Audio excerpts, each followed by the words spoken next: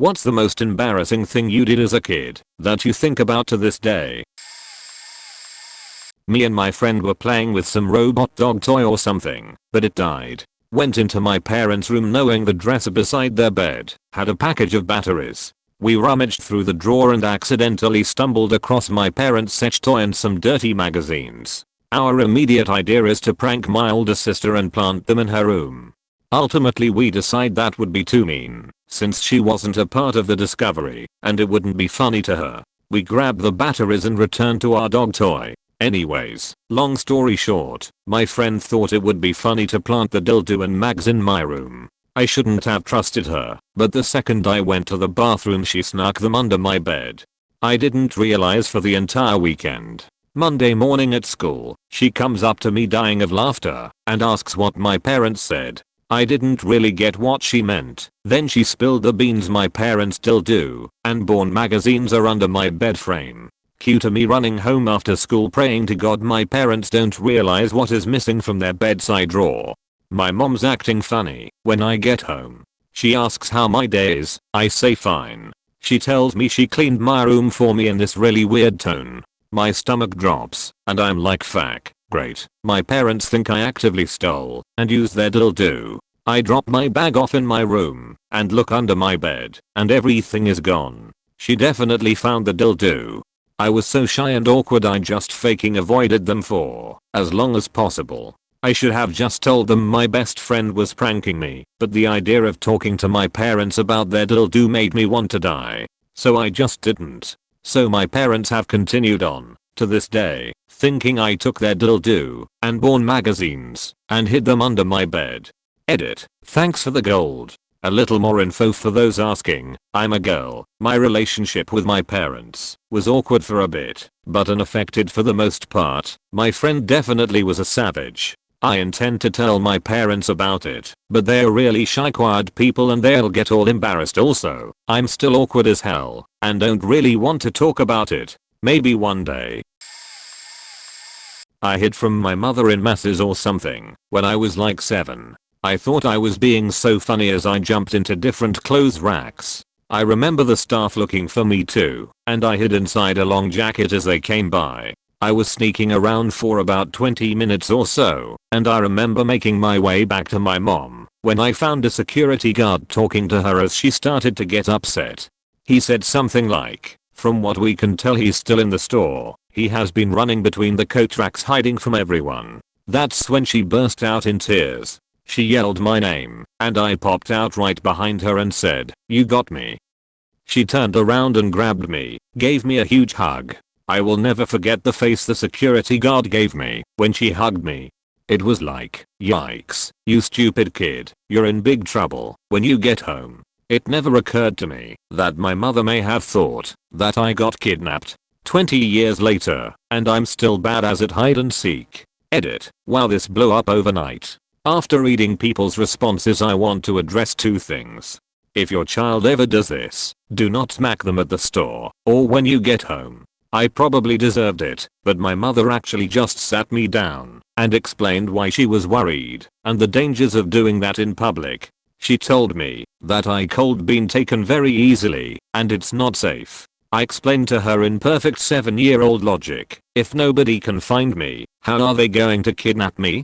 She laughed and just made me promise to never hide like that again. I'm actually still absurdly good at hiding. I've always had a knack for sneaking by and evading people. Misdirection is key. And yes, I played a lot of Metal Gear Solid and Splinter Cell games. Went on my first date at around 13 to Finding Nemo with a girl and her friend when it first came out in theaters. Ate a bunch of popcorn with a huge soda and ended up sitting through the last 30 minutes of the movie having to pee so bad. Being an awkward early teen, I didn't want to get up and awkwardly crawl through the packed movie theater, so just endured the pain. Afterwards, I ran to the packed bathroom and waited in line behind a ton of other men awkwardly for a urinal. Finally, one opened up in my line and I rushed up to it only to realize that the base of it was at my crotch level, so I basically had to pee upwards to get it in the urinal. I had to pee so bad and felt so awkward about the whole situation that I started peeing but didn't want to be even more weird and look down at where I was peeing in front of all the other men waiting to piss. So I just kinda stood on my tiptoes and stared at the wall, initially getting it in the bowl, but then becoming unaware of where my pee was going. I ended up spraying the front of the urinal, getting my entire lower front covered in piss bouncing off the contaminated urinal and soaking the floor and probably the guy's feet next to me. Upon finishing my giant pee, I realized the sheet I was in as I had to meet my date and her friend outside the bathroom along with walk past the line of guys waiting to use the urinal behind me. I ended up rapidly pretending to spray myself with water at the sink and then walked out with my sweatshirt on, but with my hands in the front pockets stretching it down, trying to cover up my crotch and upper thighs. I rapidly said bye without a hug and hopped in the front seat of my mom's minivan and rode home smelling like pee. It was awkward. 7th grade. Wrote way too much self-insert fanfiction about my cute teachers. Examples: cute science teacher. A terrible story about my self-insert character being a shy student with a deep interest in science. The teacher invites her for a one-on-one soil sampling expedition in the mountains. Suddenly, a blizzard comes, and we have to huddle together in the cave for warmth, and naturally, he begins to see her differently, and falls in love with her. Lots of cringy what makes you different makes you beautiful kind of dialogue in this one. Cute tennis coach. Wrote an underdog story about him singling out my self-insert character as a clumsy yet hard-working diamond in the rough, training her extra hard in one-on-one sessions. Soon, she gets so good that she's about to achieve her dream of becoming a state tennis champion. But when my character gets a debilitating arm injury from a drunk driving accident where the drunk driver who hit her dies, coach helps her find her physical and mental strength again. Also, he falls in love with her. I should add the character wasn't driving, she was too young. She was a pedestrian, and yet somehow the driver dies. Cute drama teacher. The self-insert character has an amazing gift for acting despite her sloppy and unassuming appearance. The drama teacher goes full Henry Higgins on the protagonist Eliza Doolittle, turning her into a polished and confident young woman. And yes, the play they are putting on is My Fair Lady 2, which isn't at all too on the nose. After the student who's playing Henry Higgins and his understudy, the protagonist's best friend, get food poisoning from eating the same pizza, the drama teacher is forced to take over his spot on opening night. I had just learned about food's danger zone in class and wanted to share my knowledge that you should never eat a pizza that was left on the counter overnight. After acting together with the self-insert character on that fateful day, he begins to see her through new eyes and falls in love with her. Cute history teacher. I guess history teachers are too boring to be written about, so he got inserted into a totally different role. My self-insert character was a pioneer woman / homesteader who crosses paths with him on the fateful children's blizzard of 1888. She's a widow who never had a chance to fulfill her dream of having children before her husband died of cholera on their long journey to settle in Nebraska. I played a lot of Oregon Trail. He never had a chance to find a wife because he was an escaped indentured servant. Together, they have to rescue the children before they all freeze to death. After some of the kids' parents die in the blizzard, the self-insert and teacher-insert characters adopt the orphans, get married in a tree cathedral, allow the Santa Claus is common to town Rankin base special, and presumably live happily ever after. It wouldn't have been so bad if it was kept private, but my older sister found the notebook and would cry with laughter about it along with her cool friends. Edit. I'm really glad you all are enjoying my terrible stories. I do a lot of freelance copywriting now, terribly unromantic in comparison, and this reminiscing makes me want to dip back into fiction writing a bit. Boy do I have an embarrassing story. In elementary school for P.D, we were playing sharks and lifeguards with that huge parachute circle thing that was the source of all happiness in elementary school. Something like 5 sharks were inside the parachute to start, and the rest of the class, except for a few lifeguards, were along the circle with their legs and feet inside the parachute. Then when the game started, the sharks tried to sneak up and grab your legs and pull you into the parachute. If you were lucky enough, one of the lifeguards would come and pull from the outside of the parachute to save you. Anyways, now that you know what the game is about, now I can tell my story. I was on the outside with of the parachute hoping I wouldn't get sucked into the parachute when some person comes along and instead of grabbing my legs or my feet grabs my shorts and proceeds to pull me in as hard as possible. So I yell for a lifeguard. The lifeguard comes over and tries to pull me back from being pulled into the parachute. Meanwhile I'm there defenseless with both of my arms being used to pull me out, both of my legs being pulled inward toward the parachute. I felt like I was Mr. Incredible and Syndrome's lair being stretched until I come apart. I to this day still have no clue who was under the parachute, but whoever it was, pulled my shorts right off and took them into the parachute not to be seen for what seemed like an eternity. Meanwhile the lifeguard was still pulling, so when my shorts flew off, I got instantly pulled out of the parachute, to then be laughed at by my class with me sitting out in the open with my white as underwear with my shorts nowhere in sight. I'm probably the only one who still remembers this, but it's still pretty embarrassing to me to this day. Edit, for visualization. My friend told me that saying "give me a blue job" meant "tell me a joke," or something innocent like that. I found my 8-year-old self saying it out loud to 4 of my sister's friends. There was silence. There were no blue jobs. Unsettling to this day. Another time this guy pulled a chair from under me just as I was about to sit, and I landed on the floor. This was at a dinner somewhere by the pool, and I was probably 12. To avenge this, I saw him standing next to the pool and thought I'd push him inside the pool. I went for it except he moved, and I lost my footing resulting in me in the water wearing a suit. I was very mad at myself. I once got slapped by a faking monkey while I was trying to retrieve a ball that was under the tree that he was sitting on next to his food plate. I'll tell you this, monkeys have a lot of strength, and they are very quick. I was once texting a friend saying how annoyed I was at Mike. I sent the whole text to Mike who was sitting next to me. I was wearing pants that were too loose on the waist for me, and I fell flashing a great number of people. Need I go on? Edit, let's do some more.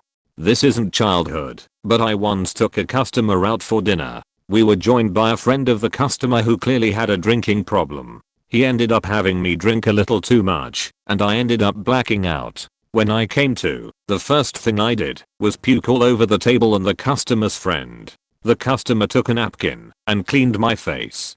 The next day in the office, the friend who I also puked on showed up wearing the same shirt. The customer and I exchanged this terrible look and turns out he was too wasted to remember anything.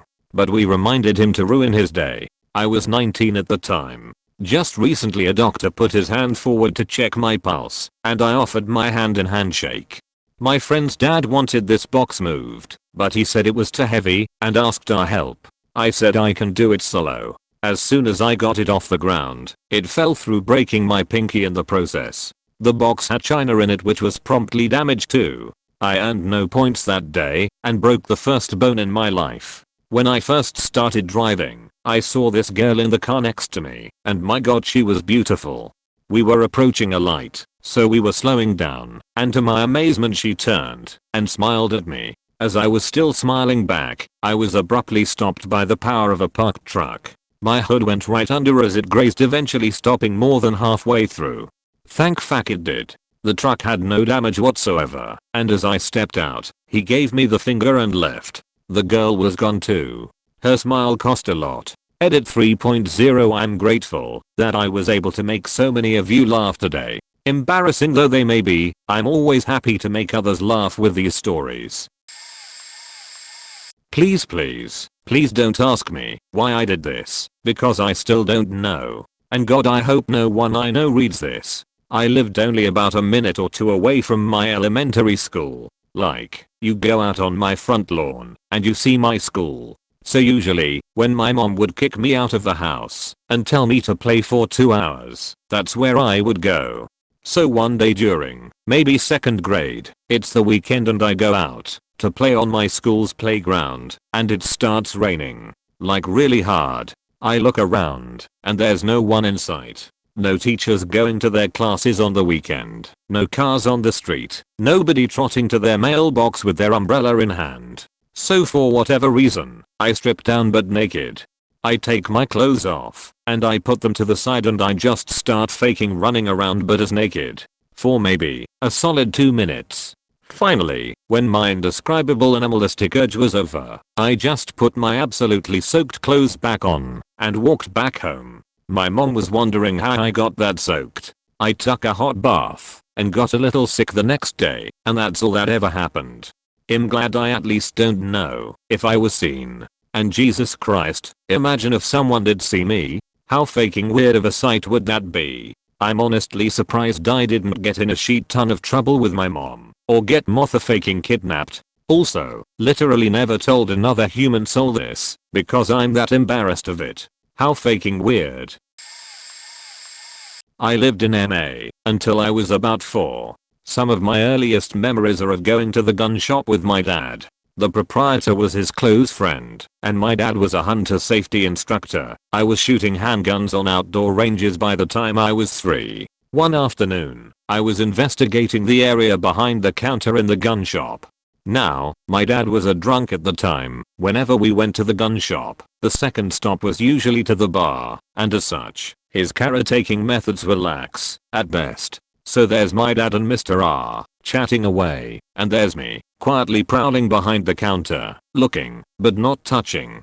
I came upon a doorbell button, and asked Mr. R, interrupting the conversation, why the doorbell was inside, not outside by the shop door. Mr. R kindly said that is not a doorbell, that is a silent alarm, that makes no noise in the store, but calls the police if someone ever came in here wanting to do bad things. So don't push it, because it's not an emergency, and we don't want to send the police a false alarm. No, don't push it. Well, I had already pushed it, of course. My dad and Mr. R were still chatting a few minutes later when a police officer came in and asked if everything was okay. My dad was embarrassed, and Mr. R explained that curiosity had gotten the better of a precocious youngster. I don't remember what happened after that. My dad was probably annoyed with me, but Mr. R was fine about it.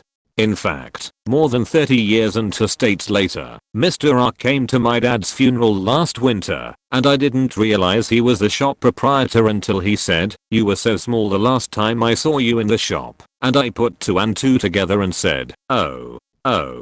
I pushed the button, didn't I?" And he laughed and said, "Yes you did," with a hug and a kind smile.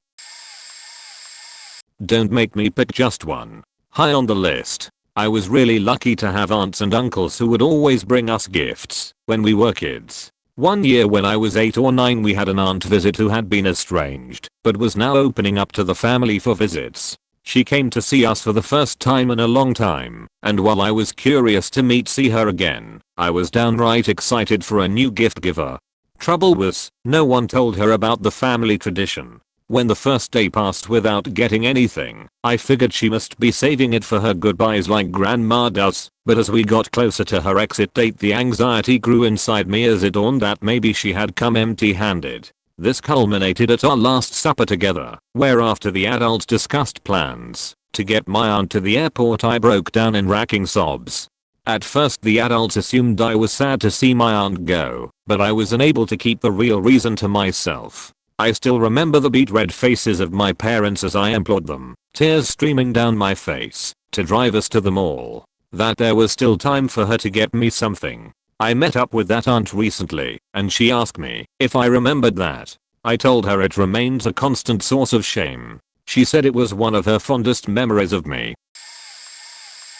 There's many embarrassing things I've done, but the one that always haunts me every now and then is the grade 6 school talent show. We had a dance expert come to our elementary school to coach each class on a routine that each class would then present in one big show with our parents, teachers and the rest of the school watching. To add even more pressure, the entire show was going to be recorded so everyone could take a copy home as a keepsake. My specific class routine was a musical and instrumental number. Basically half the class did a weird interpretive dance with what looked like a face cloth that they'd throw and catch in the air a few times.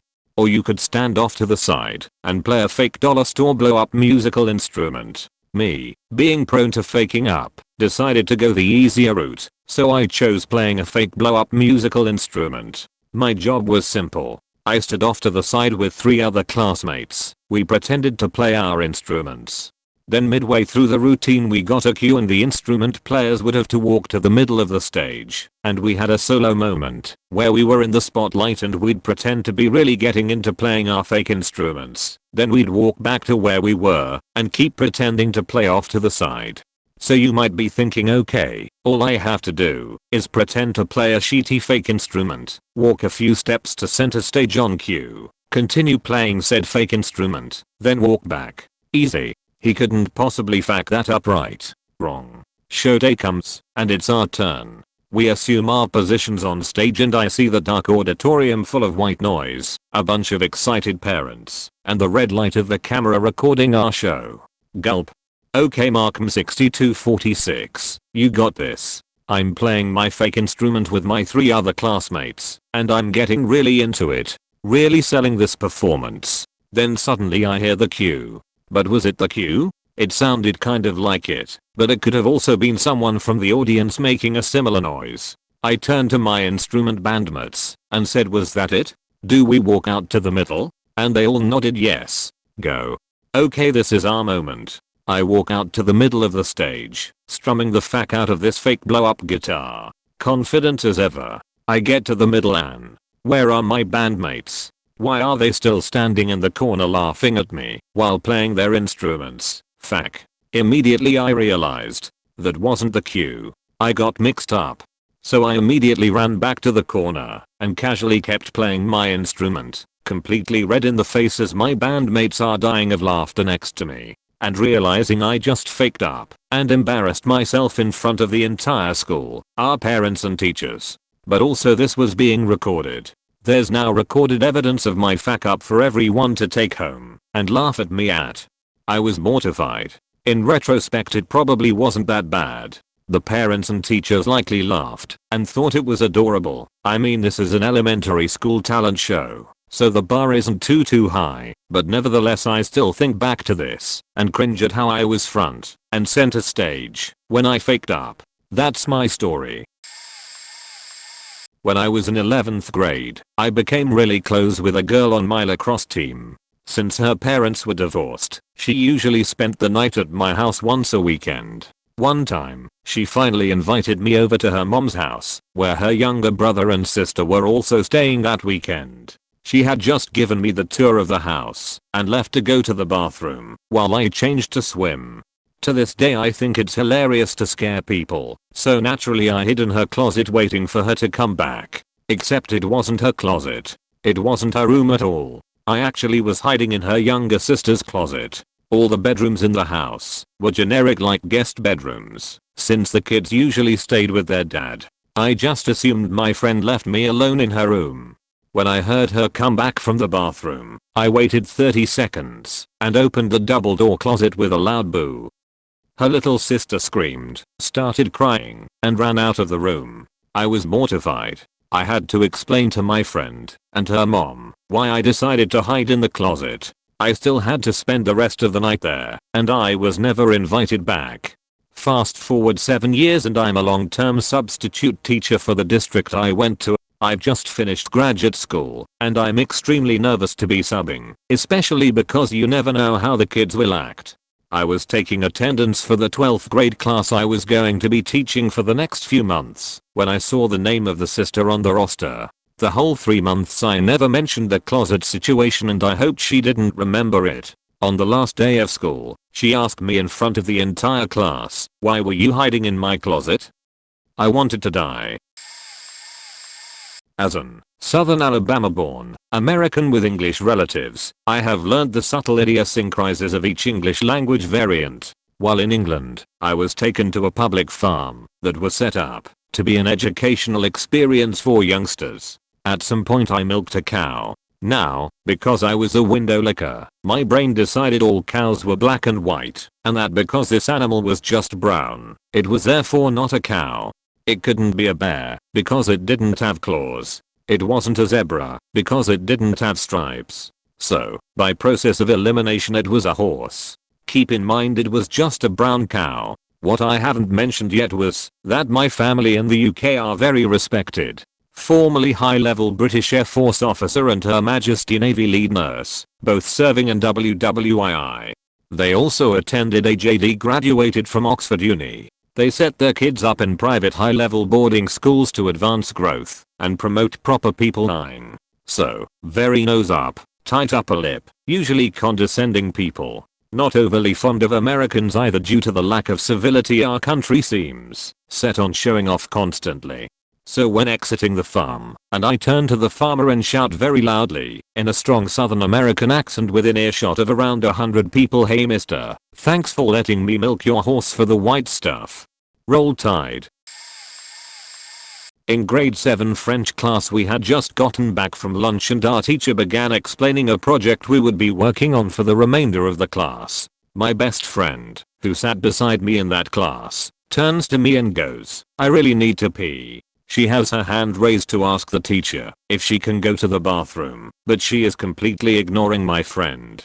I see the look of urgency on her face and tell her she should just go, and she replies, "I am." Sure enough, I see pee slowly pooling around her chair and go into problem solve mode. The teacher finally shuts up and we are allowed to move our desks around to work on this project. Luckily her and I were partners on this one. So during all the commotion, the first thing I do is grab Kleenex to soak it up, afraid it would smell.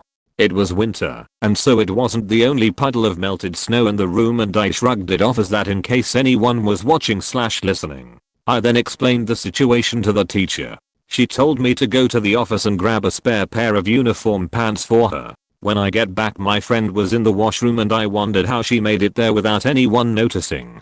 Apparently the teacher just started dragging her out of the classroom while seated on the chair and told the class the chair was broken. LMAO. I don't think the class ever clued in. She was also sleeping over at my house that night, so she had spare underwear. My mom had to wash her pants/underwear, but was super cool about it. I hope no one on here remembers a time their classmate got awkwardly dragged out of class on their chair. XD. When I was a kid, my family and I took a vacation to Ocean City, New Jersey. It's a great family-friendly beach town with a boardwalk and lots of fun stuff for kids. That fun stuff includes several little shops on the boardwalk where you can buy hermit crabs. It was great. All of their shells had different little paintings on them, and you'd buy your own little wire cage for them to climb on, and food, and a little sponge for them to drink out of, and little plastic trees and gravel, the whole 9 yards.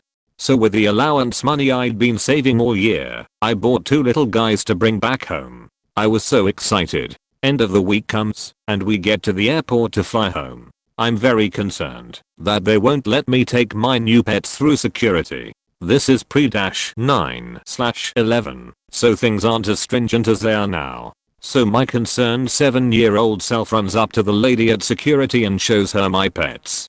Then, I say, loudly enough for the entire security line to hear, in my high-pitched 7-year-old voice, "Excuse me, I have crabs." To which the nice lady at the front says, "Well, you better do something about that, honey." The entire line, including my own parents and 2 older siblings, is dying laughing. I have no idea why, and I'm embarrassed and confused. I start to cry, and my mom retrieves me. I didn't understand the context until much later. My mom still tells that story to every new girlfriend she meets. When I was around 9, my friend and I had a crush on this teenager we would see in the park. We got this idea that he would be impressed with us if we gave him a present and did a dance routine for him using the park as a stage. So we practiced a dance to a Steps song. They were really popular in the UK. I'm not sure what song without listening to the most popular ones on YouTube and torturing myself. We also collected things we thought were nice and wrapped them up using Christmas paper, mostly glittery notebooks and things that were our favorites. The presents made actually no sense because why would a teenage boy want a glittery notebook that's pre-owned? We didn't see him in the park except for in a huge group of teenagers that made us too nervous, so we got the idea of going to his house instead. My friend found out where he lived somehow, and we snuck out of the park to walk the 15 minutes to his house. Neither of us were allowed to leave the park and wander in this area. We started knocking on doors asking if anyone knew him. Eventually we found the right door and his mother opened the door. We told her we had a present for him, and his mother just stood there looking at us for ages. She asked us how we knew him, clearly thinking he's a Beto or something, and we said we loved him. She dismissively told us she would give it to him, and we should go home, and that's when my friend told her we had a dance prepared for him. She stared at us like we were total freaks, which we were. When we went into secondary school not that many years later, he was in the final years of school, so we had to see him every day. I doubt he even knew who we were, but I felt sick with embarrassment whenever I saw him. I was in elementary school, grade 6, and we had just started Sech edition. The teacher was explaining the different kinds of Sech, and got on to oral Sech. Me, being the smart little Latin kid I was, raised my hand and said oral just means mouth, so oral Sech must be talking about Sech. We are having oral Sech right now. Needless to say, the teacher started laughing, and the other kids who knew about it started laughing as well.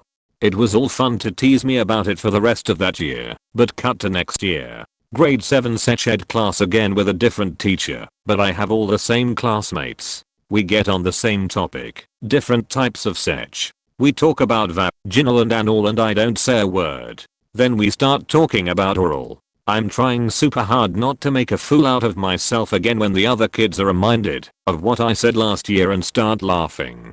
The teacher asks them what's so funny. The teacher realizes they are talking about me and shifts her eyes to me. I just blurt out they're laughing because I found out what oral Sech was the hard way, meaning I was embarrassed in front of my 6th grade class the year prior, but no one took it that way. Hahaha, I'm still laughing at how stupid I was while typing this. I was way too innocent. My teacher and all my classmates started laughing their heads off. My friends or I were always trying to be the class clown, so this was pretty funny. Still, every year or so my grade 7 oral Sech statement gets brought up every now and again. TLDR thought oral Sech was talking about Sech in grade 6, then made my teacher think I had oral Sech the year prior. Please go easy on me. There's too many to count, but I got a sliver from an old wooden teeter-totter on the last day of grade 2 and a teacher had to stare at my bearers to get it out. Then they took away the teeter-totters. I peed into a garbage can. We were on an overpass trip in junior high because I drank too much iced tea at dinner and the hallway to the washroom was locked. I dug this giant hole in the backyard when I was like 10 and my parents were pissed. In grade 6 I gave this giant presentation about Star Trek to the kids in grade 5. They laughed at me and I started crying. Also in grade 6 I jokingly pulled out my friend's chair when she was about to sit down and she hit the floor hard and started crying. In grade 8 I straight up said to a teacher while waving my hand through the air like a GD, "We are not in this hallway," when he told us to stop hanging around outside the gym. He just shook his head at me. In shop class, grade 8, I hid under a table and cried when the teacher was mean to me. We got called into the principal's office after we photocopied like 100 pictures of our librarian's face, cut them out, and put them around the yearbook office. I wrote this story in grade 3. It was like a fully illustrated book about cats going into space and the teacher noticed and made me read it in front of the class. I was in elementary school, like 4th or 5th grade. My family was on the poor side, so I usually got my sister's hand-me-down supplies and whatnot. I'm a guy. That will be important later. It was the first month of school and that year I got my sister's old backpack and some old notebooks and stuff like that. I should have gone through the backpack to make sure she didn't leave anything in it. During class one day the teacher told us to take out our planners, to write down the week's activities and deadlines, and whatever. Our planners were these cheap notebooks with a spiral thing that bind the pages together. I grab my planner and pull it out of my backpack, my sister's old backpack, and plop it on my table, but there was something hooked on the spiral on the bottom of the planner. It was a pair of my sister's panties. By the time I realized it, everyone else at the table had realized too. To make matters worse, instead of trying to explain the panties away, mortified, I quickly grabbed them and shoved them back in my backpack. Why the fuck did I do that? I should have thrown them in someone's face and accused someone of planting them. And of course 2 of my classmates at my table were the most popular beaches in school with the biggest mouths. So by the end of the week my entire grade knew I, a dude, brought a pair of panties to school. Why my sister had a pair of panties in her backpack. No faking clue, but it ruined school for me for the next few years. So I was at a friend's cabin for the weekend. The cabin belonged to her grandparents and we usually went out for a weekend or two in the summer. We stayed in a room with bunk beds and hung out in there most of the time. One night, we had been playing this really old board game we found under the bed but got bored, so somehow we decided to play Harry Potter instead. We took apart 2 croquet mallets and used just the sticks as wands. We were shouting spells at each other and waving them vigorously, and I found it utterly hilarious. Unfortunately, I really had to pee, and while I lunged wildly to hit my friend with an Expelliarmus, I peed myself. Even more unfortunately, I had forgotten my pajamas and had borrowed her grandmother's nightgown. And to top it off, we hadn't cleaned up the board game, so I had lunged one foot into the open board game box. So yes, I peed myself in front of my friend, in her grandmother's nightgown, waving a croquet mallet at her shouting Expelliarmus, and pissed right into the board game box below. Aside from the fact that this was the most humiliating thing I had ever done in front of another person. I then made the mistake of hiding the evidence. We pushed the board game under the bed, and the next day I gave back the nightgown like nothing had happened. But every time I hung out with my friend for the next several years, she would smugly and subtly mention the incident in a way that made me think she would tell whoever else was in the room. My heart would start jackhammering, and I would beg her quietly to not say anything. That sheet was traumatic. I was so ashamed, and every time I went to the cabin after that I didn't dare look under the bed, though I was sure there was a musty smell that hadn't been there before. Around the age of 13 to 15 me and my 2 or 3 other friends, all male, would always come to my house to hang out because my mom was, and remains, well pretty faking cool. Anyway, we would always go up to my room and play video games. Sometimes we would play hide and seek with the lights off, all kinds of shit. We were always inventing new games to play inside the house and out. Well, somehow, and to this day I still cannot imagine how or why, but it became a game for me to turn out the lights when all my friends were in my room, hunt them down, and dry hump them ferociously. This is not a joke. I had a bunk bed, so they would try and hide up there, or in the closet, no pun intended, and their motivation to hide was legitimate because if I found someone, they were getting humped. Over time this game devolved into me using humping as a weapon. Beat me in Mario Kart? Humped. Play a trick on me? Humped. Try and hump me as revenge for humping you? Even more humping. It eventually became a deterrent. Don't do that or for a buck we'll hump you. It was never sexual for me, and I don't know why I did it. I think I did it because in that time, at that age, the worst thing an immature straight boy can imagine is getting humped by a guy. So to torture them, I just made that a reality. It's normal for boys to challenge each other and try to find the thing that annoys each other off and kind of play with that dynamic. Side note, my room was right next to my grandma's room. She eventually witnessed the closed dry humping and heard the noises from all the running away and climbing and shit. She must have thought we were all gay as the day is long.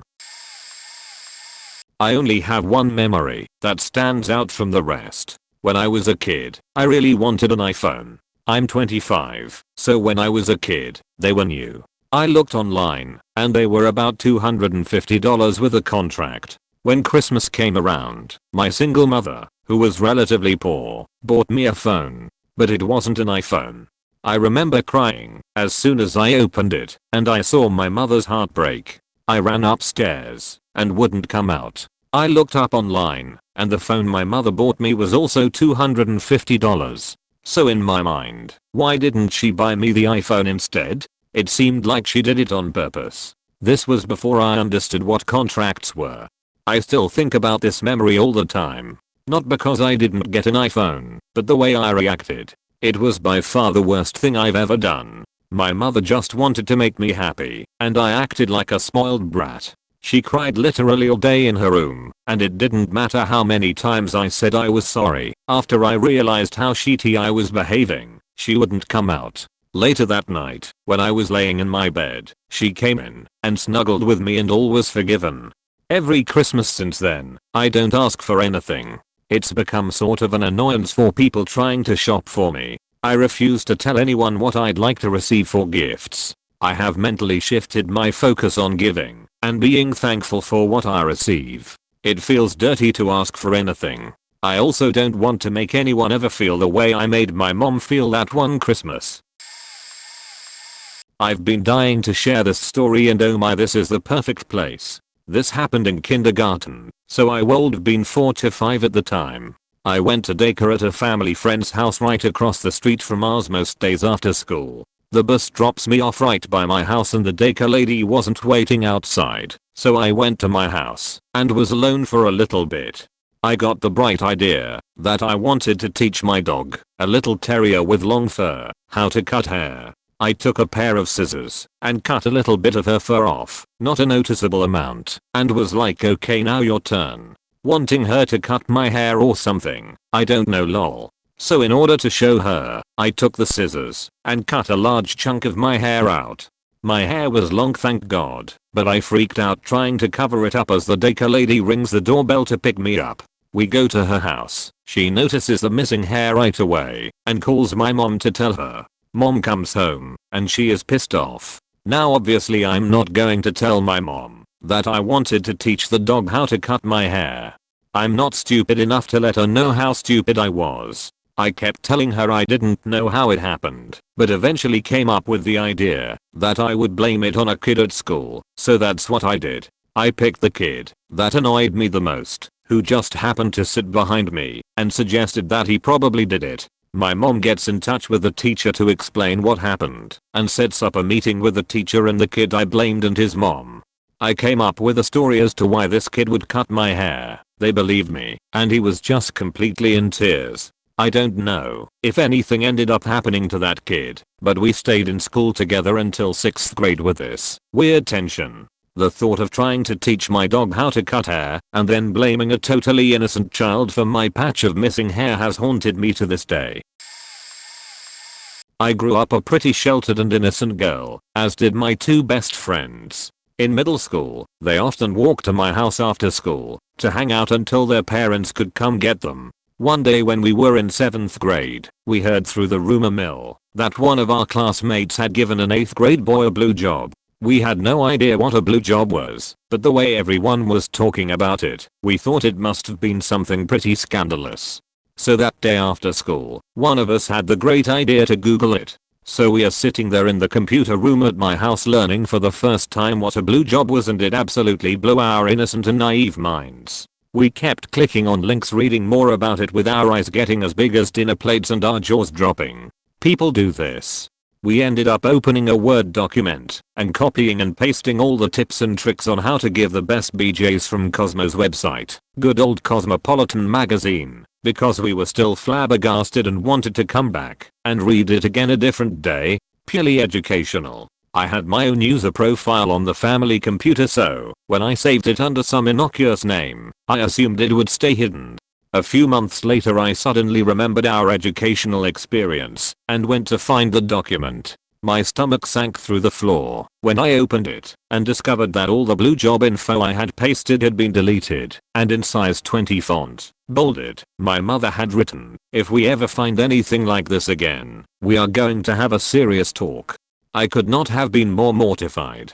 To this day my mother has never mentioned it. I'm 29, but it still makes my stomach churn when I think of it. The only reason we had done it was because we were so sheltered that we couldn't believe it was a real thing. We just wanted to learn more. But I wonder if my mom and stepdad were sitting there thinking their innocent 12-year-old daughter is actually some freaky sex maniac going around giving super fancy blue jobs to all the boys. In the 5th grade, my mom would pack my lunch and often give me too much food. Because of this, I would often give my food to others in the class. One day, unnamed classmate asked for food and I didn't give it to him. I think they were Aureus. We'll call him Jamie. Instead, I gave them to a female friend, who I kinda had a thing for, but was too afraid to ask out. We'll call her Rose. Jamie had admittedly asked first, but I didn't get butterflies in my tummy when I hung out with Jamie, like I did with Rose. Jamie was obviously devastated by this. He proceeds to ask me, incessantly, why I wouldn't give him the Aureus. I couldn't just tell him I gave it to Rose, because I liked her because I was, admittedly, too much of a bussy.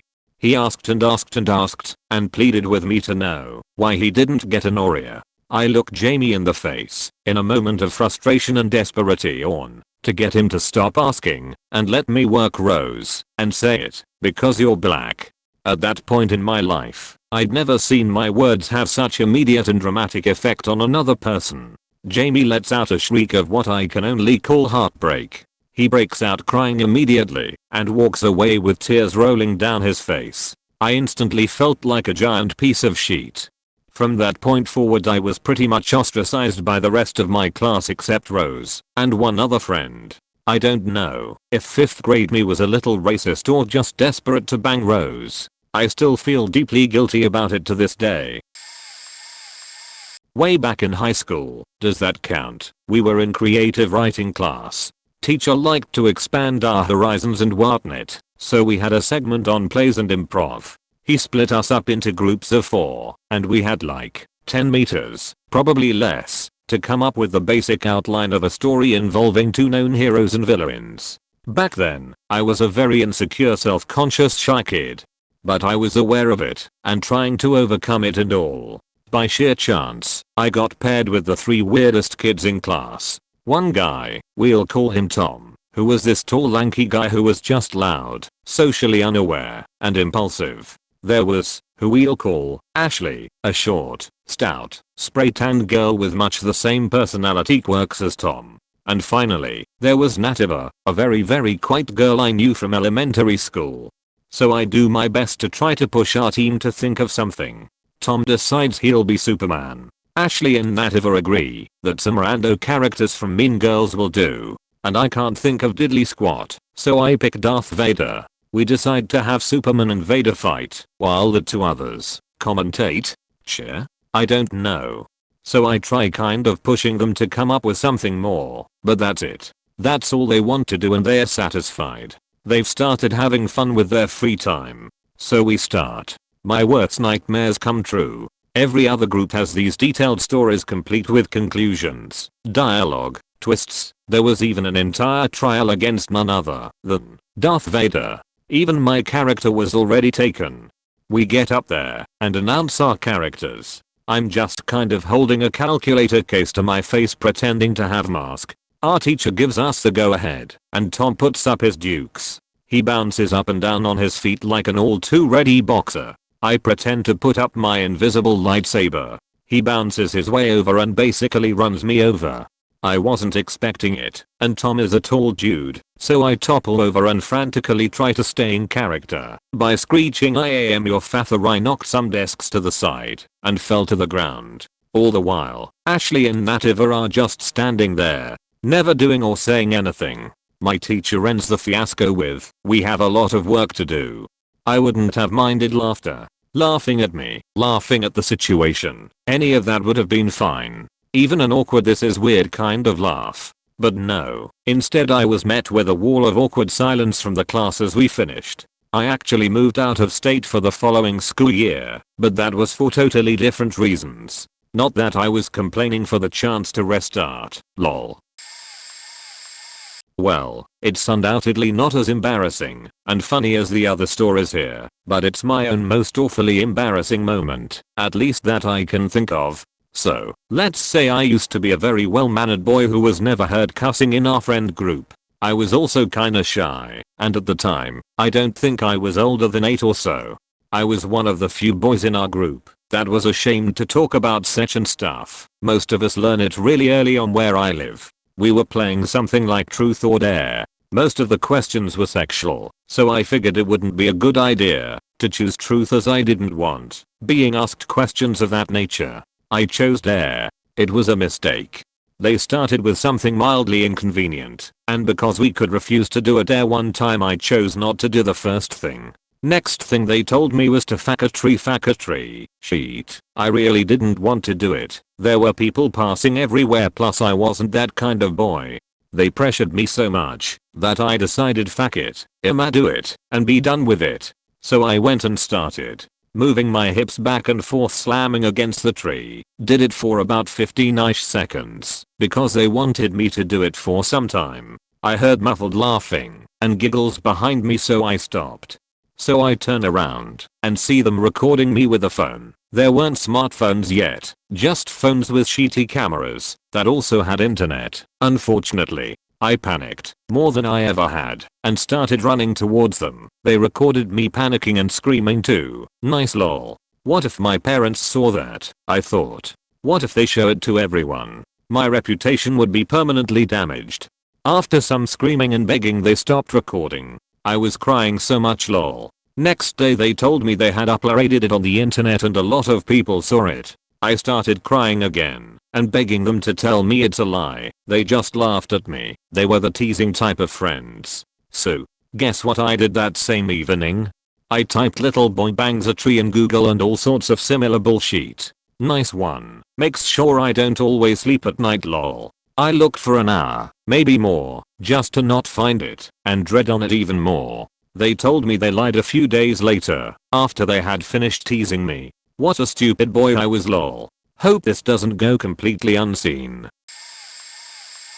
When I was 6 there was a school assembly. Before it started we were specifically told not to make any noise or fidget. We all sat there on the floor, legs crossed, probably around 120 kids aged 4 to 10. The headmistress was taking her time showing off the other kids' shitty artwork and handwriting, and the urge to pee was building.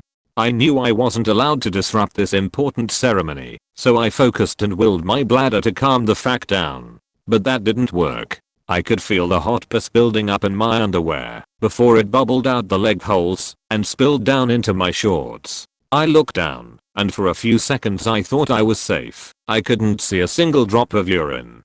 I thought maybe it wasn't as bad as it felt. I relaxed so much that my bladder decided to see how far it could push it. Round 2 of the urine expulsion commenced, and as it started to leak out across the floor I did the only thing that one could do to avoid disrupting the headmistress's holy ritual. I started sweeping it back underneath myself.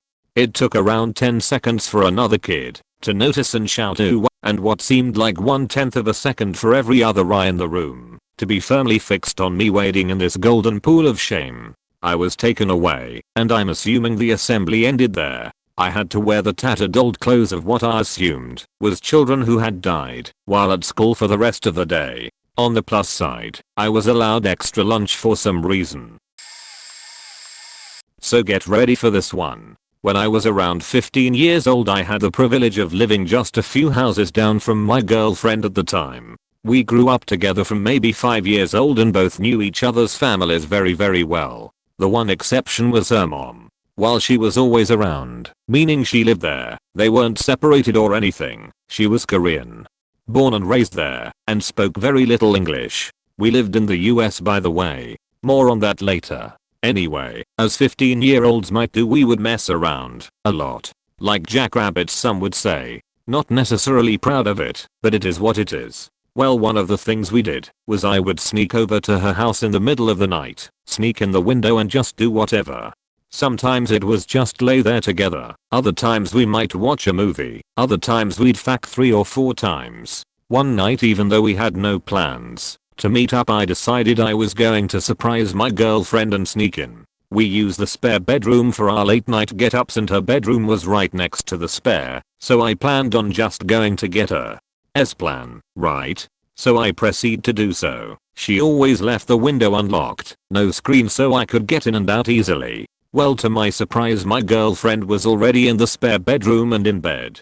So I thought to myself, perfect. Here I come, already rock hard af looking forward to what is next, and I slip into the bed next to her. Well, the thing about her parents was that they never slept in the same bed.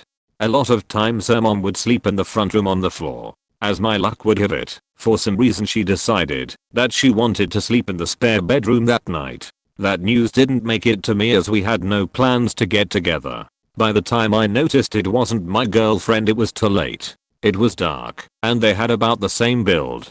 I must have been extremely good at slipping into bed unnoticed. And her mom must have been a deep sleeper, and one hell of a strong snuggler. As soon as I got in she clung to me, and wouldn't let go. It took about 3 hours for me to figure out how to get her mom to release her grasp on me as she slept. I was so afraid to get caught. Worse yet, to get caught with a dick hard aff and her mom who I'd be unable to even communicate with. Somehow, by the grace of God, or whoever the fuck was watching over me, I was able to make an escape unnoticed. Never once told my girlfriend what happened. Kept the secret till just now. I dodged one hell of a bullet. But I'm ashamed till this day about it. TLDR, used to sneak into the spare with my girlfriend to fuck in the middle of the night. Ended up slipping into bed with her mom instead. Spent 3 hours trying to pry away from her grip without waking her. Got away unnoticed, and have kept the secret till now. I participated in community children's swim team, called Age Group. My family moved districts during the summer and age group started before school, so I had a few practices in before I went to my new school for the first time. At one of our practices, this different guy shows up. He's kind of grumpy, he has this mustache and ate his glasses. He is the high school swim coach. Well, call him Stash. During practice, a small group of us were picked out to be coached by Stash. He picks up a boy, maybe 8 years old or so and small, has a small boy in a speedo lay face down on the diving board, and gets on top of him to move his arms and show us the mechanics of swimming. My brink of puberty mind, coached by my mother in an attempt to protect me, screamed stranger danger. Why is he touching this boy, who is pretty much naked? At the time my definition of pedophile was limited to someone who touched kids when they weren't dressed. In my mind, Stash equals pedophile. Few days later, I'm riding the bus for the first time and sit next to a girl. We start talking and find out we are both on swim team. We were being coached in different areas because she was more advanced. I really like her and think I made a friend, one of my first, and start to open up. She asks about what we were working on. I tell her I was in Stash's group last practice. She asked what I thought of him. I tell her, yeah, he was touching this boy during practice. He put him up on the diving board and was moving his arms, and it was really weird. I think he's a pedophile. She get a horrified look on her face and I keep going, describing how weird it was, and maybe exaggerating a bit. She blurts out, "That's my dad." I'm still horrified. Now before Adit freaks out and assumes things, I want to note a few things. Stash taught at the high school and had 2 daughters. The daughters were some of the most well-adjusted, genuinely kind, confidently self-assured girls in school. I don't have a single bad thing to say about either one. Stash coached the high school swim teams and was just really intense and legit, just trying to give immature children a lesson in body mechanics. I had the same lesson from him again in high school swim team, and understanding the context, the touching was definitely not inappropriate. He did our high school dances, was well liked. I never ever heard a bad thing or any rumor that he was inappropriate with anyone. Looking back and recognizing how I could have ruined his career by misinterpreting the situation and spreading rumors to try to get someone to like me, and an alarmed adult escalating the situation, absolutely horrifies me. When I was about 12 years old, my parents informed me that I was going to a sleepover/trip to an amusement park with a family I didn't really know. I had met the husband and wife briefly at a wedding or something. The husband had a daughter my age from a previous marriage, and this was his visitation weekend with her. I was the entertainment and guest for the amusement park. Well, my mom homeschooled me for 3 years at this point, and I had no social skills. As an only child, I didn't know how to act around other children, and I was too familiar with adults because I only interacted with my parents. I don't remember a whole lot about that weekend, except that I felt horribly awkward and scared the whole time. Every time I tried to make it better, it just got worse. For some reason I thought that if we just acted like we were a big family having fun, it would be fun. So I tried to jump on the dad's back for a piggyback ride. Except he didn't know it was coming and threw me to the ground. I cried and hid in a back bedroom.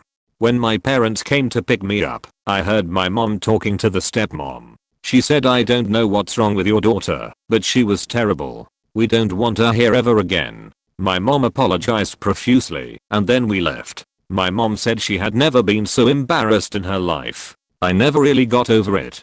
I was a really good kid generally. I made good grades. I tried to be helpful and empathetic to everyone.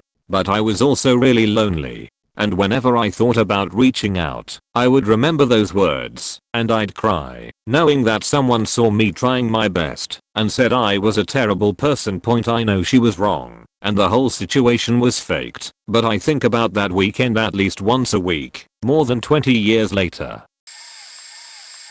There was a part of my childhood I wish I could forget. Scratch that, every part of my childhood. There are some things you just never forget, no matter how hard you try. I have so many cringy moments that it's hard to choose just one for this, but this is one of those ones that I'm positive still gets brought up years later at parties and social gatherings. It was 7th grade, I was about 13. I just moved to the area, so it was a new school with all new people. I was the new kid, and we all know how awkward that is. I tried way too hard to fit in, so people would like me, which ended up backfiring and making everything worse, which by itself is an entire novel of embarrassing moments, or rather, one uncomfortably long moment. On top of an already uncomfortable situation, I single-handedly went and made everything worse. Thanks, teenage hormones.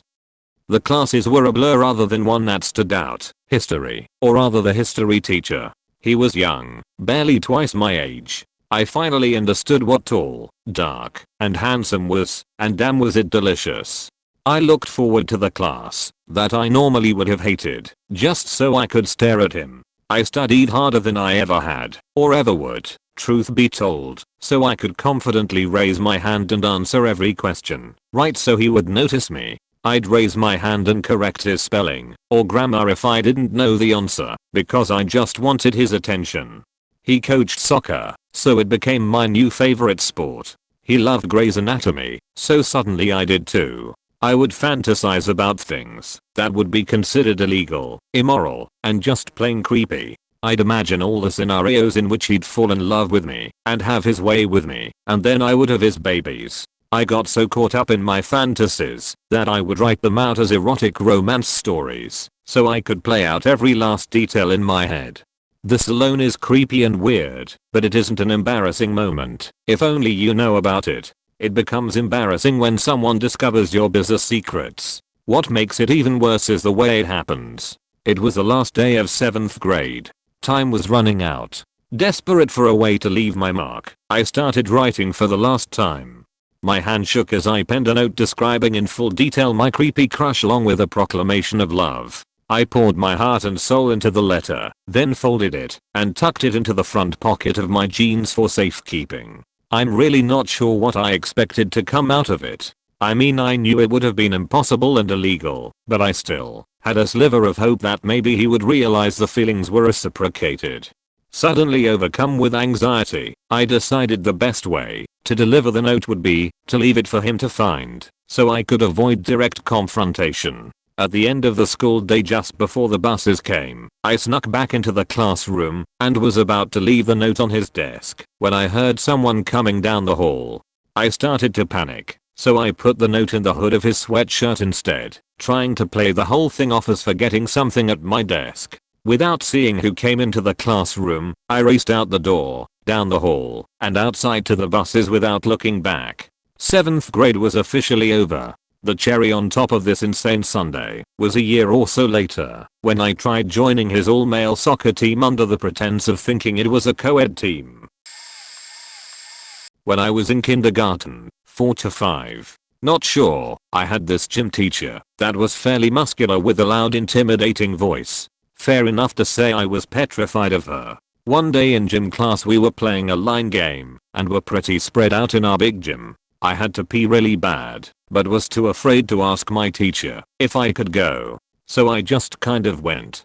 There was a decent puddle on the floor and my pants were soaked. I just kind of played it off and no one questioned me. I got away with it for God knows how. Confidence is key, I guess. Later that day we were sitting in story time. At the time I had a boyfriend. Part of being a couple at our age was sitting closely and touching knees with each other. So romantic.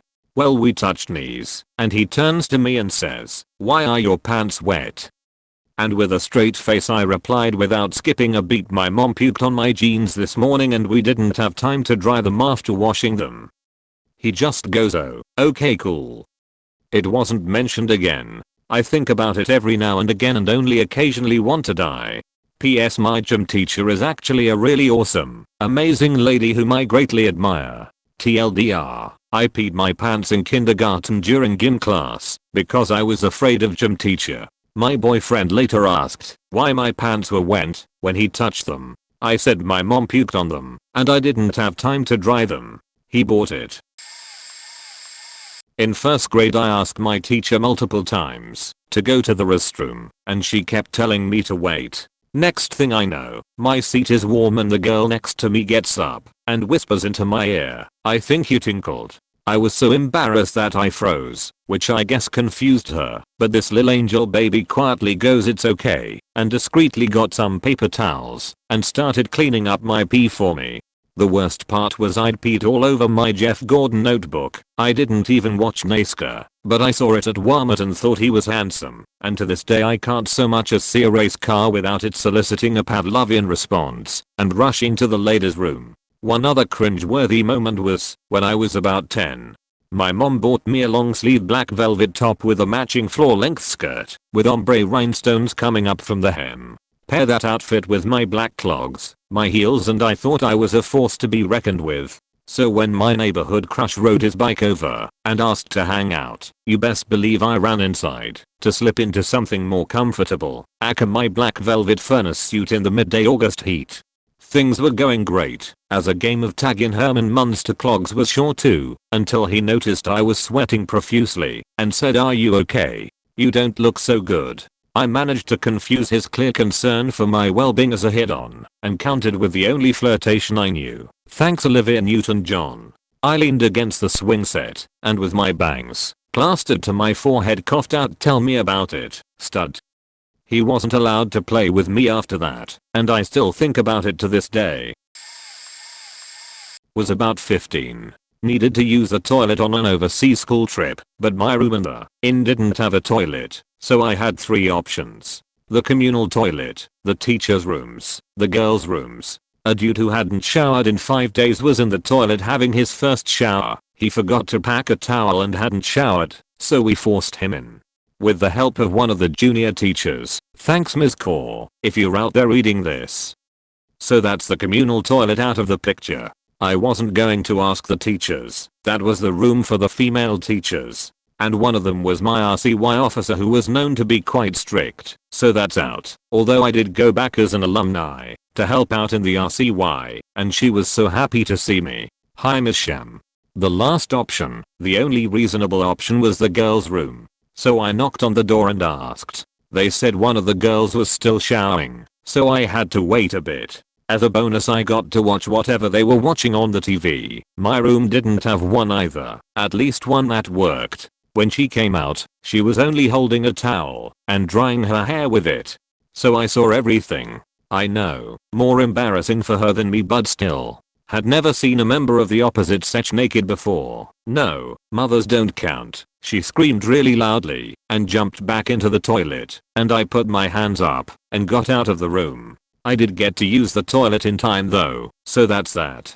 The girl wasn't someone I really spoke to before and definitely not after. More of those kind of things, where you knew each other existed, but didn't ever talk. Seems like she didn't hold it against me though. Met her at an IKEA after graduation. Though I only nodded in acknowledgement when she called out to me. Was going through some shit then. Mother had cancer. Terminal at the time. HM. This is a weird one I still occasionally do to this day, but not often, and nowhere near as much as in childhood. I don't have autism or any diagnosis as on the spectrum, but all my life, especially early childhood, I would do stimming type behavior common in ASD. No doctor really knew why, and my mom asked several, but since I was developing normally otherwise it was just chalked up to excitement or possibly an OCD thing, but harmless. As an adult, after trying to figure out what this was online, I believe what I had/have is called complex motor stereotypies. My 2 children also appear to have it, and my brother also occasionally had behavior similar to it, but to less of an extent. Stuff I did was holding my breath/breathing in weird patterns, crossing my eyes, shaking, moving/flapping my hands in front of my face, facial grimacing, pacing, and shaking my head side to side. Often I did these behaviors when lost in thought, excited, nervous, or feeling other strong emotions. It was like the movements were an urge, a physical way of getting my emotions out. I did them pretty frequently as a young child. Once I was old enough to feel embarrassed and to want to be seen as normal/not strange or overly noticeable to other kids my age. I learned quickly how to control it and almost never did it in front of people at school. However, I continued at home for some time. More or less cause home was safe, even if my mom didn't like me doing these behaviors and would tell me to stop. I knew my mom and my brother, who had seen me do them 100 times, wouldn't make fun of me. But I wouldn't do them in front of others and would be embarrassed to be caught. As an adult, though it's much less often, I still feel the urge to do these behaviors. Occasionally if I'm alone I do, but it was nearly every day as a kid, whereas now it's more like maybe once a month or so. My oldest daughter mainly flaps her hands when excited. My youngest does more varied behaviors like I did, rolling her eyes back, or going cross-eyed, shaking, grimacing, rocking on her feet, and toe walking. Oldest is otherwise neurotypical, youngest has speech delays, and was diagnosed as having ASD. 7th grade, Intro to Spanish. We were doing an exercise where we were supposed to use some adjectives to finish a sentence we were given. For instance, mi casa sy. So it was my turn, and my sentence was mi actress favorita sy. And I drew a complete blank. I couldn't remember a single adjective. The teacher was staring at me with his eyebrows raised, and all my classmates were turning around to look at me. So I decided to wing it, just say something, and if it's wrong, at least that's better than silence, right? So I said mi actress favorita es Pamela Anderson. And immediately my brain goes, what the fuck, that's not an adjective and I don't even know who she is, except apparently she has big tigs. Everyone started laughing, of course, and the teacher was like, okay, so you could say she's pretty, maybe she's nice, and then there was another long pause while he waited for me to actually do the exercise. But I was so mortified I couldn't have told him my name if he'd asked. I just stared at my desk until he said, okay, good job Mr. McFall, who would like to do this one correctly? People made fun of me for that until I graduated high school. As the story mutated from the actual event to McFall has a thing for Pamela Anderson and can't stop talking about her to McFall got caught masturbating to a picture of Pamela Anderson in implausible location. I didn't even know what masturbation was when the rumor started.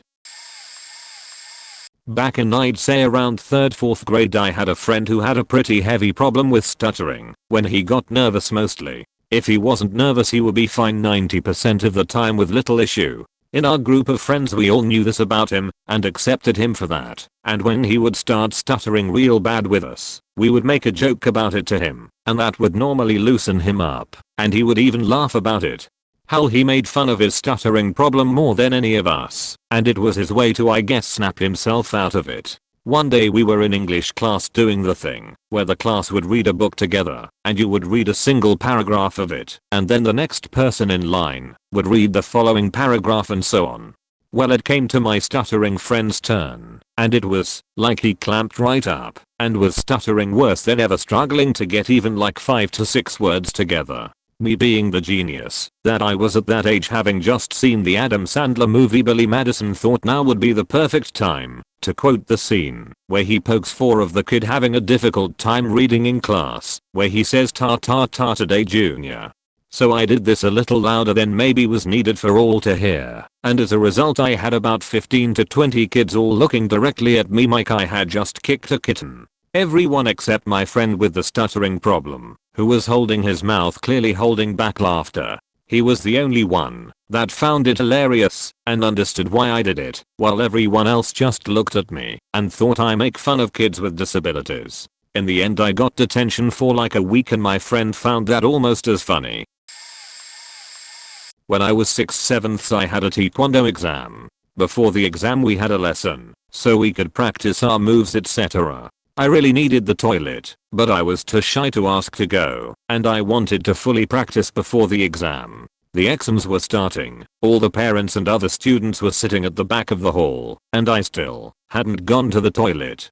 I could feel it coming, it was inevitable. When it was my turn for the exam, I stood and waited for instructions for what felt like forever. And standing with your legs apart with your hands behind your back is not the most ideal position when you're desperately in need to pee. I felt the warmth trickle down my legs and I ran to the back of the room to my mum and whispered in her ear that I had wet myself and ran out the room towards the bathrooms. My mum found me in one of the stalls crying on the loo. She encouraged me to go back out there and finish my exam, and honestly there wasn't a single thing that I wanted to do less. But I wiped the tears from my face and the pee from my legs and went back into the exam room. As I went back in, they were mopping up around the place where I stood, so I stood in a different place and finished that exam. When I got home, my dad asked how everything went, and my mum told him about my accident, and they had a good laugh. 49 years later I can laugh about this too, and it's my go-to for embarrassing childhood stories, but there is always that sinking feeling of shame that no amount of laughter can shake. I was around 10 years old and had just watched Grease for the first time at a sleepover. The other girls at the sleepover loved the movie and would continue rewinding the tape to watch the scenes with songs multiple times to try to learn all of the lyrics. A few days later, our very conservative Christian neighbors invited my family over for dinner and board games. We had never spent time with them prior to this, so I'm not sure where the invite came from, but my parents accepted. After dinner, we started playing one of those trivia games, where you get a card containing the names of celebrities, TV shows or movies, and you have to give clues to help the other players guess what's on the card. Finally, it was my turn and the card I pulled was for the movie Grease. Easy, I thought. However, although I had just watched the movie a million times just a few days earlier, I couldn't recall a single quote from the movie. As seconds ticked by, my team pressured me to say something, to give some sort of clue. In that moment, only phrase I could recall was from the song Summer Nights. When the men sing tell me more, like did she put up a fight? So I said it. And when nobody said anything, I repeated it a second time. If I had sang it, they might have gotten the reference, but instead, I thought it would be better to say the word slowly and clearly. Obviously, at 10, I didn't fully grasp the meaning of what I was saying.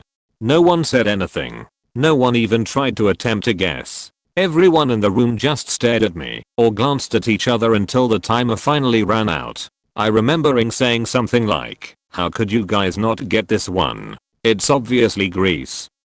Unfortunately, I didn't fully understand how mortifying the situation was until many years later, when I watched the movie again. Fought my entire grade 1 class. My uncle told me, joking around, that since I was new at the school, I needed to fight the biggest kid in the class right away, to let everyone know not to mess with me. It was garbage advice to give a kid, and better suited to prison. I was kind of melodramatic, and worse, I was raised on a diet of afternoon karate, Ninja Turtles, professional wrestling, and old Chinese action flicks. In all those damn things, you didn't get your ep by fighting someone. You fought their entire army, by yourself. So the first time a chance came up, I didn't hit the bully, I hit his friend, beside him. And then the kid beside him. And then I just started throwing fists. I had fewer fists than all the other children. I was a moron, and felt like a moron. To be fair, no one ever did bother me after that, with most of the other kids being either scared, annoyed, or just wanting to stay distant from me. As it turns out, kids don't want to hang out with someone who'd hit them. Who knew? That could have been the start of a much worse story, with no friends and all fights, but my mother was smart enough to switch me schools when my teacher got in sheet for telling the class that she'd had a miscarriage. I got to start grade 2 in a new place, with no reputation. And my uncle wasn't allowed to talk to me much after that. I went on a family vacation. One day I went day drinking with my dad. We went to a nice village spot and drank and ate good food. We had planned to have food with my grandma, uncles, and niece. They pick us up in this 8-seater van, and we drive toward our destination, which is an hour away. I was 18. I felt like peeing, but I was slightly drunk, and I thought I could hold it. The road got bumpy, and then one bump too many pushed me over the edge. You'd think I'd just pee myself on front of the family, right? Nope. I told our driver to stop right now, because I needed to pee. He didn't listen, and said next stop. I can feel my bladder rupturing from the inside. My insides burn and twist and it hurts. I'm just about to open the door of a moving car to piss when he takes the cue and pulls over. But too late. I feel the stream coming, and for some reason I thought it was a good idea to grab the head of my penis, which let out a stream of pus which collected in my foreskin, and it kept building up. As I stood up, my hand slipped, and this spasm of pus squirmed inside my pants and through it, dripping onto my family as I faced toward them to get out from the back of the car. So I ran out half dripping in piss, knowingly pissed on everyone in the car, and then I run to the front of this house, nowhere else to pee, and start pissing on their fence. My dad comes toward me with the most straight face, and hands me a single ply tissue. I tell him thank you, tap a bit on my pants, and it soaks up immediately. Walk back to a silent car, avoid eye contact with everyone, and sit and pretend that I didn't piss on everyone and myself. The car smelled like pee the whole vacation trip. Probably still does. Oh my god, I've been waiting for this. The single most intense moment of guilt of my childhood. Big pointless story coming up. In the 5th grade I transferred to a new school, private to public. It took me months and months of awkward fumbling to get to know anyone, and no one wanted to be friends with me because I was a private school freak. My mom made me join the cheerleading team and go to all the stupid dances. After what seemed like forever, I got in good with the popular kids of 5th grade, just in time for this huge Washington DC field trip. My parents had just divorced earlier the same year, but had come together to send me on this trip, which was super expensive. It was super special to me. I looked forward to it for like 8 months, which is forever to a 10-year-old. I was rooming with these 2 girls who were best friends, and their mom was our chaperone. Girl A, named Bailey, was the ringleader of the whole school. She was so nice to me at first, and I was thrilled. Girl B was her sidekick. Almost all the girls on the bus had pillows from home with old pillowcases on them for our class to sign on the trip. Our first morning in DC, I wrote a joke on Bailey's pillow. We all called each other silly names as jokes, and that morning Bailey wouldn't wake up to the alarm, so I wrote on her pillow, "Wake up Moran, DC is waiting." Zuxuxo. I didn't mean anything malicious by it at all, was just joking around. She was furious. The entire trip she tortured me for that. Yelled at me on the bus in front of everyone, made me sleep on the floor in our hotel room because she didn't want to share a bed with me. Only 2 beds available in each suite, and Sidekick and Sidekick's mom had one. Called me names, had the chaperone yell at me, the whole 9 yards. I tried to scribble out my comment in Sharpie, but then she cried and said it looked even more ugly. Looking back, I'm sure they lied to the adult chaperone about what happened, because I was obviously a super timid, painfully awkward kid who wasn't a bully in the slightest. But I had no idea as to why everyone, even the adult in the room, seemed to hate me with a burning passion for the rest of the trip. I should have told a teacher, but I didn't, because I was afraid of getting in trouble for calling Bailey a moron, even if it was a joke. Anyway, it ruined my field trip and was like living in a shy 5th grader's nightmare for a solid week. She continued to milk the incident far into middle school, but after that everyone kinda knew she was the school bully and forgot about it / didn't care anymore. I couldn't think about the incident without shame until years later. So I'll say it now, go fuck yourself, Bailey. I stand by my signature beach. When I was young I started watching House Maryland. You know, with the asshole irredeemable diagnostician with a Vicodin problem. I have had, so this was the focal point of my hyper-focus for like 2 years straight. Let me preface by saying I've always been a super kind person, and if I don't have any self-confidence in anything else, that's been my one shining quality. I was about 15 at the time and I really admired this dude. I was going through a phase and trying to find myself. So I just made myself more and more like him. I developed a fake lump. I have always had bad gastric problems, so they gave me trazodone for pain. It's not an opiate or even a strong medication, and I took it like candy with no water.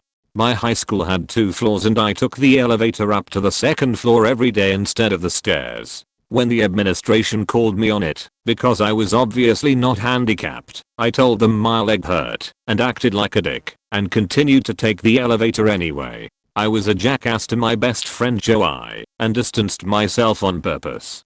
I quoted house every single chance I could get. I mean, my transformation was a weeks-long intensive process for a 15-year-old. Joey knew what was going on because we watched House together on NBC, even if we were at our own houses. We talked online and commented on the show. Eventually I got so bad and irritating that he and 2 of my other friends staged an intervention and were basically like, if you don't go back to being your regular self, we aren't going to be friends with you anymore, and you won't make any new friends because House doesn't have any friends because he's a dick. They each took me a few days a week and made me hang out with them and wouldn't let me watch House. I missed like 3 weeks worth of episodes. Eventually I stopped because I liked my friends and I realized I'm not actually a 55-year-old doctor with an addiction problem. I have never done any drugs besides weed, which I didn't even like. To this day I don't know why I did that, and it makes me anxious even thinking about how stupid I looked. Oh boy, my time to shine. So I was in middle school and actually was attending summer school. Fact math. Anyways, I would occasionally stop by my friend Sebastian's house on my way home from summer school. It was only maybe a mile or 2 from my house, so my mom decided it would be a good lesson for me to learn that when you fuck up in life you don't get any breaks. If I wanted to go to summer school and graduate on time, I needed to bike back and forth. It wasn't all that big of a deal. I wasn't resentful of her or anything for not taking me. She had work and she'd. Well, on my way home from my buddy Sebastian's house I had this golden idea. I thought it would be the funniest thing in the world to call my mom and tell her that I was in the back of someone's trunk. I didn't know where I was and I was very scared and didn't know what to do. I mean, I was full sobbing on the phone, really putting all my 13 years of bullshittery into this act. I mean, I just about heard my mom's heart drop. She started panicking and was getting ready to call the police. I mean, she was freaking the fuck out. By the time she was in full panic mode, I had gotten into our garage, parked my bike and just casually walked in saying, "Surprise, I'm not kidnapped, ha ha ha ha." Man, I thought this was the funniest shit until I turned to see my mom in tears at the kitchen table. A full-on flood of regret and embarrassment hit me like a ton of bricks. I haven't felt more horrible for something I've done since. I guess I was more embarrassed out of stupidity in the moment, but just thinking about it to this day makes me more embarrassed than anything. Kids do the dumbest shit, I swear. TLDR, lied to my mom on the phone at 13 saying I was kidnapped. I was riding my bike home the whole time, came into the kitchen, and saw my mom looking like that typical lady in your cliche murder movie who just found out her husband was killed. My friends and I decided to roll down a hill and see who could roll the fastest. I found the perfect spot and focus on my centrifugal force and show the neighborhood that a girl could be the fastest. That'll show the boys. I got to the bottom and saw that I was the first. I jumped up and down laughing and screaming, "That'll show you boys." Bahahaha. They started arriving at the bottom and saying, "Ooh, what's that smell?" The kids were gagging and screaming and pointing at me. I started to smell it. The smell was acidic and hot. It burned my nostrils and my eyes started to water. I tried running away from it, but it followed me. That's when everyone realized that I was covered in mud. I was covered in cold dog diarrhea. I had rolled in multiple pie. Lenabit on my way down. It was in my hair. It was all over my body. I couldn't escape it. Everyone started laughing and making fun of me, and I decided to run home crying. I get home crying and run into the house and my mom says, "Oh baby, what's wrong? Oh my god, get outside now." I felt abandoned. My mother had now disowned me and I was destined to live outside. This was my life now. She came out dressed in galoshes and a rain jacket. She then told me to stand in the driveway as she hoses me off. I screamed, cried, the way little kids do, like a high-pitched howl. I was holding myself and shivering and the neighbors came out to watch me in my shame.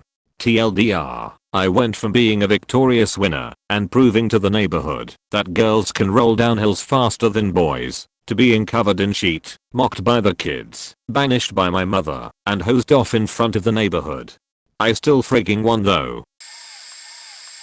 I still can't believe that I actually did this, but here it goes. When I was probably around 11, I had a really good friend named Matt.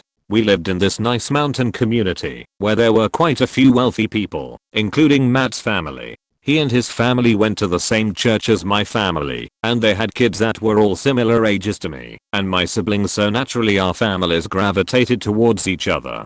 Anyway, Matt's dad had just bought a new boat, which was very nice, so he invited us all over for a barbecue and then took us out on his boat. So there we are riding in this incredible boat and I get bored because riding in a boat is fun for like 5 minutes and I'm there looking for something to do when I see this nail just sitting at the bottom of the boat. I take the nail and scratch the side of the boat with it a little. The water splashes up on it and the scratch disappeared. I thought that, since the water makes the scratches go away, I should practice drawing Sonic the Hedgehog, which was a favorite pastime of mine. I call over to Matt and proceed to show him my sweet Sonic, Knuckles, and Tails art that I'm scratching into his dad's brand new boat. It was good times.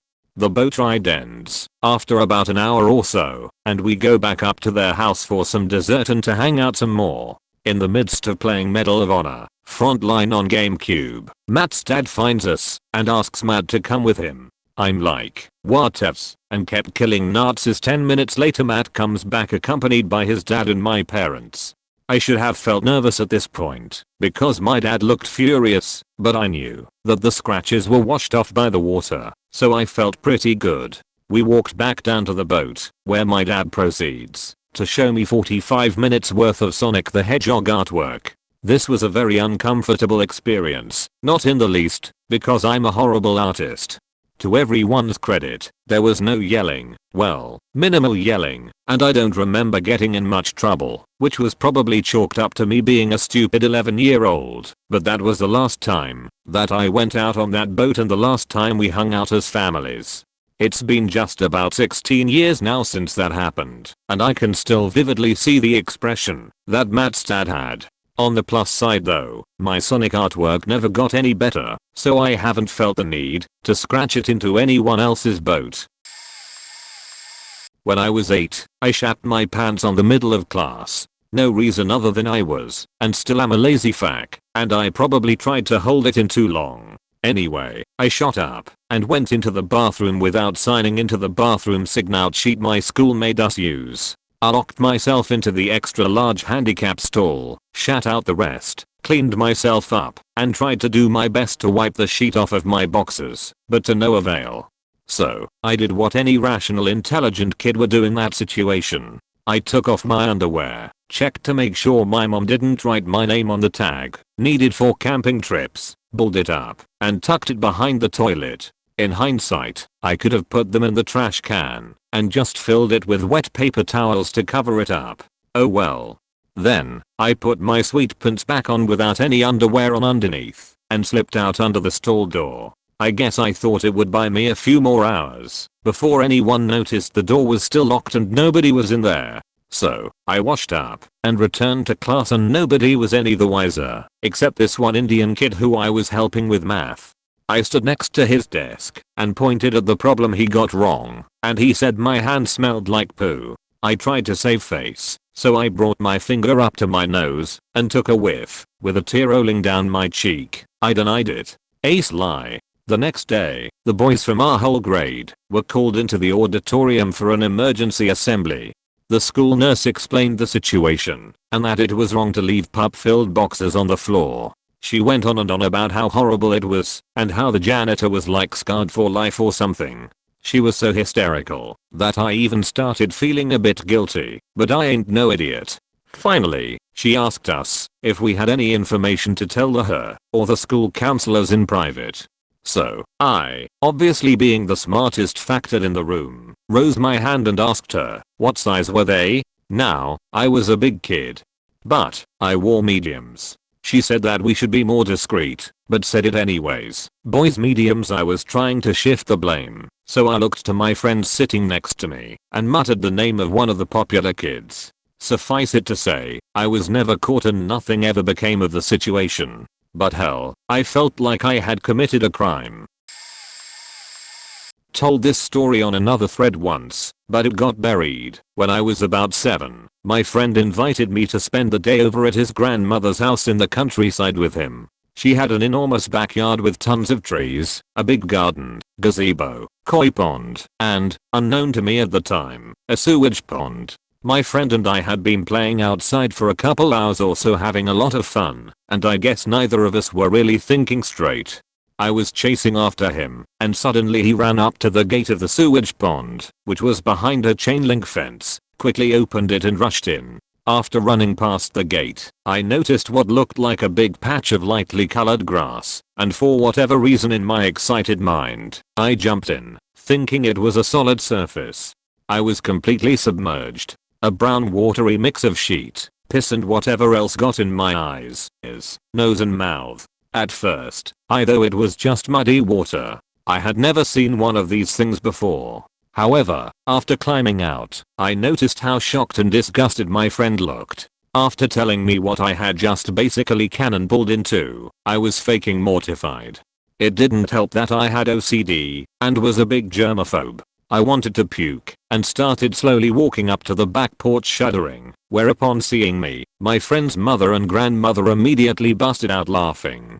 They had assumed I'd fallen in the koi pond, but after my friend told them what it actually was, they brought me a towel and led me to the shower. I had to wear some of my friend's clothes and he never let me live down the incident. TLDR, I jumped into a sewage pond as a kid and got soaked in sheet water. Not directly something I did, but in 5th grade we had a project where we had to invent some kind of way to eat spaghetti unconventionally and create it. Our parents could help us and then bring it into class so they could be tested out. I think the key was that you couldn't use your hands. After we saw each other's inventions, the class would vote and the winner would get a prize. My dad is an electrician and mechanic, so I had the idea to get him help me make a machine using switches made from those electronic rotating lollipops, so I could control a fork hanging over the spaghetti with a remote control mounted onto a board where the plate would go. Theoretically, it would be able to move back and forth and also spin around, so it could twirl the spaghetti onto it. We spent forever working on it, and I made it look all nice, painted it. It was so cool looking and worked great. I was so confident that it was going to win that we didn't bother testing it with actual spaghetti. Relevant later. On the deadline day our teacher cooked a huge pot of spaghetti and gave us all some so that we could see if our creations worked, and we learned it was going to be filmed. We arranged our desks in a circle and someone with a video camera walked from person to person and got them to show how their invention worked on film. I was so excited because I thought I was going to be the clear winner. When it was my turn, I showed the camera how the fork moved around and everyone seemed impressed. The plate of spaghetti was put underneath, and I moved the fork forward and dumped it all in my lap. The control for the forward/backward movement of the fork was too vigorous and it basically just scooped it all up like a spoon and threw it at me. And it was on camera. People laughed. I didn't win. That was more than 15 years ago, and I still think about sometimes. I was waiting in my lobby to be picked up by dad one day at around age 10. I really had to go pee, so I ran upstairs, lived with my mom, to use the washroom. She, I guess, in that 10-minute window decided to go out somewhere and so I was locked out. Ran downstairs to the laundry room to use the washroom, but it was filthy in there and the smell was unbearable. So like the little asshole that I was, I decided to open the washing machine and pee in there. Nothing happened after. No one saw me. I was in the clear and finally empty lol. Fast forward, my dad picks me up. We went to see a monster truck event that day in the Sky Dome in Toronto and my dad lost his camera. 3 days later I'm walking home from school and my superintendent says to me, "Hey, can I talk to you for a second about a camera?" I got so excited thinking maybe somehow someway my dad's camera was found, which would make no sense, but I was young and stupid. That's when shit hit the fan. She shows me footage of me and my little Wooly spinning in circles and urinating in a washing machine. Worst/embarrassing moment so far, I think. She actually told me she won't tell my mom if I help her around the building for the next month with some maintenance/gardening and a few other small things. Drove my little Tonka Jeep up to some chick that was broken down and proceeded to have more game in my little 5-year-old life than I've ever had in the other 20. Tiny little red Jeep rolls up. Tiny little me proceeds to go, "Hey baby, do you need help with that? I fix this thing all the time. I know tons about cars." Little me says this while pulling the plastic toy engine out from the engine bay, obviously trying to show my immense knowledge and badassery. Obviously this girl is wowed by my superior display of manliness. It's the only reason I didn't get rejected.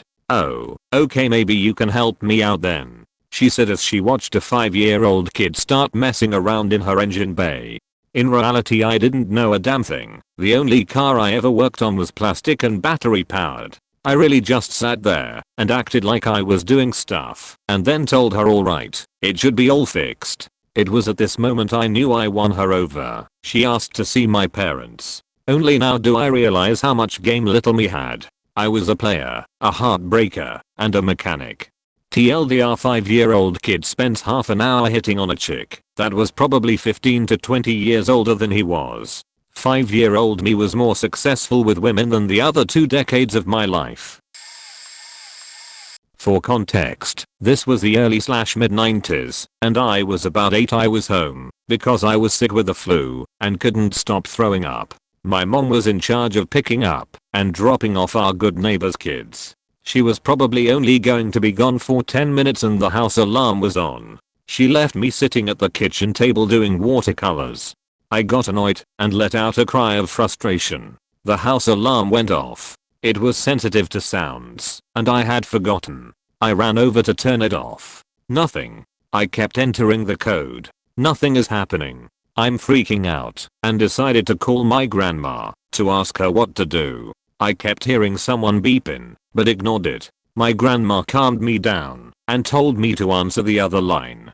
I did, and it was the alarm company. I have them the password, and they told me cops were outside and to open the door for them. I was in my pajamas. I opened the door and 2 officers were standing there. They asked me what happened and everything, while I cried about them showing up. I was so mad and embarrassed I couldn't get the damn alarm off. They only stayed for a few minutes. Then my mom came home. She asked me what happened. I told her everything. She told me later on that my bad neighbor happened to be home, and the cops told her to pass along a warning about me being home alone. My mom was gone maybe 10 minutes. This whole story took place in that short of time. My mom from then on took me throwing up in the car to pick up the good neighbor's kids. Yeah, that was not fun. My 2 examples are both tactless and horrible. First, as a maybe 10-year-old at a birthday party, I was looking out the window and the door into the parking lot with a small handful of other partygoers waiting to identify whose ride was there. A van pulls up, and the pack of us run back down the hall screaming, "Nicole, your mom is here." To which I add, "Or your dad," which elicits appropriately horrified stares, because Nicole's dad had died in a tragic construction accident a month or so prior. Secondly, when I was around 15, and in the cafeteria at school, a small group of us were casually hanging out with our public speaking teacher waiting for the rest of the class. A couple boys filter through who'd forgotten something and are speaking quietly among themselves. What were they saying? A friend of mine asked. I rolled my eyes and proceeded to matter-of-factly explain the dead baby jokes trend the boys were into and give a couple lame examples. Right in front of the teacher, who not only was known to have been having trouble conceiving, had also recently had a miscarriage. I didn't even realize why the atmosphere turned so awkward until someone reminded me next period. In both of these examples, the tragedy was public knowledge and something I was perfectly aware of, just also something that was not on my mind when I opened my stupid mouth. I'm still mortified when I think of them. I'm sure I've done more embarrassing things, but for some reason this one sticks with me. I honestly think it has to do with the setting and the architecture of the building. I was probably like 5 or 6 years old, and I went with my mom to the bank. It was one of those gorgeous old banks. A huge open space and everything was like granite or marble or something. Hard surfaces, important for the story. Anyway, she's filling out a check or something on one of those tables with all the slips. The table is sort of in the middle of this massive open bank. I'm bored and I'm walking around. I go behind the table and decide to try and climb up the back. I grab onto the long slip organizing document tray which is the length of the table. I go to pull myself up and the thing isn't attached to the table at all. I pull the entire thing off the back of the table and it absolutely smashes into the floor. It bounces over and over on the granite/marble and it's honestly the loudest noises I had heard in my life to that point. It's echoing like the damn horn of Hammerhand, and I'm frozen in absolute panic. It honestly seemed like it went on for 5 minutes, but it was probably like 10 seconds at most. I remember my mom being really cool about it. So were the people at the bank. I still think about that every now and then randomly, but always I remember it whenever I go into one of those old school banks or see/hear someone drop something that kinda bounces around and clangs and echoes. I was in 3rd grade. I just moved to a new school that year and wasn't having too much issues. One day towards the end of the day I had to go to the bathroom really bad. I got up without asking and took a pass to go, and apparently it wasn't the right time to. I got told to sit down. I decided I had to really go and proceeded to piss my pants right at my desk. I tried to stop, but once you start pissing you can't stop. My crotch was covered in wetness. Nothing that embarrassing has ever happened to me before. I tried my hardest to cover it with my shirt. It was so hard to, but I barely pulled it off. I actually told a couple friends about it, and they seemed to be empathetic, thank God. They didn't tell anyone, and were nice to me. I got picked up that day and my mom was kinda okay with it. She understood I really had to go. Fast forward to the next day and I did it a faking again. That time I told no one, and one of the friends I told yesterday was next to me while we were packing up and said I smell pee and I just tried to casually laugh it off. I don't know how I survived that year.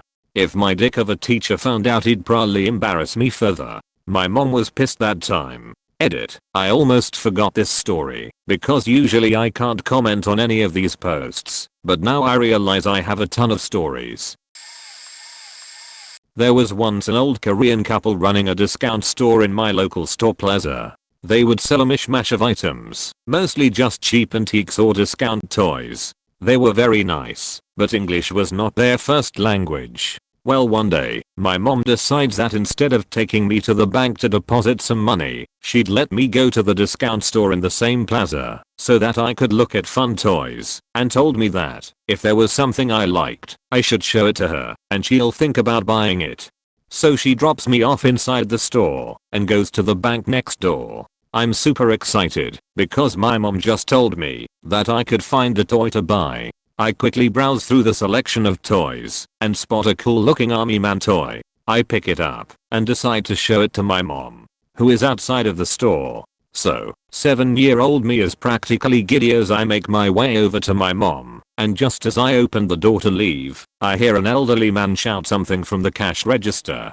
I stop dead in my tracks and turn around to see a pissed off looking man make his way to me, speaking in a language I do not know. I'm obviously scared because I can't figure out what I did wrong to make the store owner so mad, and know he's yelling things in a language I don't know. He finally reaches me, and I was so scared that I couldn't properly explain what I was doing, and all I managed to say was, "I'm going to tell mom." He looks at me for a second, and then grabs a toy in my hand, and begins to try and yank it from me. I try to hold on to it, but he was obviously stronger than me, and he manages to take full possession of it. He then yells some more things in Korean, and says, "Get out of here, thief." I go crying to my mom, who is at the bank doing important stuff, and all she sees is her son bawling with tears. I tell her I want to go home, but she instead goes to the store with me in tow to try and figure out why her son is now crying. We get to the store and she goes straight to the register and asks the elderly man behind it why her son ran to her crying. He tells my mom about how I tried running off with a toy without paying, and my mom just looks at me, looks at him, and they facepalms. She explains that she was the one who told me to show her a toy that I wanted to buy, but she didn't expect me to leave the store before she finished at the bank. The couple running the store have a laugh with my mom. All parties apologize for the misunderstanding, and my mom buys me the toy. I then go on to tell this story years later on Reddit. TLDR, I went to the store, picked a toy to show my mom who was next door, and got yelled at by the store owner for trying to leave the store with items I didn't pay for. Where do I start? Honestly, one time I wanted to check out what my pup looked like, so I used a sieve to fish it out, and for some reason instead of putting it back in the bowl I put it in a plastic bag and threw it onto the roof of the next door neighbor's shed. I also pupped in the garden several times for fun. One time I was camping at a friend's small caravan, had bagged the guest room to myself, woke up in the middle of the night dying for a piss and the toilet was a block away, so I had the bright idea that I would attempt to piss in a bottle, but didn't want to leak any onto her carpet, so I put my pillow under me, and the piss went everywhere including the carpet, and soaking my pillow, so I took my piss-soaked pillow, walked to the camp kitchen, and chucked it in the bin. One time I found my mom's dildo, decided to clean it off, and give it a go. I once cyberbullied someone so hard on MSN the police came to my house and told me off in front of my whole family. I used to have a bunk bed as a kid and I'd write my dirty secrets on the above panels, like how I wanted to have sex with Jim Carrey, and one time me and mom were lying on said bed talking, and she started reading out loud the things written, and I screamed and shoved her off. One time at camp with school I needed to pee very early in the morning, and I'm assuming I slept naked at this point, because I walked all the way to the toilets completely naked right past my sleeping peers. I used to have tickle fights with my granddad and sometimes, while he was tickling me, I would yell back rap. Because I thought it was funny. Spoiler alert, it was not funny. One of these happened only last year. In 6th grade I was having a really intense argument with a girl in my class about which of us was better at swimming. I was from BC, so I basically swam almost every day growing up, but I was living in Yellowknife, NWT at the time, where most kids skate like how because kids swim. The girl I was arguing with happened to also swim a lot, which made me feel like she was taking away my thing. It's also important to note that I was an outcast at the time. I was only in the knife for 2 years, and I went to a different school for each of them. I was bullied a lot in 5th grade, and to a lesser extent in 6th, so I was heavily on the defensive in middle school. One of the main reasons for being bullied in a relatively conservative town was that my parents are lesbians. Kids would say the nastiest things about me and my parents, the worst of this being when a kid said I was in an incestuous relationship with them. There was a lot of lol, we must also be a lesbian and that's weird, to put it briefly. Anyway, a lot of kids in my grade, from all the classes, were in the hallway, watching this unfold. Being 6th graders, there was a lot of meaningless grandstanding. The other girl said something like I could swim circles around you, you get the idea. The other girl goes to challenge me. She says something like come to the pool with me, if you're that good, I'll school you. I then looked her dead in the eye, something I struggled with for a long time, so it was pretty rare, and said you might school me, but I'm going to screw you. Cue immediate U/O reactions from most of my grade. Cue my confusion. Cue me learning throughout the rest of the day that screw means fuck. Lesbian rumors intensify, and I accidentally threatened to rap a girl in my class. Edit. I turned out to be very bisexual, so the kids were sort of right. It has nothing to do with my moms, though. It's not something that should be embarrassing as I think I did the right thing, but I felt very embarrassed at the time and that feeling for some reason sticks with me today. When I was young my house had 3 big trees out front, perfect climbing trees that were very sturdy. I spent a lot of time climbing them, so I could get pretty high with relative confidence.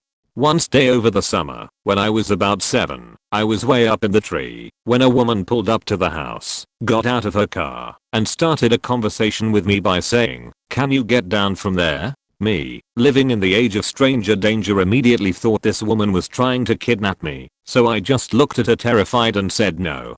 This woman, who I shortly found out was a friend of my mother's who I just did not know, runs into my house to get my mom. Mom comes out rather annoyed and is like, "What the fuck, how did you get stuck? You go up there all the time." I quickly got down no problem, but I was still really freaked out and a little tearful. But I was too embarrassed to tell my mom that I was afraid her friend was a dangerous stranger, so I just let them think I was a weirdo child. I know I did the right thing. I didn't know that woman, and had I gotten down for her technically there was a risk she could have taken me. She of course did the right thing to seeing a 7-year-old alone way up in a tree, who tells you they can't get down. Not really sure why this is such a strong memory that sticks with me 20 years later. When I was 9, I was spending the night at my best friend's house. We had been friends since we were very little and could say or do anything around each other, and I thought it was impossible to feel embarrassed around her. I was very wrong. Anyway, I have had anxiety since I was very little, and sometime that evening started to get a stomachache, which was normal for me when I was feeling uptight.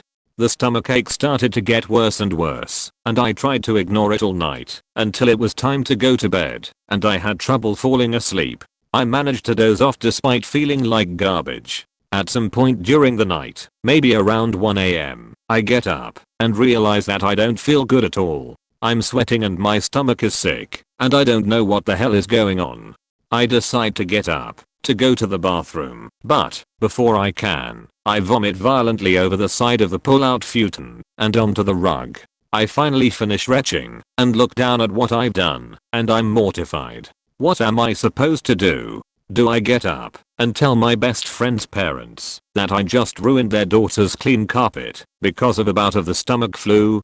I'm sweating and confused, and my head is swimming. I got up to go to the bathroom and clean myself up, and I feel like I have to use the toilet. In usual stomach flu fashion, you get to suffer through both ends. I get into the bathroom and sit down, and I throw up again all over the bathroom floor. I'm crying and my stomach is gurgling, and I'm so embarrassed I wanna die.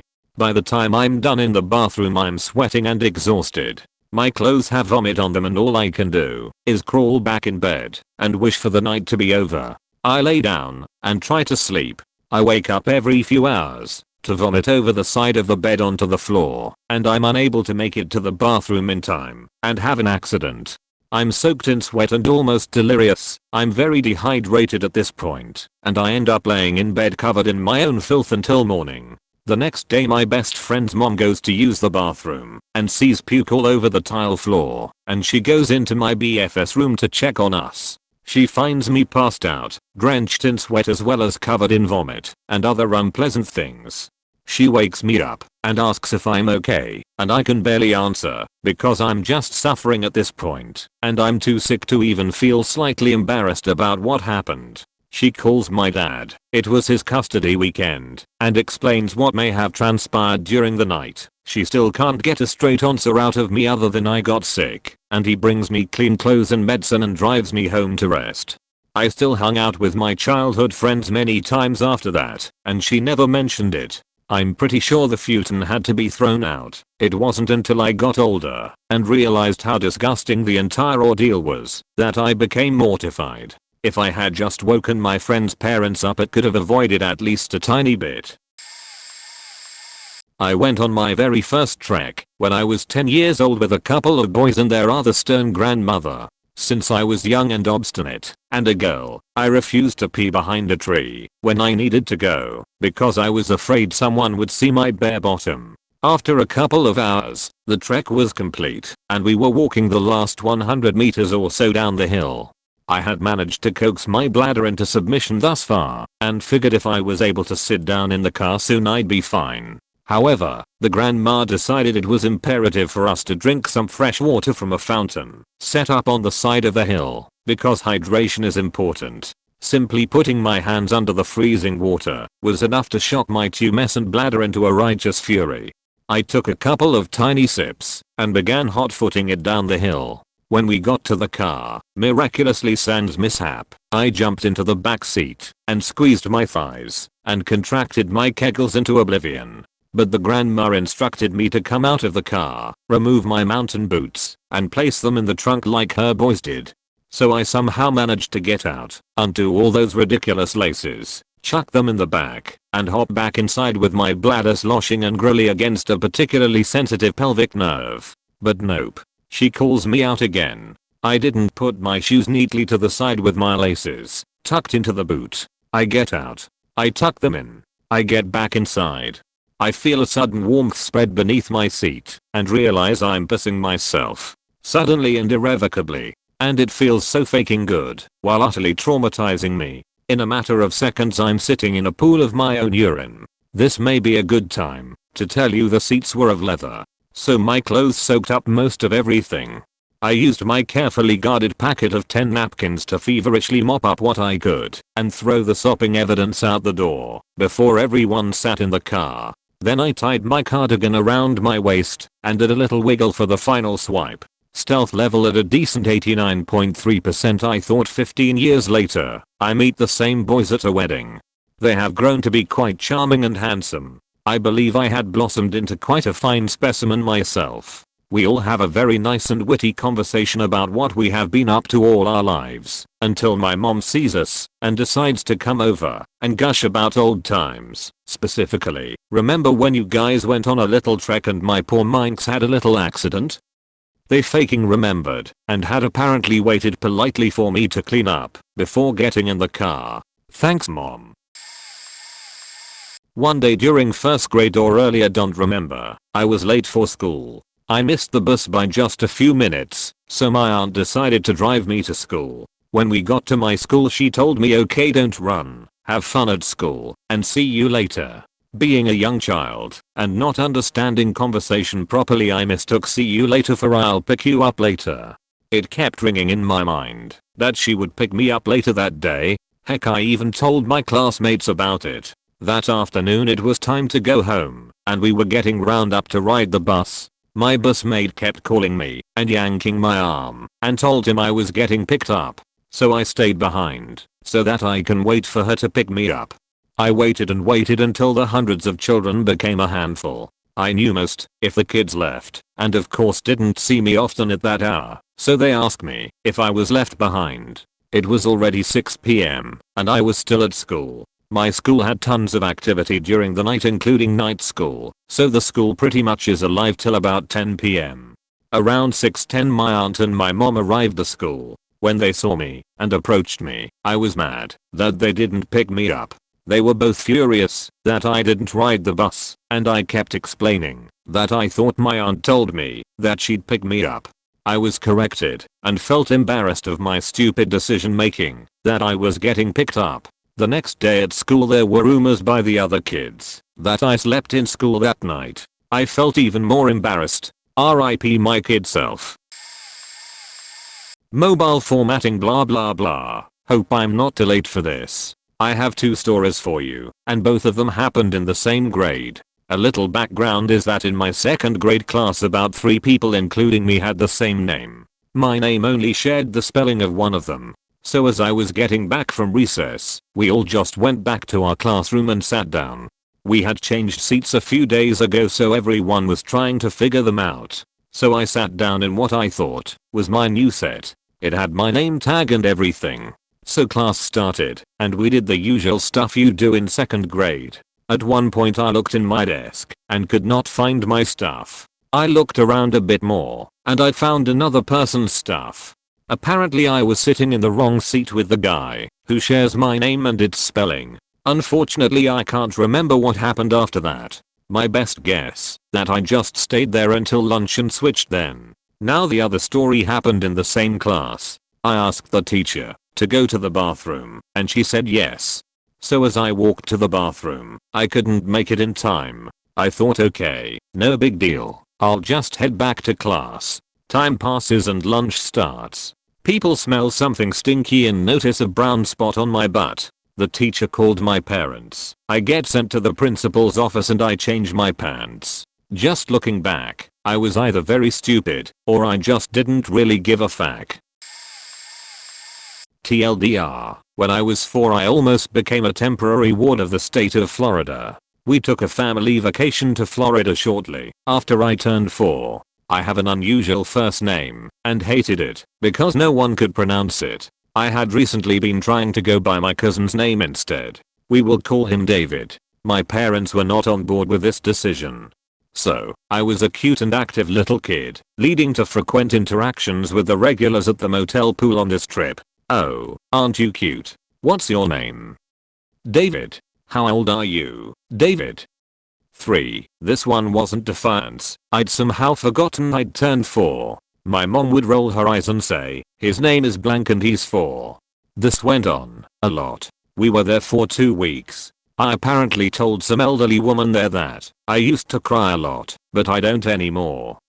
Not sure where that came from. I don't remember this. My mom sure does though. So we go to Disney World all day and I fall asleep on the way back to the room. I was a handful, as you might be guessing, so the parents just put me to bed in my dirty Disney World clothes and went to bed too. About 6 AM a loud cop knock awakens us. It was 2 police officers. Apparently someone had called the police concerned I was a kidnapped child. Here I'm in dirty / stained clothes, my suitcase full of brand new clothes with the tags on, new season and vacation, ECT. The officers ask my parents why I'm going around saying my name and age are different than they are telling people, and why am I saying I used to cry a lot, but don't anymore, and whatever other crazy shit I was telling people. My mom tries to explain that I don't like my unusual name, so I've been telling people my name is David, that's my cousin's name, as my dad says, uncle. Then they ask my birthday. My mom says the correct date of my birth as my father simultaneously tells them my older brother's birthday. It goes on like this for a while and my mom tells my dad just to shut the hell up. Between this, all new clothes with tags still on, me all dirty, the pics of me only in wallets without any of all of us, things were not looking good. One of the officers took me outside the room, sat me down on a chair, and we had a little chat. Finally he asked me how to spell my name. I remember thinking something like the kid version of the jig is up, you better tell the truth. So I started to spell my name correctly. I guess they figured a 3-year-old named David wouldn't be able to spell blank, but a 4-year-old named blank probably could. They ultimately called the hospital, where I was born to confirm. My mom was less than thrilled. The maid stopped cleaning our room, so they think it was probably her that called. She totally did the right thing the way it was looking. My mom still carries a copy of my birthday certificate decades later. Story time. This was actually only a couple years ago. I was maybe 21 or 22. I met this super cute blonde girl at a coffee shop, and we hit it off. I offered to smoke her down and she obliged. So we drive to her grandparents or uncles or whoever's house. It was so long ago, I don't remember. No one was there. They were always out of town. Sweet. Hot girl, big house to ourselves, weed, I love it. So I ended up at this girl's house for a few days straight doing the deed, getting baked, and watching cartoons. One morning I woke up and had to take a big shit. I took a shower at the same time to make it look natural. I popped, got in the shower, and then flushed when I got out. Oh, big problem. The toilet clogged, and now it's doing that thing where the water rises really high up, but doesn't quite come over the bowl. My idiot brain thinks the best course of action would be to scoop the multiple turds out of the toilet and into her uncle's or cousin's bathroom trash can. It was gross and it really stunk, but this chick had an ass that was out to this world, and I didn't wanna lose it. So I cleaned up, somehow got the water level down to normal, flushed again, and went to make some food. I went home the next day cause it had been like 3 nights and we both had some stuff to do. A week later I go back over to her house and the trash can was gone lol. She still hung out with me a few more times, but that was about it. So, hot girl from Orlando FL, sorry about your trash can. Thanks for being cool about it.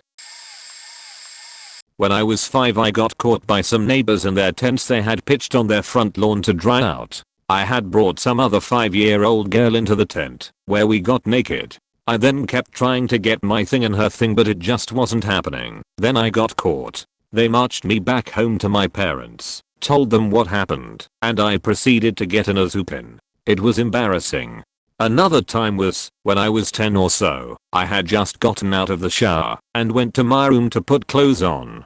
Outside there were these 2 girls walking around. I knocked on the window, and when they looked I stood up naked in the window and shook my dick at them. The one girl's mouth dropped, and she walked straight to our back door to tell my parents. I was frantically banging on the window pleading for them to not tell, but alas, my dad beat me with Hot Wheels tracks while I was naked and embarrassed. Another time I was 16, and me and my friends thought it would be a good idea to douse the entire community basketball court on fire and light it. I had gotten gas on me and lit myself on fire and was in the shower trying to not smell like gas when the fire depot arrived. The basketball in question was literally outside our living room windows. My dad just followed the smell of gas to the bathroom, walked in, and wrapped his arms around me through the curtain, threw me out of the shower, and put me through the drywall in the hallway while I was naked in front of my whole family including my 2 little sisters. I have several that haunt me right before I fall asleep and worse, right after I wake up. They keep me humble. I shit my pants during church because the bathroom was occupied. I told my dad, and when the bathroom was open, he washed my pants in the sink and I wore soaked, sheet-stained pants for the rest of the church service. I was 8ish. In high school I was involved in a gang, and while riding the bus during the summer we ran into some opposing gang members. They sat in the back, mad dogging us. When we got to our stop, my homies and I got out. As I was stepping down the steps, I met eyes with the biggest dude there. I gave him a mean look, feeling like a badass. I didn't watch my step. Instead I watched his face gradually change to oh shit when he realized I was about to fall on my face on the sidewalk. The bus didn't wait 1 second, and it was gone. One more. Okay. I was staying at my best friend's house. I might have been 9 years old. It was after a concert we went to, so I didn't plan to bring any clothes. He let me borrow some PJs. They were medium bottoms, and I wear large. But I squeezed in them. He has an older sister who was 13 to 15 at the time. I always had a crush on her. She was sitting in the bedroom with her best friend and I walked in. They looked at me and then down at my pants and bursted out laughing. I thought they were laughing at my pants. I go into a bathroom and realize I was fully erect. I wish they laughing at my pants. TLDR, I shit my pants during church. I faceplant a sidewalk while mad dogging a gang member. My crush laughed at my business.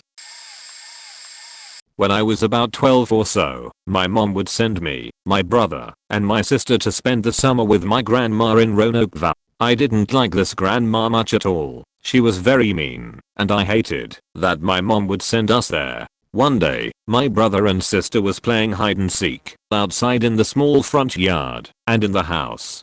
I found the perfect, most discreet hiding spot ever in the bathtub shower, lights off, with the curtain halfway closed. My thinking at the time was, if someone was trying to find me, they would open the bathroom, turn on the lights, see the curtain halfway closed, and look elsewhere, because if someone was there, surely they would close the curtain all the way.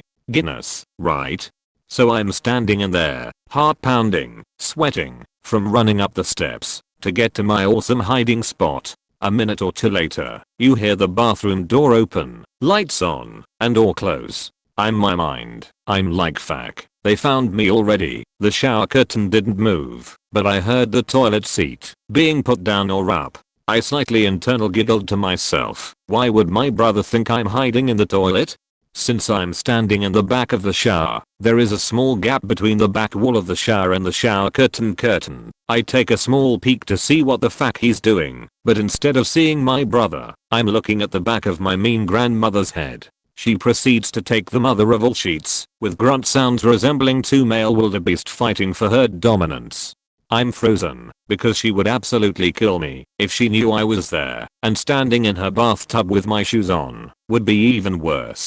I'm trying to hold my breath as long as I could, but then, like that baseball in the movie Field of Dreams, I was instantly hit with the smell of her intestinal process collard greens and pig feet that has now exited her as she cooked the night before.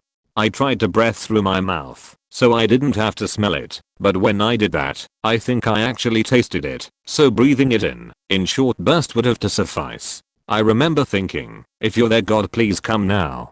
She finally get up from making devil stew in the toilet and leave the bathroom. I wait about 20 more seconds for her to go back to wherever she was in the house before I make my escape. I go downstairs, outside, and see my brother and sister on the porch. They asked where were you? I thought they would clearly see the PTSD stresses look I had on my face. I proceed to tell them where I had been. I'm now 40, and to this day, they cry laughing every single time we mention it. So many sleepover stories I have to add mine. My friend in 6th grade had this huge sleepover birthday party where we all went to a roller rink, and then we are going to pull an all-nighter at her house afterwards, and prank call our friends. There was pizza at the roller rink, but as an overweight kid all my life I had really bad anxiety about eating in front of people, so I didn't have anything.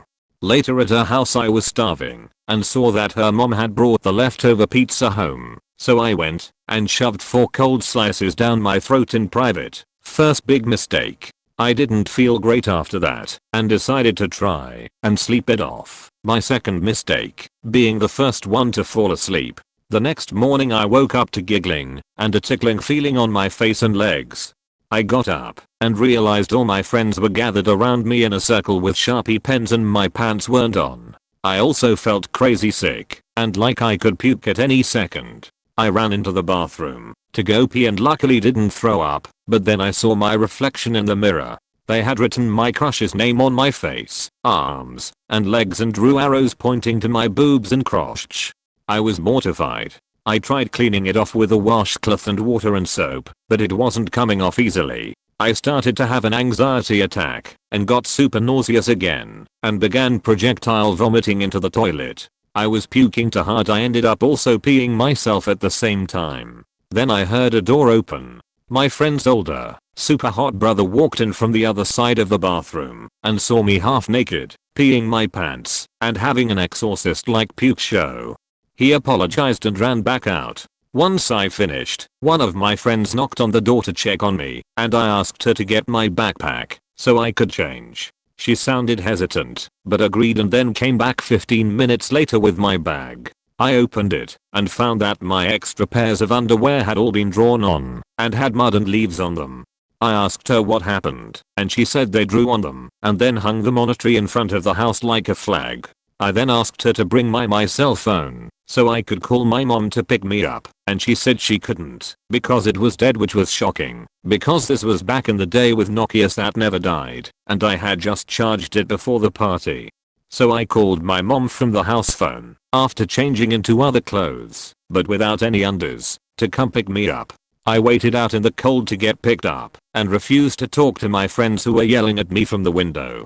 The look on my mom's face when she saw me covered in Sharpie writing and smelled like vomit and pee was horrifying. I cried the whole way home. Later I learned that my phone was dead because they had called a shit ton of people from my phone all night with prank calls, racking up a $300 phone bill. I now hate sleepovers and Jack and Jill bathrooms. Also, fuck 12-year-old girls. They're the worst. Reading through the comments I started remembering a few situations. It's quite long. I'll save the most embarrassing for last.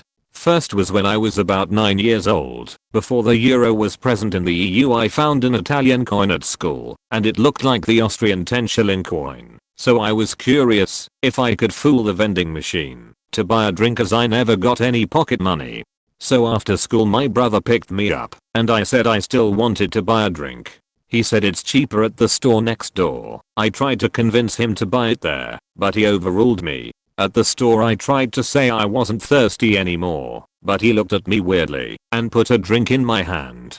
At the cashier I must have looked nervous as hell and gave him the coin to pay. Of course the cashier noticed. I looked down and turned red as a tomato. My brother looked at me very disappointed and paid it from the little money he had left. Also didn't get pocket money. Our family was quite poor. Still feel bad to this day, even though we are on really good terms. Second story was when I was about 10. I have 3 older siblings, and one evening we were all in one room. My brothers in their bunk bed and my sister and me on their floor for a sleepover. So I cuddled with my sister, my head lying on her belly, and she started goofing around, pressing her lips together and exhaling, making motor sounds, and I felt it vibrating very strongly. So I yelled out, "Wow, you're my personal vibrator," and everyone burst out laughing. Innocent me didn't get it until later. The next stories are both from when I was around 16, which makes them really embarrassing for me. Hope this counts as is technically not childhood anymore. So the less embarrassing one was when I went with my first boyfriend's family to a friend of theirs, whom I had met already. I didn't know he had a brother though, so when his brother opened the door I enthusiastically went for a hug. Instead I hit his lips with mine. I apologized. Then behind him saw the brother I knew, and felt even worse for accidentally kissing a guy I'd never met. Last but not least, my parents/family never really taught me proper hygiene, so when I was 16 I chose laziness over showering when it was necessary, thinking nobody would notice. Then one day, after sleeping over at my boyfriend's, his family had planned a big get together with around 16 people they knew at a friend's of theirs. Me being too lazy to shower after still having come inside me, having a really heavy period, noticing how bad I smelled, I thought nobody would notice. So we arrived there, and they had a dog, so as an animal lover I took the opportunity to get away from people who could smell me, and squatted down with closed legs. The dog was quite big, and came close real quick. I saw him start sniffing and trying to get closer to my crotch, but I couldn't keep him. He took a really deep breath at my crotch, backed away whining, putting his paw over his nose trying to get the stench away as I tried to get up quick so nobody would figure out. I still don't know if anyone noticed as they were still busy greeting each other loudly, but I will never forget the look of this dog backing away whining, trying to get the smell off with his paw. I did learn an important lesson though, and take showing seriously now. I grew up as a fat kid who saw all you can eat deals as challenges as opposed to promotions, and my parents took me to Sizzler one Sunday for their all you can eat shrimp. Destroyed it as an 8-year-old. An hour later, we are at Good Guys as my dad's checking out TVs, and I get the bubble guts. I tried to hide my squirming, but was in full view of one of those display cameras that managed to put the image of me totally sheeting myself on an entire wall of TVs. For those interested, it felt and looked like a sloppy Joe elemental. Embarrassed, we had to walk to the mall nearby where my parents had to buy me new pants, underwear, shoes, and socks. Yup. So my dad says, well, we are here at Mervin's, might as well get some clothes, and he tells me to wait by the fitting rooms while he tries on a couple pairs of pants. And then the bubble gets returned with a vengeance. Panicking, I stared right at the full-length mirror at the far end of the fitting room and watched in horror as I sheet my pants again for the second time in 30 goddamn minutes. This one was the fast-traveling, liquid kind, the lightning to the first sheet's thunder. Anyway, dad hears this and says from his fitting room, what was that? Ended up having to buy another set of pants, underwear, shoes, and socks. We left immediately after. Now, I laugh every time WWII is referenced because my dad refers to those two sheets as Fat Man and Little Boy. Good times. TLDR, I ruined a Sunday afternoon with my parents by sheeting myself twice in the span of half an hour. I never fuxed with all you can eat anything after that. I don't know if this counts, as I was 18 years old at the time, but I literally cringe to the point of grunting aloud when I think of it. It was my sister's wedding reception and there were many relatives and people I'd never met or hadn't seen in quite some time. For whatever reason my cousin and I thought it was a good idea to perform Magic Mike-like dance moves in the center of the crowd.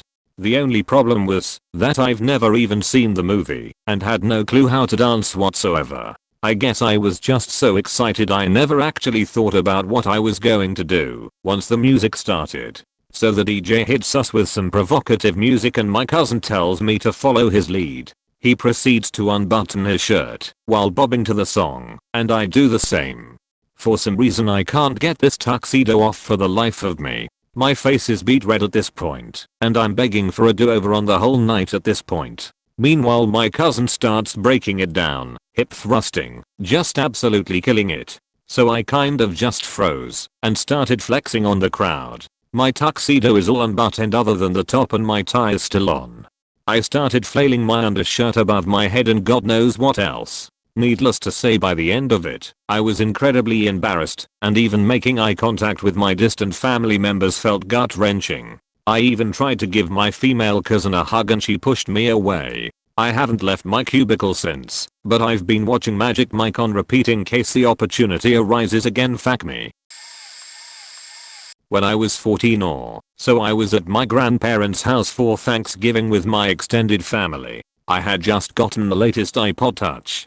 To cut to the chase, the night before I was up late and watched Born on it. After having done the deed, I immediately fell asleep.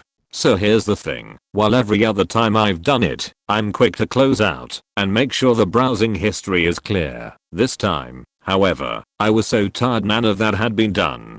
I think you know where this is going. So my aunt, having been interested in getting an iPod Touch for herself, asks if she can check it out to see if she likes it. Mind you, my parents, sister, cousins, aunt, and uncle, grandparents were all sitting together in the living room. So my aunt's finger hovers towards the Safari app, and before you know it, bam, there it is right in her face. Her jaw drops open and her eyes got wide. I've never seen someone hit the home button faster. My mom said, "What is it?" but my aunt is in complete silence. Thank God. Oh, and this is not just any Born video. Yeah, I've got a pregnancy fetish and the thumbnail was a very pregnant lady getting plowed from behind. FML. Luckily, she never did say anything about it, but it still haunts me to this day. In fact, just yesterday I was with family again, and I just picked up a new iPhone XS. She said, "Oh, can I see?" And almost instantly after those words came out of her mouth she remembered. Oh, never mind, I don't need to see it. But is it nice? Yeah, it's pretty cool. Thought I'd share. After reading a lot of these, I popped my pants after going to my best friend's birthday party. We were probably in the 4th grade, and he had his party at a laser tag place. I had never played before and absolutely sucked at playing, but had a blast and refused to go pup when I felt the urge. The urge continued and got worse until the drive home.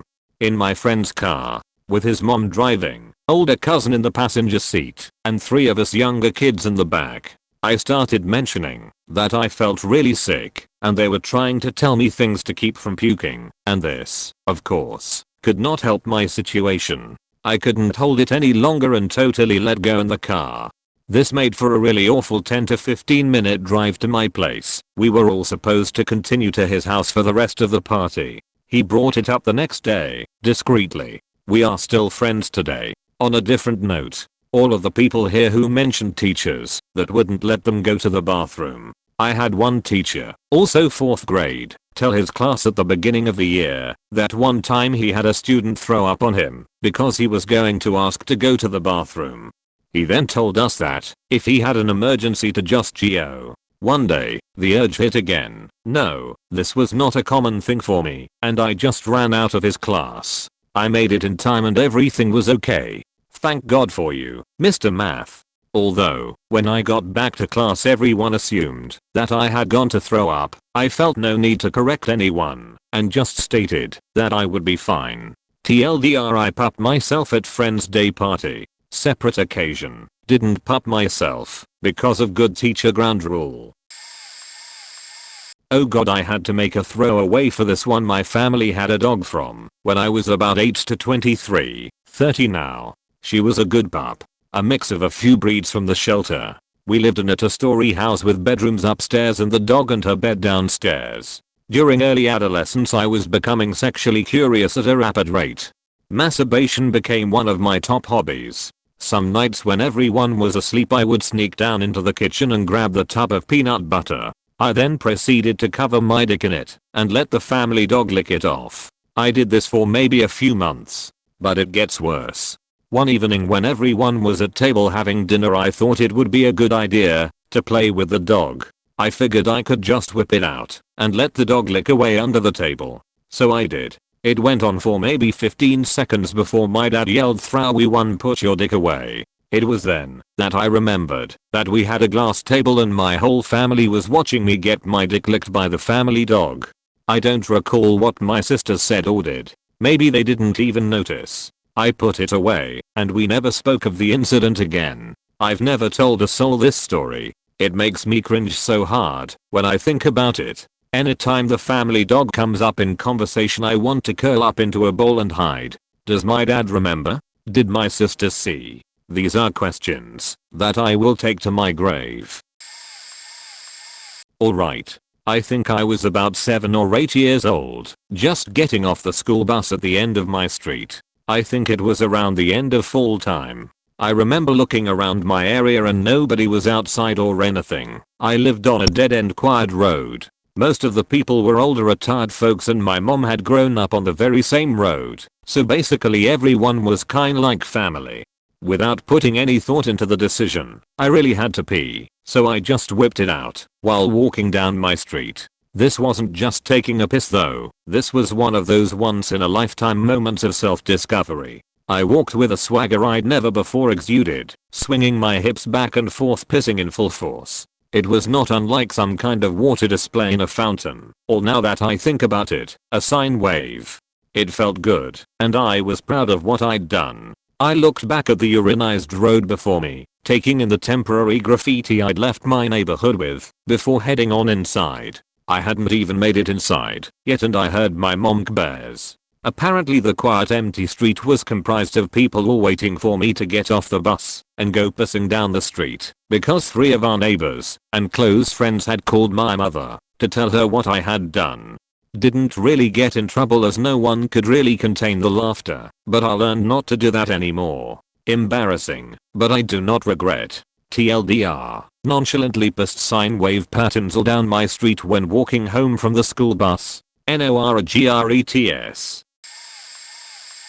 Okay, so when I was 6, both my parents had jobs that prevented them from picking me up at the end of the school day, and so I spent 3 p.m. till 6 p.m. every weekday in a daycare. It was generally okay, but I used to get annoyed that I had to stay longer than all my friends, and that my friends could never come to mine after school. We used to play this game where one kid stood in the middle and winked at people to kill them. I forget the exact rules, but it is not important. In this game a girl who evidently wanted to be my friend, but I hated, because she was a Nike girl, and beat me at literally everything, had been killing me all afternoon as per. This had been winding me up for a while, and that day in school she had beat me in a spelling test, the one thing I was usually better at. The 4th time she did it, bear in mind this is in front of the entire daycare, I stood up in a jealous rage and pulled her pants down in front of the whole group. Obviously everyone gasped as I screamed at her not to wink at me again. The poor girl was mortified and burst into tears. If I remember correctly I made it worse by refusing to apologize. I have no idea how I justified my behavior. I was a massive dickhead at 6 apparently. Not only did I got kicked out of after school care, putting a huge financial burden on my parents, who then had to pay more for an out of school one, but the girl was teased mercilessly at school for the next year. Everyone thought my behavior was somehow funny. It makes me want to curl up in a ball just thinking about it. I remember the worst bit being the look of sadness on my mum's face when she was called in. She must have known how much my actions were going to cost them. TLDR, I was the worst kid ever. Publicly embarrassed a girl by pulling her pants down simply because she was better than me and caused massive financial hardship on my parents. When I was in 5th grade I went on a overpass school field trip at a campsite. It was a really big place, so there were about 8 other classes of kids also on the trip, so like 130 to 150 kids also, and all of their homeroom teachers to chaperone. They had us all sit in a room so they could go over the rules and events for the weekend. It's about a half-hour long speech given by one of the male teachers I never had for anything. During his speech about the weekend I got bored and started looking around the room. That's when I noticed one of the female teachers from another homeroom had a new hairstyle I thought looked good. So after the speech was over, the male teacher, whose name I'll never remember, asked if there was any questions or anything. I raised my hand and said I liked that other teacher's new hairstyle. He just kinda stared at me blankly and said yeah, okay. That's when every other kid sitting cross-legged in this giant room turned and stared at me with this "what the fuck did you just say?" expression. Then the teacher whose hair I said looked nice started bawling and ran out of the room. I was just confused as hell. 2 of the other female teachers gave me the meanest look I still remember till this day and ran out after her.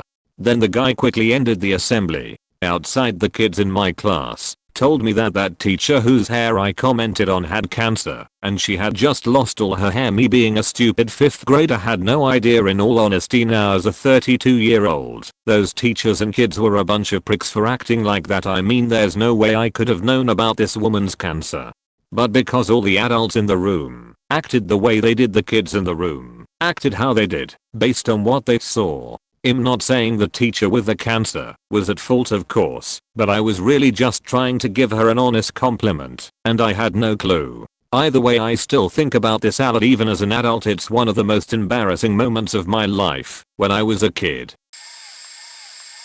Welp, I jacked off in church and pissed myself at school. I'm probably on a list. I was about 12 at the time and had just discovered jerking off. I worked the church sound booth in the back corner, but the back row could see into it pretty easily across the aisle. I was in the sound booth during a Sunday afternoon service and started to get a boner.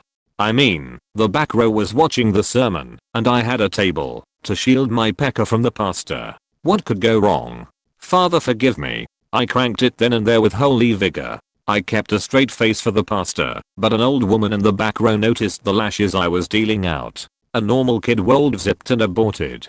Turns out I'm not a normal kid, because I power played this lady with full eye contact. We know it was good for you too, old sinner. She poked the old gent sitting next to her, but I stared them both down as I cranked my knob. I sprinkled my holy water in a minute or two, and the three of us looked back to the sermon. They must have told the pastor and my parents. How the hell did that conversation go? Because I was forced to move my chair to the center of the sound booth and away from the table the next week. Then I was given the talk about a week later. I still long for the good old days when I could yank it in church without facing jail time. Edit. When I pissed myself I was about 5 at a safety town where we learned about street safety, fire safety, etc. It was my first time using a public restroom on my own. I was homeschooled and I had to take a piss. I walked up to the urinal and let her fly, but the urinal was too high and my dick was stuck to my stomach. Hot summer day I guess. I pissed all over myself as a cop walked by me in shock to a stall. He walked pretty fast though to avoid the spray. I let it all out, so now I'm trying in vain to dry a smelly soaked shirt with the hand dryers, but I had to cut it short to catch the bus. I lined up with the other kids by the main entrance, but fortunately I had a few minutes to rub my soaking shirt on the kid in front of me. Looking back, why in the hell wasn't I stopped for vigorously rubbing my soaked shirt on the poor soul in front of me? I dried off fairly well onto SpongeBob and made it home without telling my mom. Mission accomplished. I had started my period for the first time in my 6th grade science class. I didn't know what I felt. I just knew my pants were wet. I was an extremely shy kid and never raised my hand to use the restroom. I'd always wait until I got home. Luckily I was wearing black jeans, so you couldn't see anything. The problem was, the chairs were yellow. I stand up to turn a paper in and see the mess I had made. I was in complete fear. I wasn't about to go up to the front of my class, only to tell my teacher I bled all over the seat. I accidentally spilled my water bottle onto my seat and got the whole class's attention. No big deal. Nobody noticed the water was tinted red since the lights were off as we were watching a video on the projector. I grabbed some paper towels to clean up my mess. To my surprise nobody had said anything yet. My seat was now an orangish yellow color, but I didn't think anyone would really notice. I ran to the bathroom after class, cleaned myself up, and cried a whole lot, and put about 30 layers of toilet paper on my underwear like a pad. I thought I had gotten away with my crime. About 2 classes later, the phone rings in my health class and I'm to report to the nurse.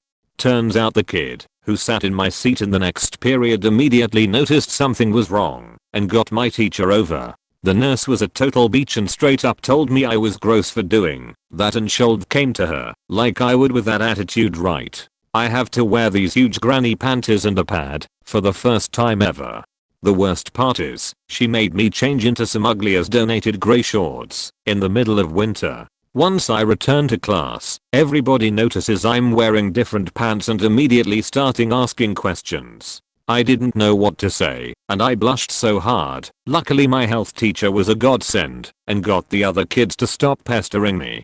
I only know this next part because my BFF was in the following class. The entire class goes batshit crazy and everybody stands up and checks their chairs. One girl even started crying. Then, one stupid motherfucker Juicy happens to know I sit there in the previous class. All the clues are coming together now. The water spill, my changed pants, my seat.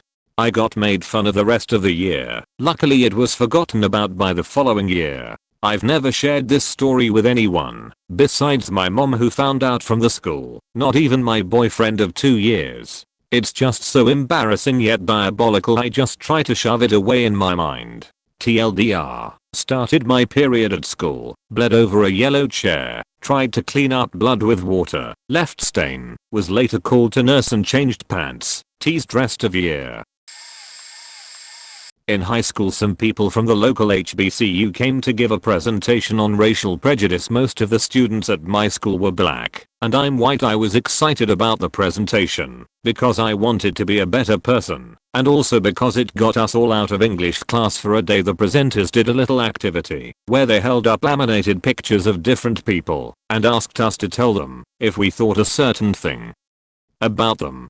For example, they would hold up a picture of an old white man and ask, what profession do you think this man has? And of course students would say stuff like politician or CEO. Then they would hold up a picture of a young black woman and ask a similar question and get responses like mother or teacher. It was all very telling and interesting and depressing, but I have very bad eyesight. Even with glasses on I was sat pretty far back in the room and the laminated paper had kind of a glare on it. It was pretty difficult to see most of the pictures. Nevertheless I was trying to participate. So the presenter holds up a picture of a white guy with blonde dreads and asks, would you hire this man for a business job?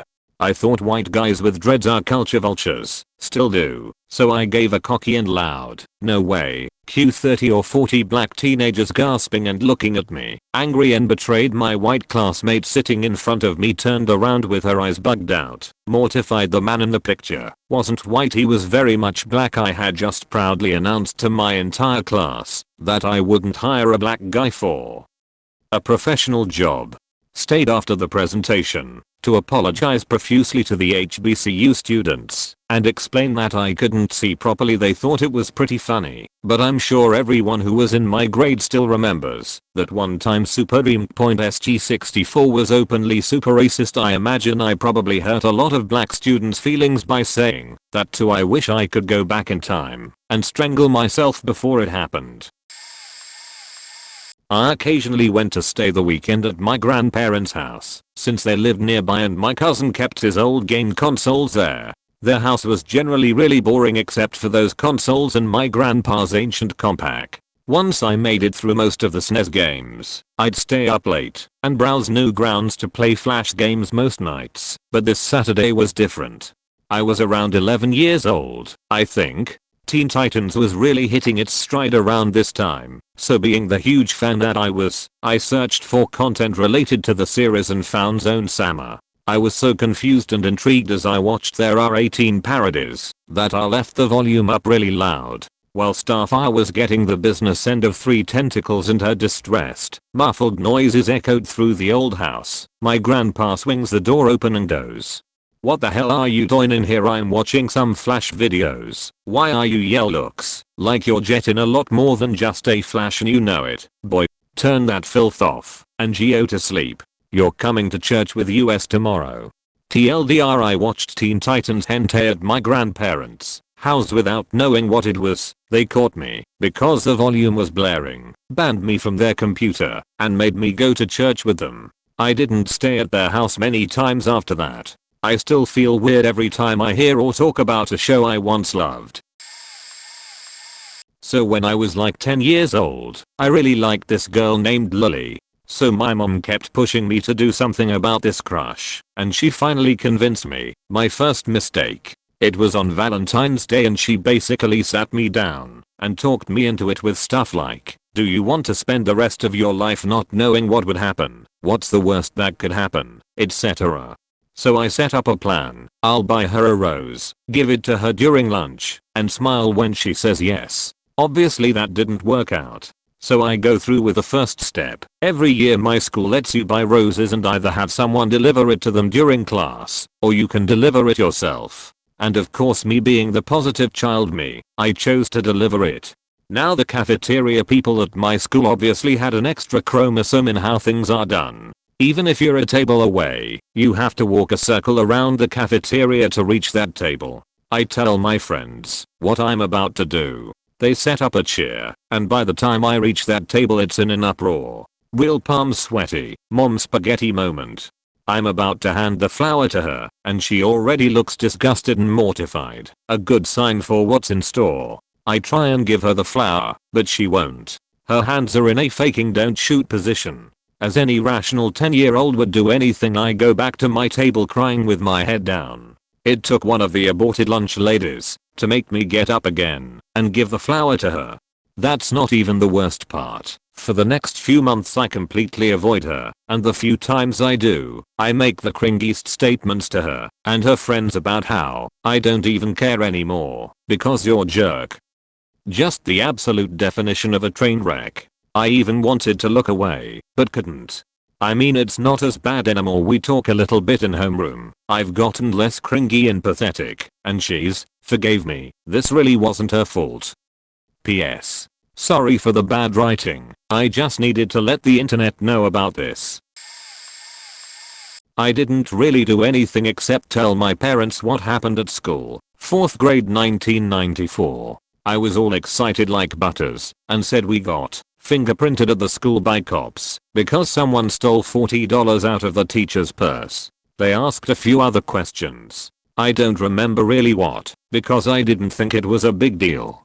My parents were silent as hell, but I just finished my dinner, play some video games, and go to bed. Didn't think anything of it. They sent a letter to the school asking about how this whole thing happened and why a classroom of school children were fingerprinted by the police. The response, in mail back in those days, said maybe we didn't know how things go in the South worked. We moved from Midstadt, New York for my dad to work down here. School principal also said they burned the fingerprints. Nobody was caught. It was 4th grade. I don't know what my parents sent back, or if they sent another letter, but the teacher singled me out a week later. Closed the door to the classroom into the empty hallway. She bawled her eyes out telling me how sorry she was. That it was probably a bad idea what she did. Just really I was uncomfortable as hell as a 9-year-old. I didn't even know my parents sent a letter. I just said, it's okay. I felt bad, but then all the kids assumed I took her money because she singled me out. The reality is that my parents stood up for me, made her rethink her decision, and I fucking love that. Did no one else say they got fingerprinted by the police in school that day? I shat all over a bathroom at a funeral. It was everywhere. It was on the floor, My Little Mermaid underwear, and all over the toilet. I remember the oh god moment. I should've just accepted it, but no, I panicked. It was my first fetched gone wrong experience. Lol, I tried to save myself, and I specifically remember that by the time I made it to the toilet my sheet show was over. I just stayed in there until my mom walked in and found me just standing there in shock. We also didn't get many customers for our lemonade or Kool-Aid stands. So we got a wagon and would knock on people's doors asking if they wanted lemonade or Kool-Aid. Now that I'm older, we only got business because people wanted all 6 of us away from their door. Lol, every time we did it though, we always had enough money for everyone to get something from the ice cream truck. Also, my friends and I on the block made up this bizarre game as kids. We would ride our bikes on the sidewalks just like cars. The right side would go up the block and left back down the block. I was the last house on the left on our street. Anyway, we would pretend to be taxi drivers on our bikes. Our neighbors or people's driveways were where we would pick up imaginary people. We would talk to these non-existing people and ask them if they need a ride and etc. Then we would pretend they were on our bikes and drive them to another neighbor's driveway and drop them off. The issue is though we would have the conversations out loud and we wouldn't want to steal someone's customer, so we were always alone in the driveways. Now that I'm older, we had to look crazy. Lol, I just imagine someone watching us from their window. They would see a girl or boy ride in their driveway, start talking to the air asking if Ms. Patterson needed a ride, then pretending to help someone on our bike and riding away. This happened in 1982, when I was 12, and I still remember it vividly. I was a pretty awkward 12-year-old girl. My best friend at the time was not. I was small, super skinny, and very flat-chested, while my friend was pretty and very curvy, at least by 6th grade standards. So, I get this brilliant idea to stuff my bra. I walked into my 6th grade class the next day, full of confidence, along with a half dozen Kleenex stuffed in my training bra. I did this for a week. It felt great. I could tell that other kids were noticing my shape, and I was thrilled. Until that Friday, when we were lined up to go to a school assembly. Behind me was this girl Michelle. Michelle was mean. Michelle was popular, and strangely, Michelle looked about 22 when we were in 6th grade. So we are standing in line waiting for our teacher to escort us down to the cafeteria/gym/auditorium for said assembly, when Michelle starts violently sneezing. Fake sneezing. Michelle proceed, might add, grabbing the attention of every single kid in the class. Wow, I must have a cold. I need a tissue. Wait, I know. And turns, looks at me with this evil little smile I still remember today, and reaches into my shirt, down into my bra, and pulls out a wad of tissue practically equivalent to one of those travel packs of Kleenex. She holds it up, laughing her ass off in front of 32 other 6th graders. I was beyond mortified. Oh man, I've got a good one that I still will never live down. It was probably when I was in elementary school and my dad took me and his best friend to go to Denny's for food. When we got there, I immediately got the coloring kids menu and went to town while thinking of chocolate chip pancakes, while my dad and his buddy talked about video games and other stuff.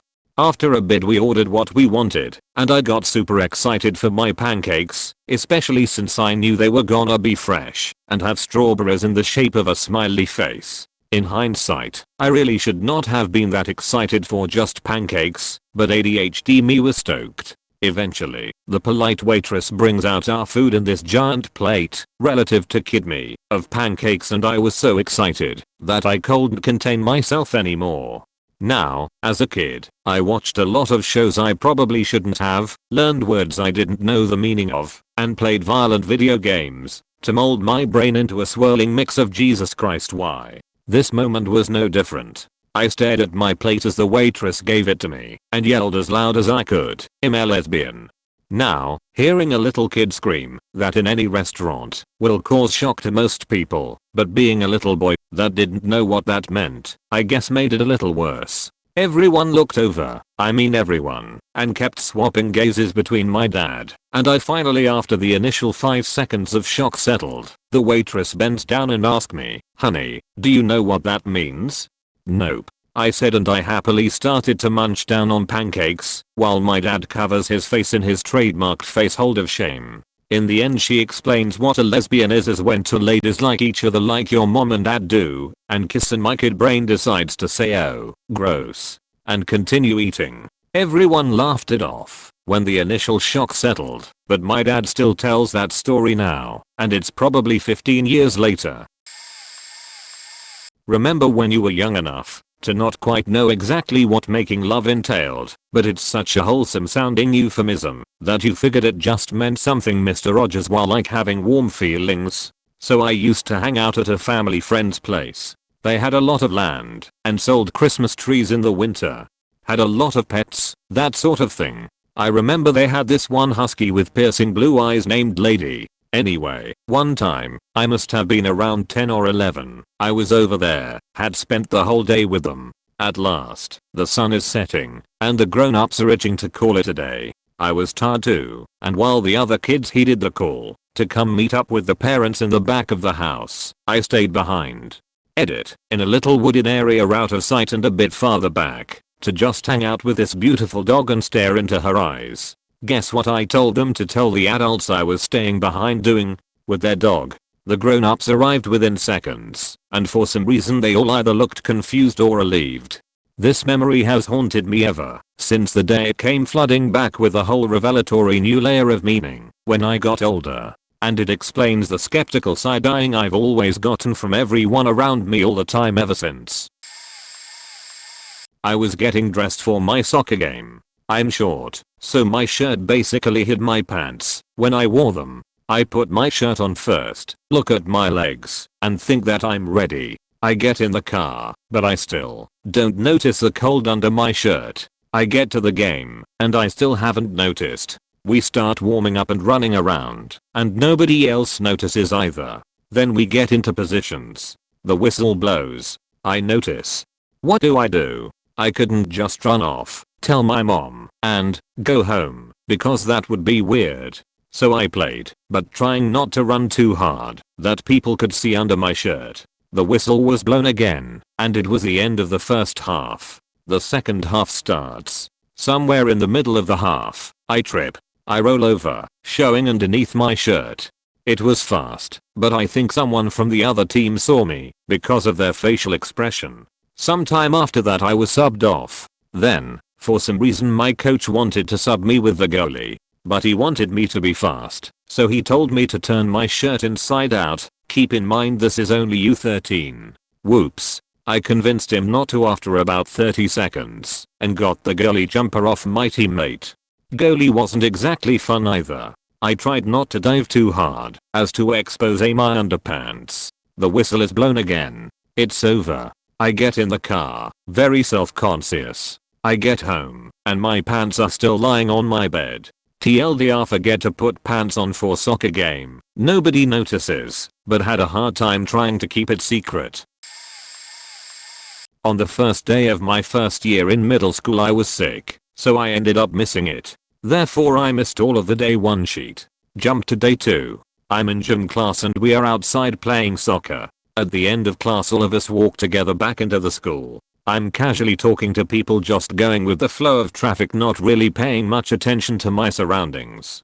Flow of traffic starts to turn to the right through a set of doors which I believe to be a side entrance to the main gymnasium. As I enter the doors I immediately begin to realize I faked up. I take a look around and realize that I'm actually in the girls' locker room, while half of them are changing out of their gym clothes back into school clothes.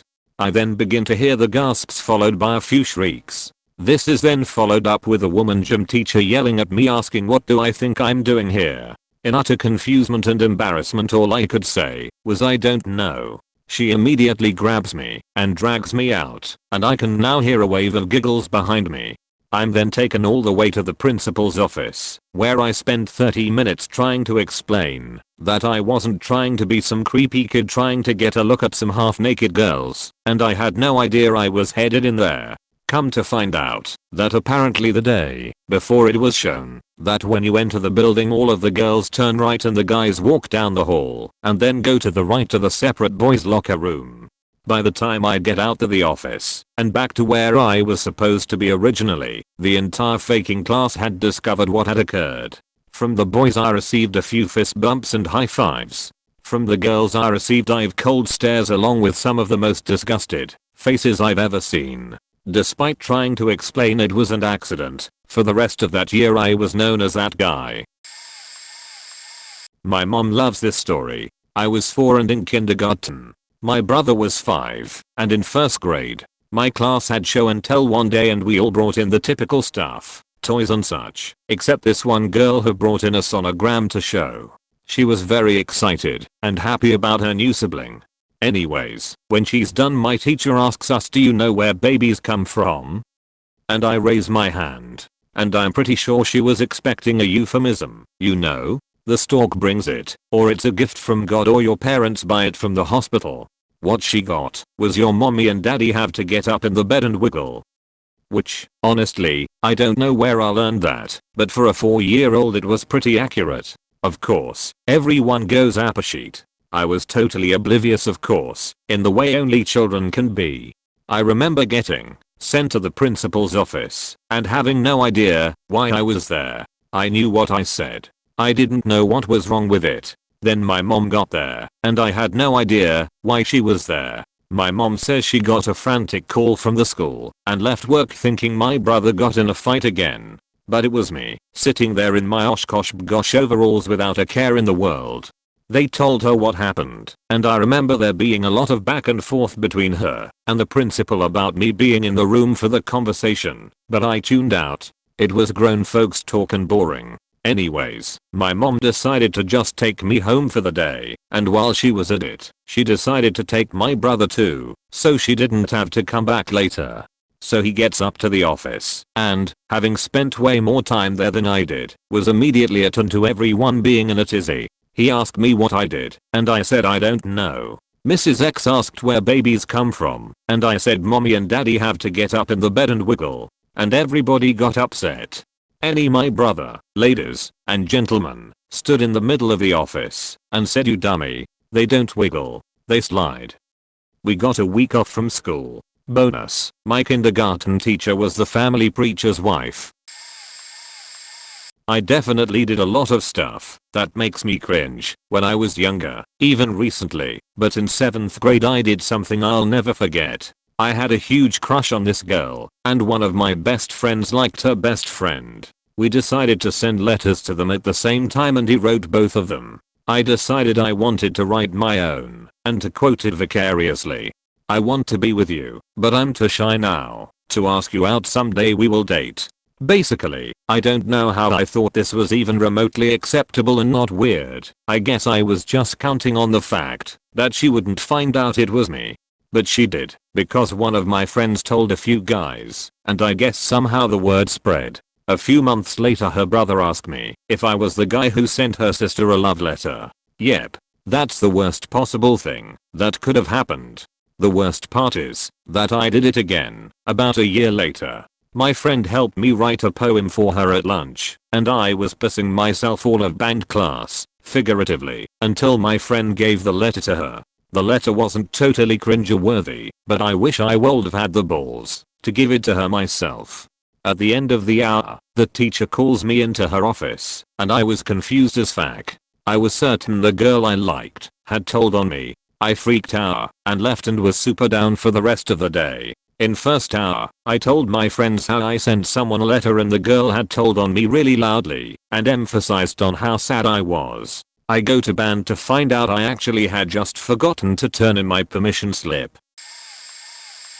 When I was very young, maybe 5 or 6, I had bumped my face at home and had a black eye. When I went to school I started telling kids I'd been punched in the face by some older kid for no reason, you know, because that's cool. Anyways, word started to spread, and it reached my teacher who took me aside to find out what had happened and I, of course, continued the lie, but now I needed to come up with more details about the older kid and his appearance as my teacher began to pry deeper into the attack. This got so out of hand that my mother was called into the school, and to my amazement she didn't call me out on the lie. She acted surprised, but she knew full well I'd done that sheet at home. My teacher, my mother and I proceeded to spend the next half hour going to all the classes, and I had to look over all the kids and identify which kid punched me in the face. My mother just watching me bullshit away. It was awful. What's worse is I started to get paranoid I was going to get caught out. I actually picked an innocent kid out of the class and said the attacker kinda looked like him.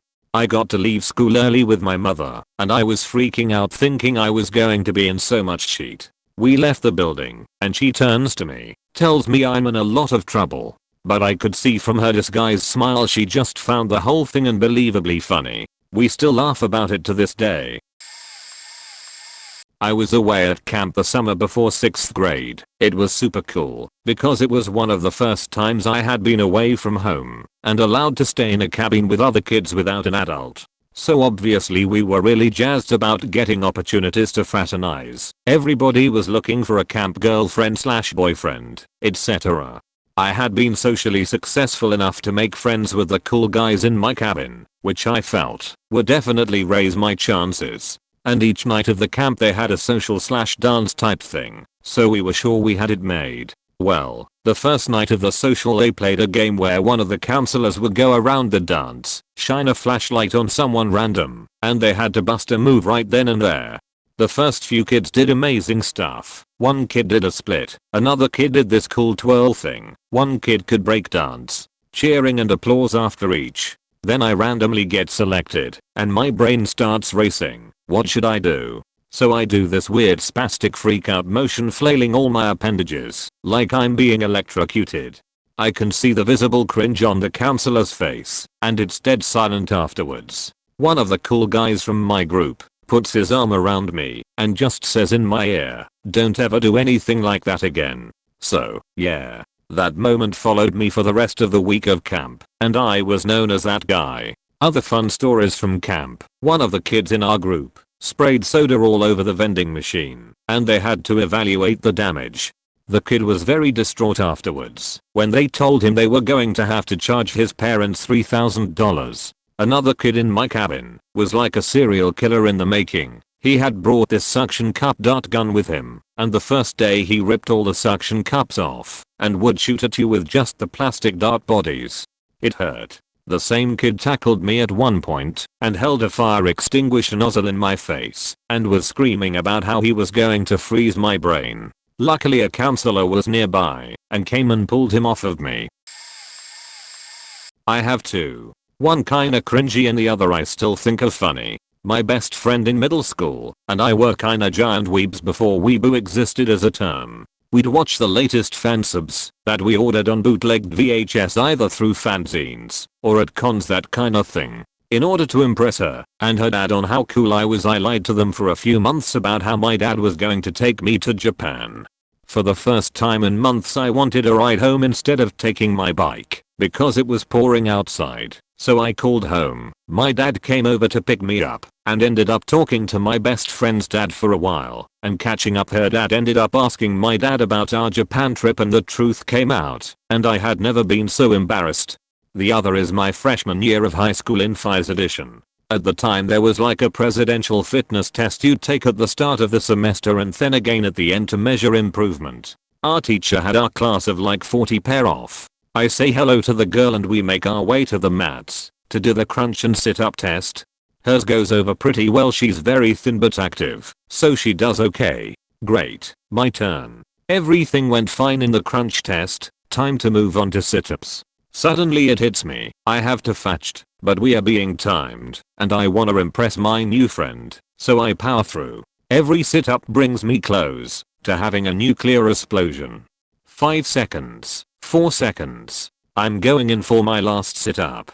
I come up as the teacher says we're done for my final sit-up so hard that I ripped the loudest as I have ever ripped in my life in that gymnasium. It echoed for what seemed like an eternity in that quiet gym.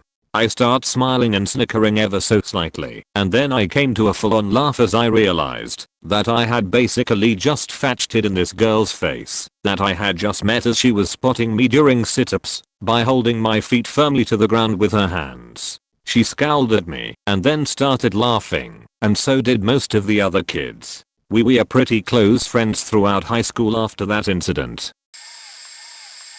There's this tradition in my country where during a certain time of the year, people eat dumplings with surprises. That is, some of the dumplings have stuff inside them, usually stuff like a bean, a pea, salt, sugar, pepper, sometimes a ring, and what you get in your dumpling predicts what next year will be like for you. Like if you get salt, you're going to cry a lot.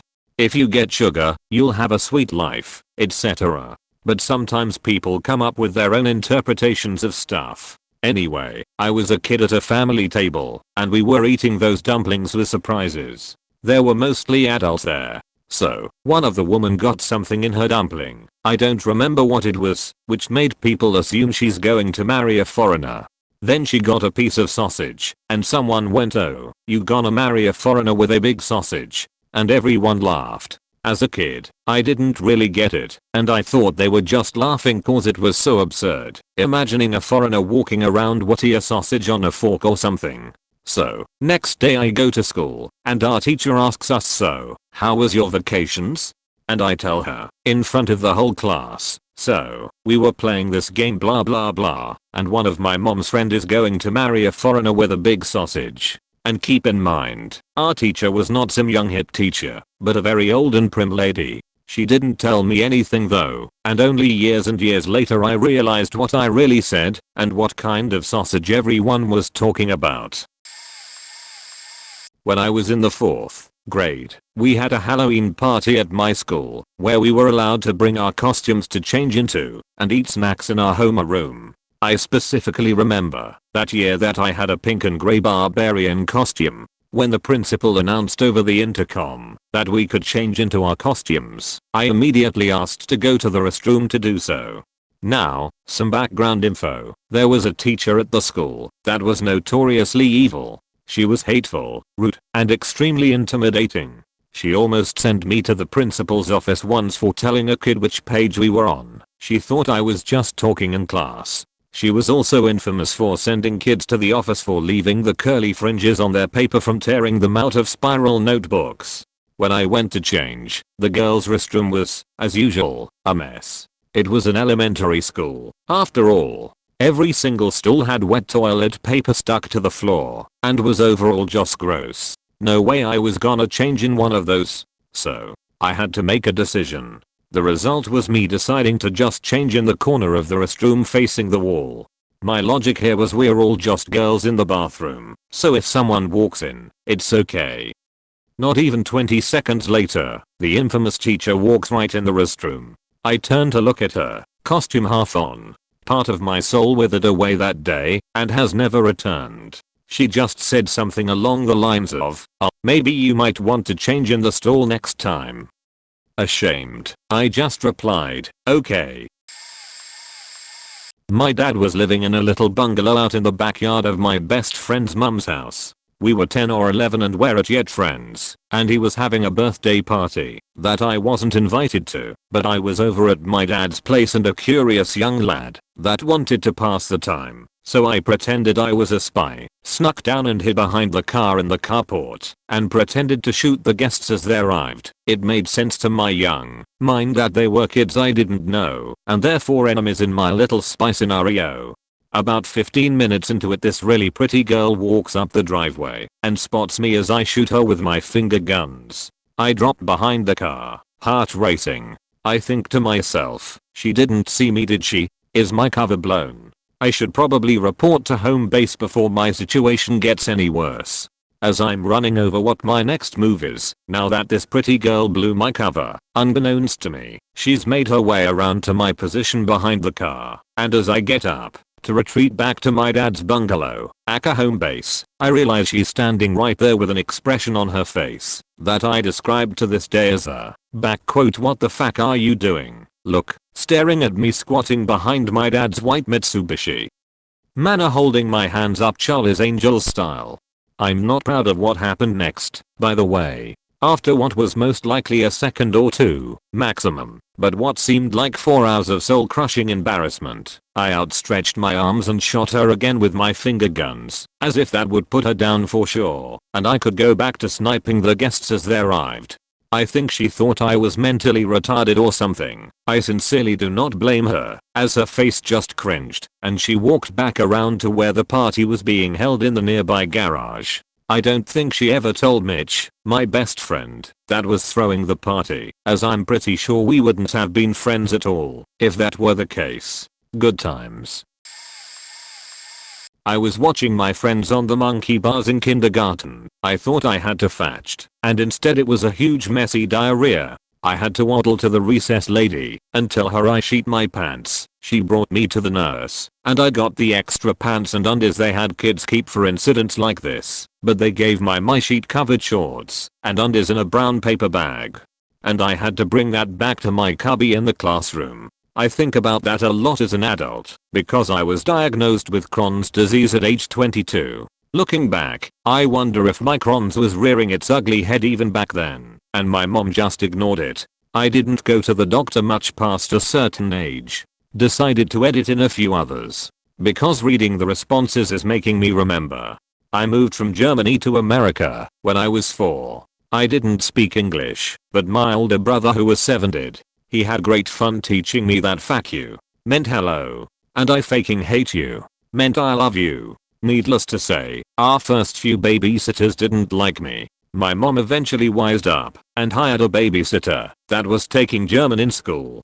She got extra credit, and I got a babysitter who could explain to me my brother was wrong and would listen and scold him when he tried to teach me bad words. This one happened as an adult, so shouldn't actually count. But I was about 22, and I'll be 33 soon, so I consider that kind of kid years still. Lol. I was working at a call center for a children's gaming company, and coworkers were talking about movies they'd seen with a manager. I'd recently watched a documentary on Japanese kabuki theater. I tried to say that, and I said bukkake instead. They all looked at me shocked. My husband worked there with me, and the manager went to ask him what kind of documentaries we were watching.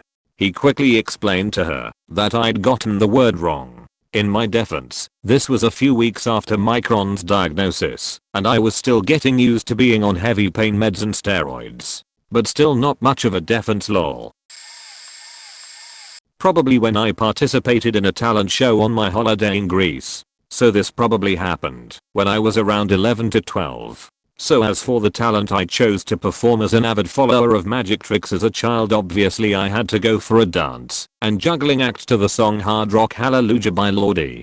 And what apparel would such an act require? Well, obviously a black and pink cap with the text YOLO on it, round sunglasses with dollar signs reflecting off of them, a t-shirt with a mighty dragon and flames and in khaki shorts, and finally to top it off green Crocs.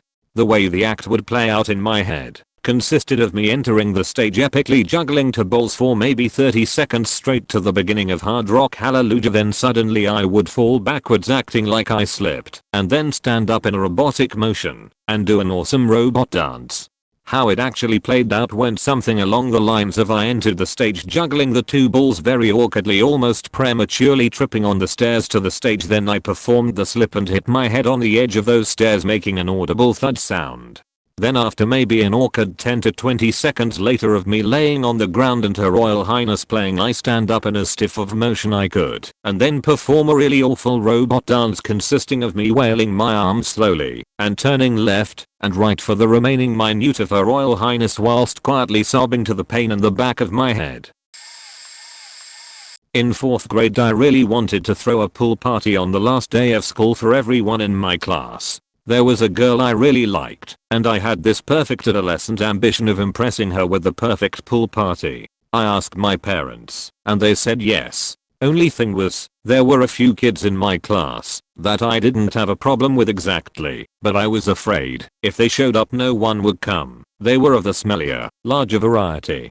I couldn't work my head around it. My desperate 9-year-old mind was convinced that if they came to the party, no one else would. It was a toxic and really a very pathetic complex when I look back at it. So what I did is in the invitation I wrote at the very bottom, don't worry, X, Y, and Z won't be invited or something to that effect. But then I got so embarrassed and felt so bad that I blacked out the line with a Sharpie. So then I handed out the invitations and I was kinda bummed because not that many people could make it, but the girl I liked could, so that was good. But then my friend told me that his mom said he couldn't go because you could see the message at the bottom through the Sharpie, and she couldn't believe something like that was allowed to leave the house. I was so devastated. I felt so embarrassed that the invitations I had handed out had such a hurtful message on them. I felt so bad. I never apologized to the kids, and I had to cancel the party on the day of anyway because of rain. But whenever I think back on this memory I still get really sad and embarrassed. Phil. Brian, if you're out there, sorry guys. L. Was at a house party when I was about 18 and a few of us decided to get a taxi uptown to a club instead. On the way out of the house these two kids about 15 were shouting at us and asking for alcohol. Me being drunk and thinking I'm hard decides to shout abuse at them and tell them to fuck off as we got in the taxi. Was in the club a few hours before deciding to head back to the house party. Got out the taxi and I decide to call it a night and head home. Stick my headphones in, and I'm so drunk at this point I'm just singing out loud, really loud and really badly, whilst walking through the public park. I notice a recycling bin is on fire behind one of the skate park ramps, so I wander over to take a look. It's quite relaxing looking at fire when you're away with it, so I'm still singing away and watching this bin burn when all of a sudden two kids come from round the front of the ramp. It's those kids I shouted abuse at. They heard me singing and realized who I was. I point blank lied and said I don't know who they are and that I wasn't at any house party. I'm still super drunk, so that lie didn't go down well. One of them punches me right in the jaw. I'm too drunk to feel it, but at that point I just sprinted away and hoped they weren't chasing me. Got home and in bed, wake up the next morning with my jaw in agony. Remember everything that happened and super cringe every time I think about it. TLDR, I was really drunk and shouted abuse at some kids. They find me later on in the night singing to myself, so decided to punch me in the face before I run all the way home. I hate myself. In the 8th grade, my teacher realized she left her purse in her car and asked me to get it for her. I went to a small K-12 private school, so this wasn't weird. She said she drove the silver Honda. I was, not good with recognizing cars. I'm just not a car person. The only reason I know what cars my husband drives is because I memorize license plates. I'm about as good at recognizing cars as I'm at recognizing faces. Hint, not very. Also important to note is the fact that this was at a time when power locks weren't super common yet. Also a key part of this story, the high school kids were having their morning break. So here goes 13-year-old me, waltzing my way out of the gate, and for some reason, I totally ignore the silver car parked closest to the school gate. Instead, I walk all the way across to the lone silver car parked under the lone tree in B parking lot, and try to unlock the car. No luck. I jiggle the key in the lock a few more times. Nope. No dice. And I'm sure the eyes of all those high schoolers are on me at this very moment, while my awkward barely teenaged hands try to jam that key into that lock like a horny teenage boy getting it in for the first time. I'm befuddled. I do the walk of shame back to my classroom, explain my predicament to my teacher, who at this point is probably wondering how someone could fuck up unlocking a car that badly, and enlist my sort of friend to help me with my problem. And off we embark back to the parking lot. The high school kids are still outside. Why is their break so long? 15 minutes is all it takes, right? I shove the key into the lock again. See? I tell my comrade. Jiggle, jiggle, jiggle. Still, nothing. My classmate shakes her head and shrugs in confusion. And then, after what feels like an eternity, but, in reality, was probably only about a minute, I hear loud and clear from across the parking lot. Wrong car, dummy. And so I did a second walk of shame back to the gate, where I see the silver car that I had completely disregarded for who knows what faking reason, and decide, why the hell not? Let's put it in and give it a go. And that's the story of how 17-year-old very clearly witnessed me trying to break into her car on a school morning during her break time for a purse that didn't even belong to her. It was 3rd grade. I was doing a presentation in the school cafeteria with the whole 3rd grade watching. What we had to do was dress up as a historical figure and tell the grade who they are, what they did, etc. I was Harriet Tubman. The teachers wanted you to dress up, but didn't want you to buy a full-blown costume. Now, my mom is a larger woman, but she was determined to get me on that stage with her clothing on and look like her part. So, she gives me one of her old long skirts and an old shirt that could pass off as raggedy. However, I of course, as an autistic 8-year-old girl with that, didn't even think twice about tighten up the skirt with a belt at all. My mom may have tightened it up to the best of her ability, but it was basically just a loose piece of fabric around my waist. I remember walking in a straight line behind my class, entering the cafeteria, when all of a sudden, my skirt faking falls off. Nothing beneath it. No tights. No shorts. Just faking Care Bear underwear and fear. I immediately pull my skirt back up, but the damage was done. My skirt just fell down in front of the entire 3rd grade with sheety, tattered Care Bear underwear on. I don't remember being extremely embarrassed at the time, since I was high ADD and mild autism and just kind of forgot about it, or I was just super oblivious and just didn't know kids were laughing at me. But one night in 5th grade, the emotions flooded back and it hit me like a truck. TLDR, in an attempt to look like a historical role model, my skirt from my overweight mother caused the entire 3rd grade to see my underwear. So I was calling one of my ex-friends when her boyfriend answered. I'm a guy. He told me to leave his girl alone and never to talk to her again. Me being a sarcastic idiot said, you want to fight about it? How about KFC? He knew exactly where the KFC I was talking about was and how long it would take him to get there. "I'll be there in 10 minutes," he said. I just replied with a sarcastic "yeah, okay." I had never met this guy in my life, mind you, but right out of the gate I knew he was crazy. I decided to hang out with another friend instead, to left my house to get gas first. To let you guys know, I was never serious about meeting this guy and was just joking with him. But 10 minutes later I'm filling up with gas at Circle K, which is at least 2 miles from the nearest KFC, getting in my car ready to leave for home, when I hear a tap at the window. I look over to see a tall black guy holding nunchucks in one hand and a fist in the other. He tells with an angry face to get out of the car and never talk to so and so again. As I'm looking around me to as what's happening, I see a huge Mexican dude holding back some girl trying to talk some sense into nunchucks, and like 3 other people in a car parked behind mine. What the fuck? Amazingly, I wasn't completely in shock from this guy and his posse appearing out of nowhere with nunchucks and knowing what I look like / drive. I told him no, she can do whatever she pleases, and so can I with my best tough guy impression. All that produced was a disgusted look on his face as he started to walk back to his car, probably to get a katana, I don't know. That's when I hightailed it out there lol. The most embarrassing part out of the whole thing was telling him to meet me at KFC as a joke and not knowing he was black, and him actually showing up to KFC, not finding me there because it was just a sarcastic quip, and then somehow he ends up at a Circle K like 2 miles away where I just happened to be. Dude was watching way too much anime, bringing his nunchucks to fight me. Probably worked really well at beating my ass with them. Though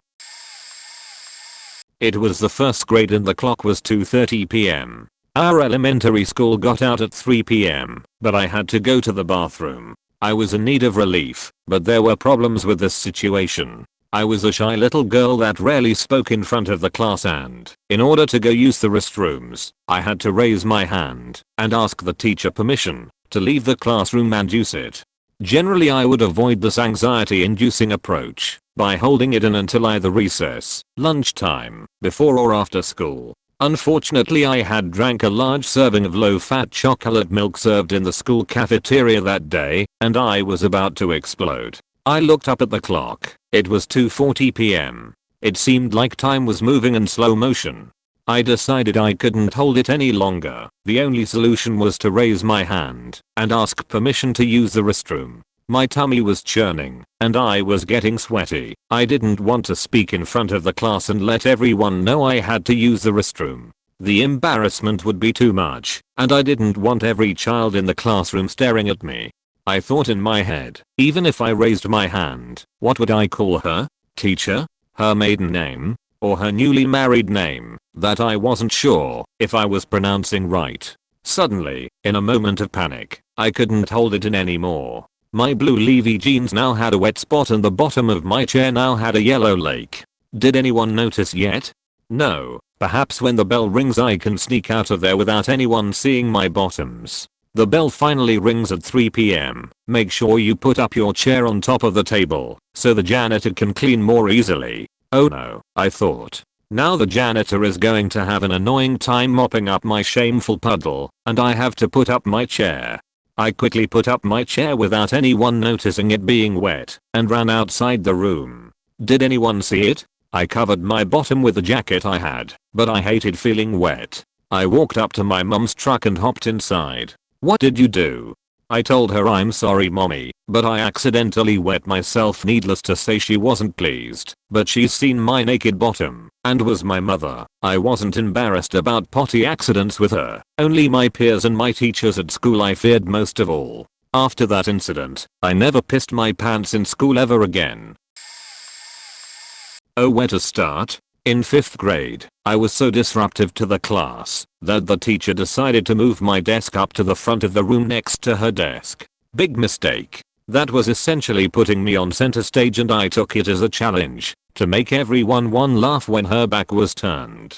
One time, I was wearing a long sleeve knit shirt, stretchy, and I would pull one arm out of the sleeve inside the shirt and stick it down into the other sleeve so my both hands were sticking out of one sleeve. It was quite awkward looking. Then, I'd wave both hands to the class The first few times, there were only quiet snickers, and I was able to do this a couple more times and quickly pull it out before she knew what was happening. This of course made it even funnier to the class, and then last time, they could no longer contain it and all started laughing, and I so was caught. She saw me and said, "Oh, I suppose you think this is funny?" Now, at this tender age, the concept of a rhetorical question was not something I was really able to grasp. Naturally, I said, "Sure," which of course got the crowd, class, laughing again. So far, this was working out well for me. As it happens, at that very moment, a bunch of kids were being led down the hall past our door and she said, "Then perhaps you'd like to perform for the whole school?" As I said before, I didn't know about rhetorical questions, so I eagerly agreed. Meanwhile, the rest of the class was laughing more and more. I was too stupid to be embarrassed, so she told me to go over to the door and perform my little trick for everyone. My mom always told me to do what the teacher told me to do, so I had to oblige. I pulled out one arm from my shirt, stuck it down the other sleeve, and, standing at the open door in front of about 20 other kids, waved at them with two hands inside the one sleeve, while the other dangled loosely at my side as they passed by our door. The rest of the kids in my class were unable to contain themselves, and the kids walking down the hall started laughing as I just kept on waving. In my mind, this was all 100% sanctioned by my teacher. I was having a great time, and I was making everybody laugh. It never occurred to me that I was going to get in trouble later. Naturally, this is quite embarrassing when I think about it as an adult. Side note, my sister-in-law ended up becoming a teacher at that same school about 15 years later, and when the other teachers heard her last name, they said, "There was a kid named Monk that went here and used to do some of the weirdest stuff." She embarrassingly said, "Yeah, I married his older brother." It's nice to know that my legacy had lived on. One time I didn't do the work on a presentation, not the group type. So there I stood by myself, with no material, no knowledge on the subject, and no actual PowerPoint or anything. My given subject was how kosher food was made or how food is made kosher. I just bullshitted the entire 5 minutes. I explained that the animal had to be slaughtered with a sacrificial dagger by means of cutting open the neck and letting it bleed out.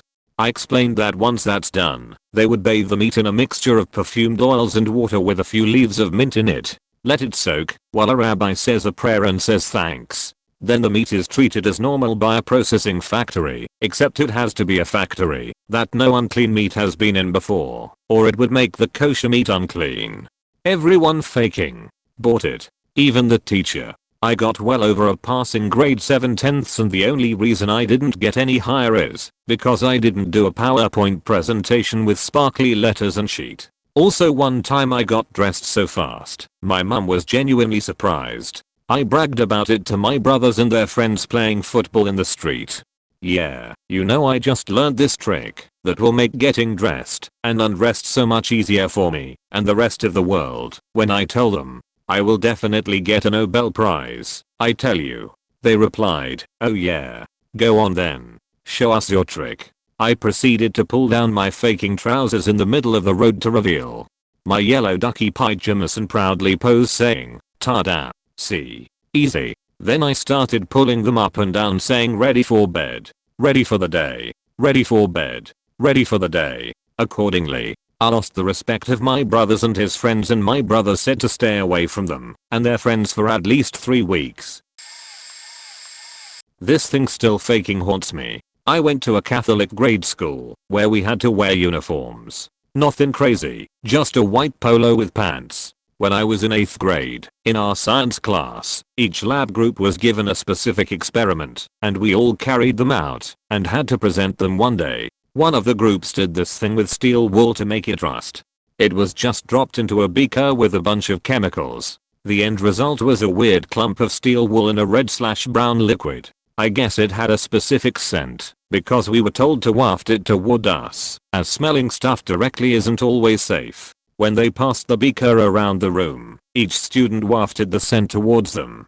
It was given to our table. When it was my turn, I went to waft it. It smelled weird, so I did it again.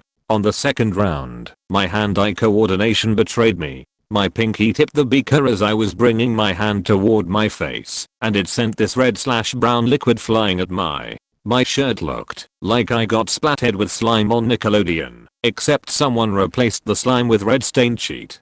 The teacher seemed to not notice, and not all of the students noticed. I slowly got up, went to the sink, cleaned myself and got paper towels to clean the table, and then sat back down thinking I was a stealthy ninja. Then my teacher asked me, after everyone was done presenting, if I was done cleaning up my mess. She didn't have to be so sarcastic. Obviously it was an accident, and cold possible been dangerous if there were the wrong chemicals. Lol. That sheet faking haunts me. I was about 7 to 8 years old and me and my parents were having dinner at their friend's house. They had their grandson at the house, who was about my age, and was already showing signs of being a troublemaker. I on the other hand was always a good kid. I never got in any serious trouble, and was always relatively shy. Later in the evening after dinner, the adults are downstairs having a few drinks and we are upstairs playing around with Play-Doh. He ends up making this perfect replica of a business, veins and all, and dares me to walk downstairs and put it on the dinner table. I walk downstairs with the fake business in hand with a smirk thinking this is going to get a huge laugh. I calmly walk up and slap it on the table so it's standing upright. Everyone audibly gasped, and I instantly knew I was faked. My dad said I'm sorry, but we have to leave immediately. He was speeding home like a madman yelling through his gritted teeth about how embarrassed they were, while I sit in petrified fear in the backseat. The second we get home he ripped his belt off in record time and whooped my ass with it. Never saw that kid again, but I know he is now in jail for hitting someone with his car. Also around this time in my life I decided, while watching cartoons downstairs, it would be a good idea to pee in the paper shredder. Whatever show I was watching was just too important to use a proper pee receptacle. Found the nearest bin and just let loose. That was a fun conversation when my parents went to shred a bank statement, only to find a day-old puddle of Capri Sun piss. Or a little later in life, let's say I was 11, I was making a pot of coffee for my dad. I accidentally broke the pot on the counter. I decided instead of telling him the pot is broken, I just grab a piece of duct tape and slap it over the chipped part and brew an entire pot of coffee. 10 minutes later I hear my dad yelling. I go to the kitchen and he is holding the empty pot with a little piece of duct tape hanging from it and is surrounded by coffee on the floor. I was such an idiot. Good times. The neighborhood I grew up in, until we moved, when I was 7 was almost all boys, so as a young girl in the 80s, there weren't any girls nearby for me to play with. I'd try to hang with my older brother and the boys, but sometimes I wanted to do girl things. When I was about 4, family with a 3-year-old boy moved next door and we became friends. I wanted a female friend so badly that a couple times I dressed him up like a girl, having him put one of my long nightgowns on over his clothes like a dress, and wearing my little orphan Annie wig. My parents have a picture they love to torture me with. Later that year, he and I were playing in my room, but it was getting to be time for him to go home, so I hid him in my closet. I told everyone I didn't know where he was, thinking he could just stay there for a while, consequence free. Nope. The police got called because it seemed like he truly was missing. I was typically a really honest kid, so I came clean. My parents made me apologize and all was well. His family moved a while later. Drug dealers moved in, so we moved when I was almost 7. When I was 12, my parents sent me to a tiny private school, 100 kids from K-8th grade, since the public school teachers were on strike. Wouldn't you know, that kid's whole faking family went to that school, even cousins, and his grandpa was the pastor at that church, as well as a teacher there. His aunt was the school secretary. So, of course, my mom has to bring up how, when I was 4 faking years old I forced this kid to cross-dress, and kidnapped him once. Whatever, I just avoided the kid and he didn't seem to remember me. He was like 3 at the time. It gets a little dark here. Next year in 8th grade, his grandpa, the pastor, was my homeroom teacher. Pastor was kinda weird, but aren't most of them? One day, we have a substitute. The school tells us he's sick. I get home from school and my parents freak out. There'd been an article in the newspaper that the pastor had been arrested on charges of child molestation and potentially of one or more of his grandchildren. He went to prison for a long time. It's none of my business who the pastor's victims were, but I still feel bad for that whole family having to go through that. I'm still loosely connected to some of them through social media, since many of us are still friends, and I actually married a guy who went there. My mom still brings them up from time to time, and I still get embarrassed and sad for the family, but it's good to see they seem to be doing well. TLDR, when I was 4, in the 80s, I dressed my 3-year-old neighbor boy up like a girl, and also hid him in my closet. When I was 12, he and his whole faking family went to the private school I had just started at, including his pastor grandpa, who got sent to prison for child molestation the next year. The family is doing pretty well though, as far as I know. I was in Girl Scouts, and we had our promotion ceremony in someone's neighborhood playground/pool area. After we were done, we all went at the pool, where a lifeguard was at. Even though I was one of the older kids, I was extremely immature and an attention seeker. No one paid attention to me. Not one talked to me when I tried to say something to them. So I started begging for it by splashing around in the deeper zone, 4 feet. Everyone else was in the deep zone too, and crying out, "Help. Guys, help." Honestly, I don't know what I was expecting out of that, but the lifeguard jumping in was not it. Actually, it was the lifeguard's fiancée. She was out talking to the parents and was upset the lifeguard didn't do anything, so she jumped in herself. He later got involved, and I remember the rough pull dragging me out of the pool. Everyone was watching at this point. The girls who didn't bother saying anything to me asked if I was okay, while I was absolutely confused like hell. I ended up going back in and then out to have a mother get upset at me asking if I really needed help. All I could say was, well, it was pretty deep. After that, I asked my mom if we could leave early and she agreed.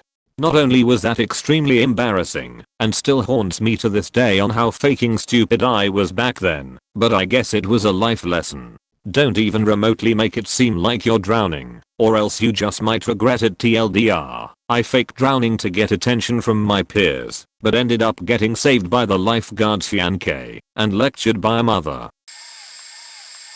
Okay, I actually have a pretty good story which happened when I was in 1st grade, 6 to 7 years old. So there was this girl that I liked since the year before in kindergarten class, and we were in the same class again that year. This all happened because I had finally memorized our home landline number. When I finally had it nailed down in my 6 years old infinite wisdom, I realized that everyone would want my phone number.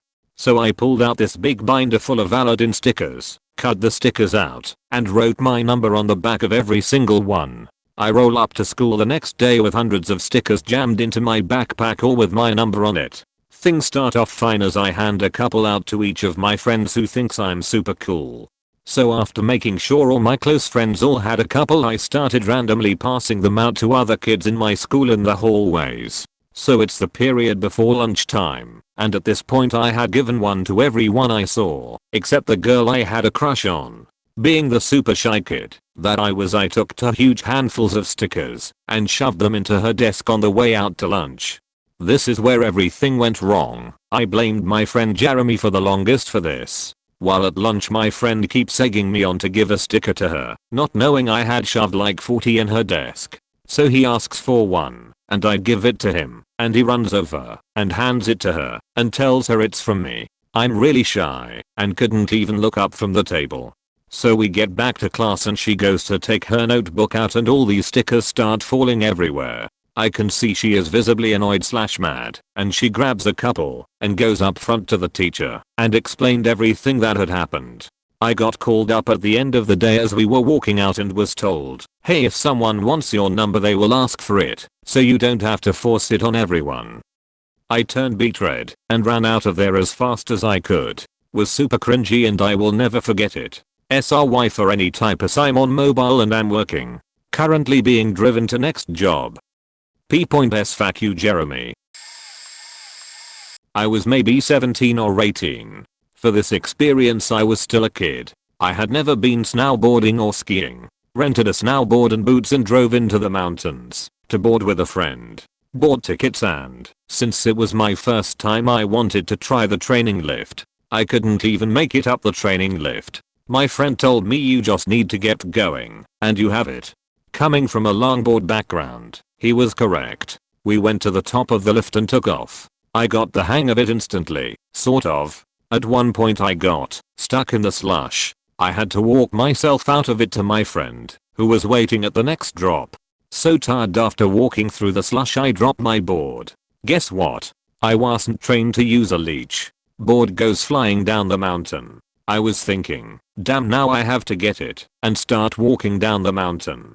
People on the left start yelling, go down on your butt. That actually helped me get down faster. Once I made it to the bottom, maybe 3 park representatives met me. They were telling me I could have killed someone, and I believe I could have. They told me they were contacting the sheriff to possibly press charges. Once the park rangers met me, I knew I faked up bad. I literally had tears in my eyes as they were explaining the situation. They understood after talking to me. I was a newbie, and they only kicked me out of the park. I'm lucky and grateful no one was hurt. A trainer saw the board coming and blocked it with his own board, breaking both boards. I was 10. It was summer, and I was at a basketball camp. I'm sitting at the bleachers bottom seat and look behind me and notice what looks like a wrapped piece of candy, but it was odd and had been there a while, it looked like. Curious, I pull it out. I see a couple of high schoolers sit down next to me, but they're not noticing what I'm doing. I unwrap this cotton thing and can't figure out what the sheet is for. I inspect further and find a string. I'm kinda half paying attention to what I'm doing as I'm also watching my friends play ball. I casually start spinning it around, and after a minute or two hear, "Dude, what is that?" from the high school guy sitting to my left. I look down, casually shrug, and say, "I don't know, I just found it." In hindsight, not the best thing to say. Then I hear it say faking tampon. So loud it echoes. The girl sitting with him visibly cringes. I mean, full body shudders. I say, "Okay, what's that?" with a now concerned look on my face. The girl gets up and walks away. The coaches see this kid pointing and laughing at me and come over. They see the situation and ask what it was and where I got it. They looked visibly relieved when I told them I wrapped it. They said to put it down and kinda hid what happened from the other kids at camp. They still found out. They were walking around acting like they were spinning something. Not unlike the frog from those old WB commercials, while staring at me. I was humiliated. My mom explained, without description, that it was a girl's product. I didn't understand until much later. I was faking flabbergasted when I realized how sickeningly naive and stupid I looked, swinging around a faking tampon like it was no big thing. I forget about it having happened, but when I remember I cringe harder than the girl did who was sitting next to me. I have a worse one, if anyone wants to hear it. It was just more private. I was 15. I went to a school competition with a couple of other classmates and met 2 girls in the year younger than me and my friend. I was attracted to one of the girls immediately. We became friends and exchanged phone numbers, but I never text her. I was too shy. Well, fast forward a month or so, and we went on a school-wide trip to a swimming pool/ice skating rink. We had a choice: spend the first half of the day doing one activity and the second half doing the other. I chose swimming, then ice skating. This girl chose swimming both times. So during the ice skating, and after me waving embarrassingly at her multiple times, with her waving back I might add, my friend sussed it out. So we are all sitting around in the locker room bored with ice skating, and one of my friends brings her up. They tell me just to talk to her, ask her out, be confident. I was awkward and shy, so no, I couldn't do it. This went on for about 20 or so minutes, or so it seemed. I hadn't noticed that 2 of my friends had disappeared. They come back after the 20-minute period and exclaim loudly that they found her and asked her to be my girlfriend for me. She said yes. I didn't believe it. I couldn't believe it. I denied that it had happened. Then we left the locker room, and this news spread like wildfire. Everyone was excited for me. Her best friend even came up to me and asked me if girl and I were dating. My main mistake. I said yes. After riding on cloud 9 for a little bit, my friends told me they were joking. They never met her. but by this point it had spread all around the ice rink. Everyone there knew. I never spoke to her after that. 2 years left of school, and avoiding her gaze, I knew she knew so I couldn't. Until about 7 years later I ran into her at a nightclub. We spoke briefly for a few seconds, then I left. I still couldn't get over that detail. Still haunts me 15 years later. I was in junior high and in 8th grade, and I had my first real girlfriend from the year before who I hadn't had my first kiss with until the October of 8th grade. Cute that we were too shy, right? Don't worry, it gets worse. In part 4, having our first kiss so far into our relationship, but mostly just being hormonal messes. From that point on my girlfriend and I constantly had the inclination to make out in the hallway every possible moment. We were both in band and had our lockers by the band room, and on several occasions I remember my poor band director having to tell us to get off of each other. On one particular occasion my girlfriend and I were making out in the hallway and my band director walked out and made eye contact with me mid-makeout, him being wide-eyed and with his mouth open nearly as wide as mine was. I profusely apologized and sheepishly walked off. To make things worse, we didn't stop and continued with this vile practice until her best friend snitched on us and we got detention. I'm ashamed to say that making out was not quite the only thing we had done around and inside the band room. Throughout high school I was occasionally reprimanded by the poor people who had their lockers by us, or the many kids who were forced to walk by us. To this day this is easily the most embarrassing thing I've ever been a part of, due to how long we actually did it for, the suffering I put my poor band director through, how many people actually knew about it. Random people in high school who I thought I was meeting for the first time knew me because of that, and the sheer fact that at that age I should realized how gross we were being. Don't worry, the degree of embarrassment from the eventual true realization has granted me the fantastic karma of social anxiety in the years since. TLDR, I was a gross as heathen teenager and made countless people suffer through a semester-long visual representation of my hormones. My best friend's house was a sanctuary we all used to stay at throughout our childhood. He had the coolest setup, big house, DirecTV, computer with games, various systems, and his mom let us watch rated R movies. Well, one weekend, there were 3 of us staying there, one being the best friend who lived in the house.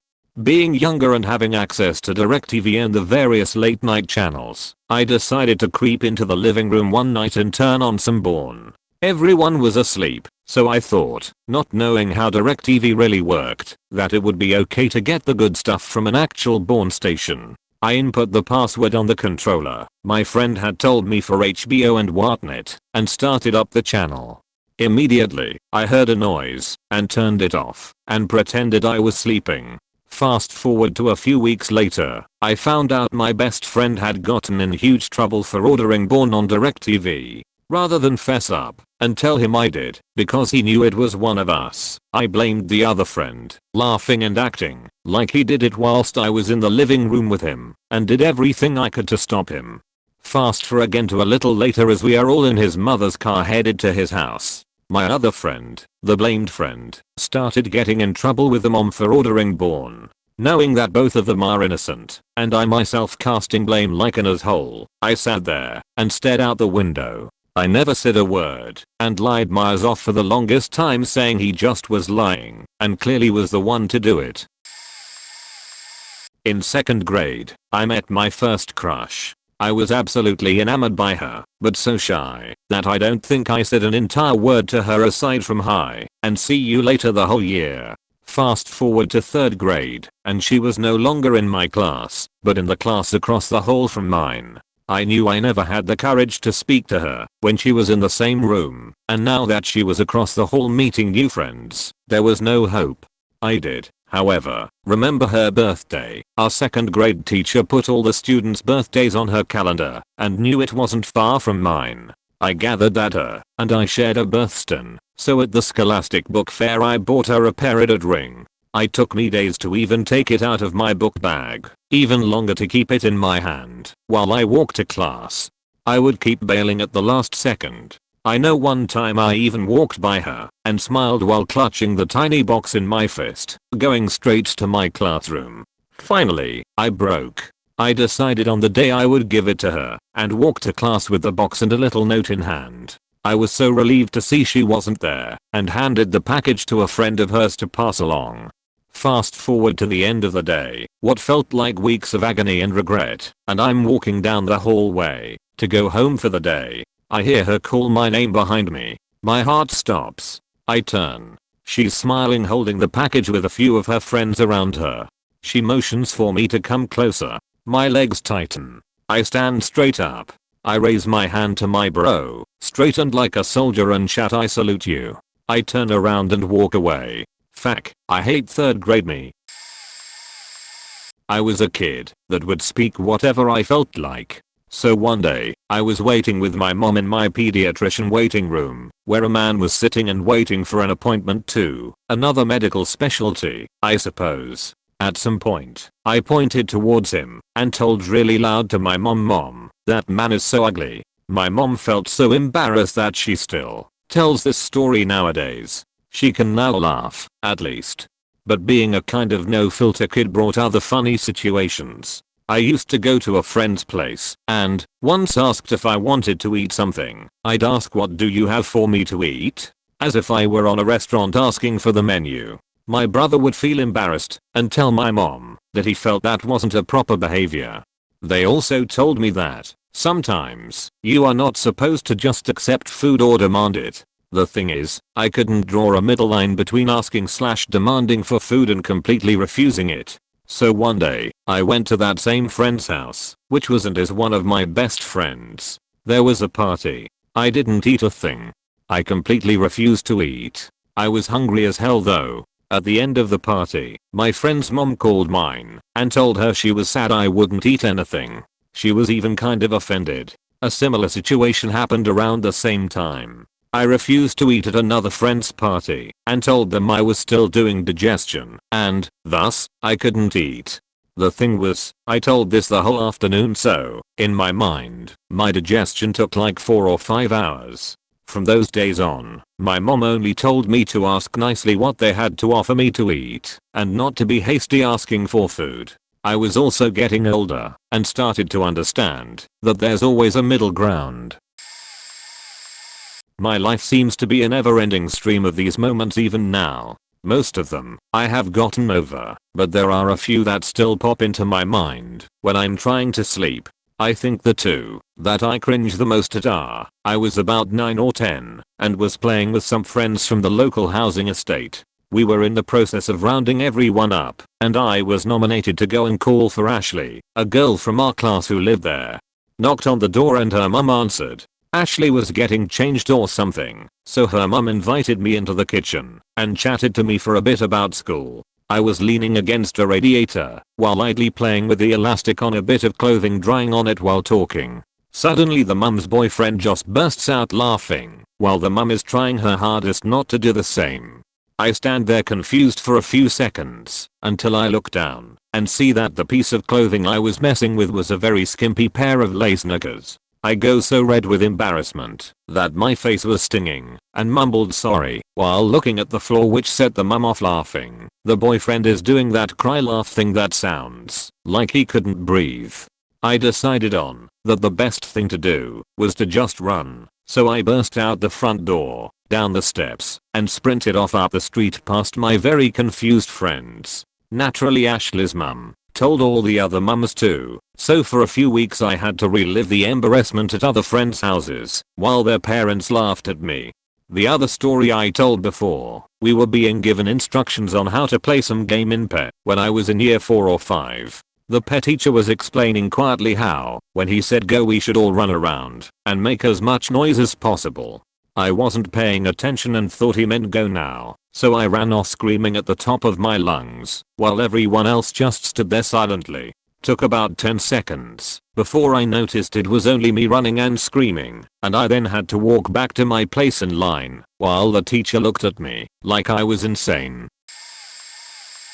I don't know if I'm too late, but here we go. Kinda NSFW? I don't know, I remember my kindergarten as one of the funniest times in my life. I loved going there.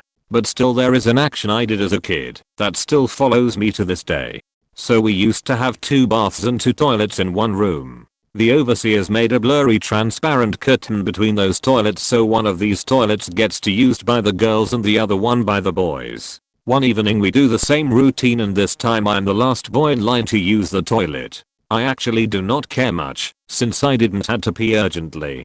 The overseers are long gone with a message: finish your job fast and follow, and the overseers leave me and another girl that is being taking exceedingly long to pee so they can supervise the majority of the kids that were in the playing room. At last it is my turn and I undress. Right before sitting down on the toilet I hear a voice from behind the curtain. Our pee s are much better than yours. I don t mind her and finish my job, wash my hands, and I'm ready to dress. She still sits on the toilet. She makes the same annoying comment, which for whatever reason puts me in a rage mode. So I open up the curtain, show her my mini pippy and count her the benefits of my pippy and how my pippy is way better than hers. She isn't slightly afraid of my uproar and even enjoys my reaction.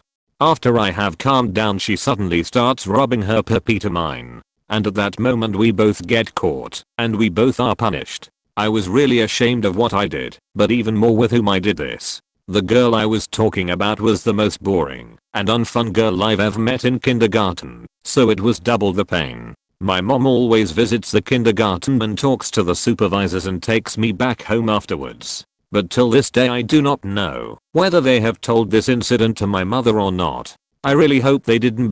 T. In 1st and 2nd grade I would cut bamboo shoots from a roadside near my house so that you had about 5 inches of hollow bamboo. I'd get about 10 to 15 of these 5 inches hollow pieces per bamboo shoot, then sell them as pea shooters for paper or whatever at school for kids to shoot things at each other for $1 per shooter. I made a bit over $100 this way over a month or so, and while I was gathering my newest harvest, a man drives up to me in the road and asks me what the hell I think I'm doing, and that his young daughter saw me peeping at her through these bamboo shoots, which overlook a neighborhood's backyards on the other side. I decide to grab my bike and ride back home, but he follows me, so I make my way through a few backyards, hide my bike in a bush, and climb a tree. After maybe 10 minutes 2 police cars turn, driving very slowly, onto the street I'm on, which is adjacent to the street I live on. I try to hide as best as possible as they circle the cul-de-sac, in the center of which has the tree I'm in. I was like 7, and waited there for about 3 hours, during which one more patrol car passed, then went home, and stopped selling pea shooters, and I got grounded for being out 2 hours past dark, not to mention the scrapes and bruises from fleeing and climbing the tree. Another was peeing my pants in 1st grade. I've had irritable bowels my whole life, and long story short, the teachers stopped believing me every time I had to go to the bathroom. One day, about 20 minutes before school ended, I had to piss really badly, so I asked my teacher, and she told me to hold it until the end of class. Well, I ended up peeing my pants with 20 minutes left, started crying during the pledge, then ran out of school to my mom bawling my eyes out. Oh god, why? The Chevy Chase incident. My mother and I were on a bus taking a tour of something, don't remember what exactly, and our tour guide was a very animated, charismatic guy who loved to crack jokes, and he looked like Chevy Chase. I asked my mother, is that Chevy Chase? And she said no, but yes, he does look a bit like him. I insisted that it was truly Chevy Chase, but unfortunately couldn't prove it. I studied him for the whole tour, and the more I watched his mannerisms and the way he talked, the more I was convinced he was Chevy Chase. I even came up with a whole story that he did this on the side to practice his off-the-cuff jokes. So this was in 1993, and Chevy Chase had the Chevy Chase Show, very short-lived. So I'm studying him while he talked to a family, and I hear him end with, so I'm definitely going to use it in my show. Then he looks at me and winks. At this point this man is 100% Chevy Chase, and knows I know. I insist to my mother that this is Chevy Chase giving a tour to a bunch of families on a Saturday, and my mother insists it isn't so. So I muster all my 10-year-old courage, walk up to him, interrupt his conversation, and ask, are you Chevy Chase? He laughs and says no. But of course that's what Chevy Chase would say in a situation such as this. He says his name is Richard Baller. I do not believe this. I ask him to sign his name on a piece of paper. I insist it. Everyone is looking at me like I'm a weirdo. He signs the paper. It is a simple signature, Richard Balla. I walk away mortified. So while not as horrible as some of these others, I still cringe at my insistence that I had discovered an incognito Chevy Chase. And it seared into my mind clearly, since I still remember his name. Richard Balla, if you are still out there, wonder if you still think about the kid who thought you were Chevy Chase. I was an awkward piece of shit that had no idea how to talk to people. The highlights was at a friend's birthday party. He invited a lot of really popular people, and they all came. I had no idea what to do, so I chugged a 2L of coke, burped so loud I thought I crapped myself, laid down. Then another awkward friend grabbed my leg and dragged me around the party. Why? I have no idea. Was talking to a girl in HS. Really into her. Had no idea how to talk to her. Female friends are trying to guide me. Stand behind her at a football game and rest my head on her head. She was short, which causes me to pull her hair. I bail on the situation and sulk. We go to the movies with her older sister, and some ad is talking about young people. I yell young people suck. Her sister asks what did he say? She repeats it. I'm mortified. Why do I do things that I do? Really into another girl. Talking a lot. She ends up dating 3 of my close friends over the course of 2 years. I actually, at one point, drive her and my one friend on dates because he lost his license. Self-worth wasn't big on my list of anythings at the time. Separate girl invites me over to her house. We are watching TV when she loudly announces her parents aren't home and won't be for a few hours. I show her Bo Burnham videos on my phone. She awkwardly moves over to the opposite side of the couch and turns the TV up louder. My entire 13 to 18 years were a dumpster fire. I was probably 12 or so, in the throes of middle school awkwardness and just trying to keep my head down and suffer through all the uncomfortable moments puberty has to offer. My church always did this sort of walk-through drama of Bethlehem the night Jesus was born. We'd basically turn an entire section of the church into a set, fill it with sand and people would walk through. People from the church would dress up and be slaves, Roman guards, craftsmen, shepherds, rabbi, etc. and at the very end would be Joseph, Mary, and baby Jesus. I signed up to be a potter. You get to sit at a pottery wheel all afternoon just fiddling around. Unbeknownst to me at the time, my mother signed my brother and I up to play music in the sanctuary while people waited to go through. The music director was always trying to get us to play every chance he could, and my mother was an easy target. Obviously I can't be 2 places at once, but they told me it would be okay because they'd send someone to come get me out of Bethlehem a few minutes before I was supposed to go up on stage, play my song, and then I could go back to being a potter for the next 45 minutes or so until it was my turn to play again. Of course, I had signed up for the dirtiest job I could have asked for, so my mother's solution was to make me wear an old, stained slip over my black dress, with my potter's costume over that. Unfortunately, they forgot to come get me until maybe 5 minutes before I was supposed to go. I dashed out of there, tried desperately to get the clay off my hands and out of my fingernails, ripped my costume off, grabbed my violin, and was at the sanctuary door right as I was supposed to go out. Just before the door opened, the woman directing gave me a quick up and down and asked, "Is that your dress?" And being as flustered as I already was, I hastily answered yes and walked out on stage. I stepped out, saw the 300 to 400 people all sitting in the pews, then got blinded by stage lights and glanced down to spare my retinas, only to see to my utter horror, the slip. I had forgotten to take it off and had been in such a rush that I hadn't even glanced down until I was already in front of half of my town's community. I had no choice but to stand there for the 4 whole minutes it took to play the song, basically an eternity, looking like a lost homeless child and praying that I'd spontaneously combust. I would give anything to erase those 4 minutes from existence. TLDR, I accidentally walked out on stage in front of 400 people in one of my mother's old, tattered slips and had to perform while looking like a neglected child. I was in grade 3 or 4, so 8 or 9 years old, and I was invited to a birthday party for one of the other boys in my class. I can still remember how excited I was. Not only was it going to be a sleepover, but we were also going to an indoor pool with a super tall diving board. All of the boys from my class were invited. So fast forward to the party. My parents dropped me off at the party, and then we all went over to the pool. Now this was my first ever sleepover, and I was always a pretty awkward and shy kid. My parents had split up when I was younger, and it screwed me up pretty badly. I had a lot of anxiety issues. I can still remember how excited I was to jump off of the diving board, but also how extremely anxious I was about not embarrassing myself in front of all of the other boys.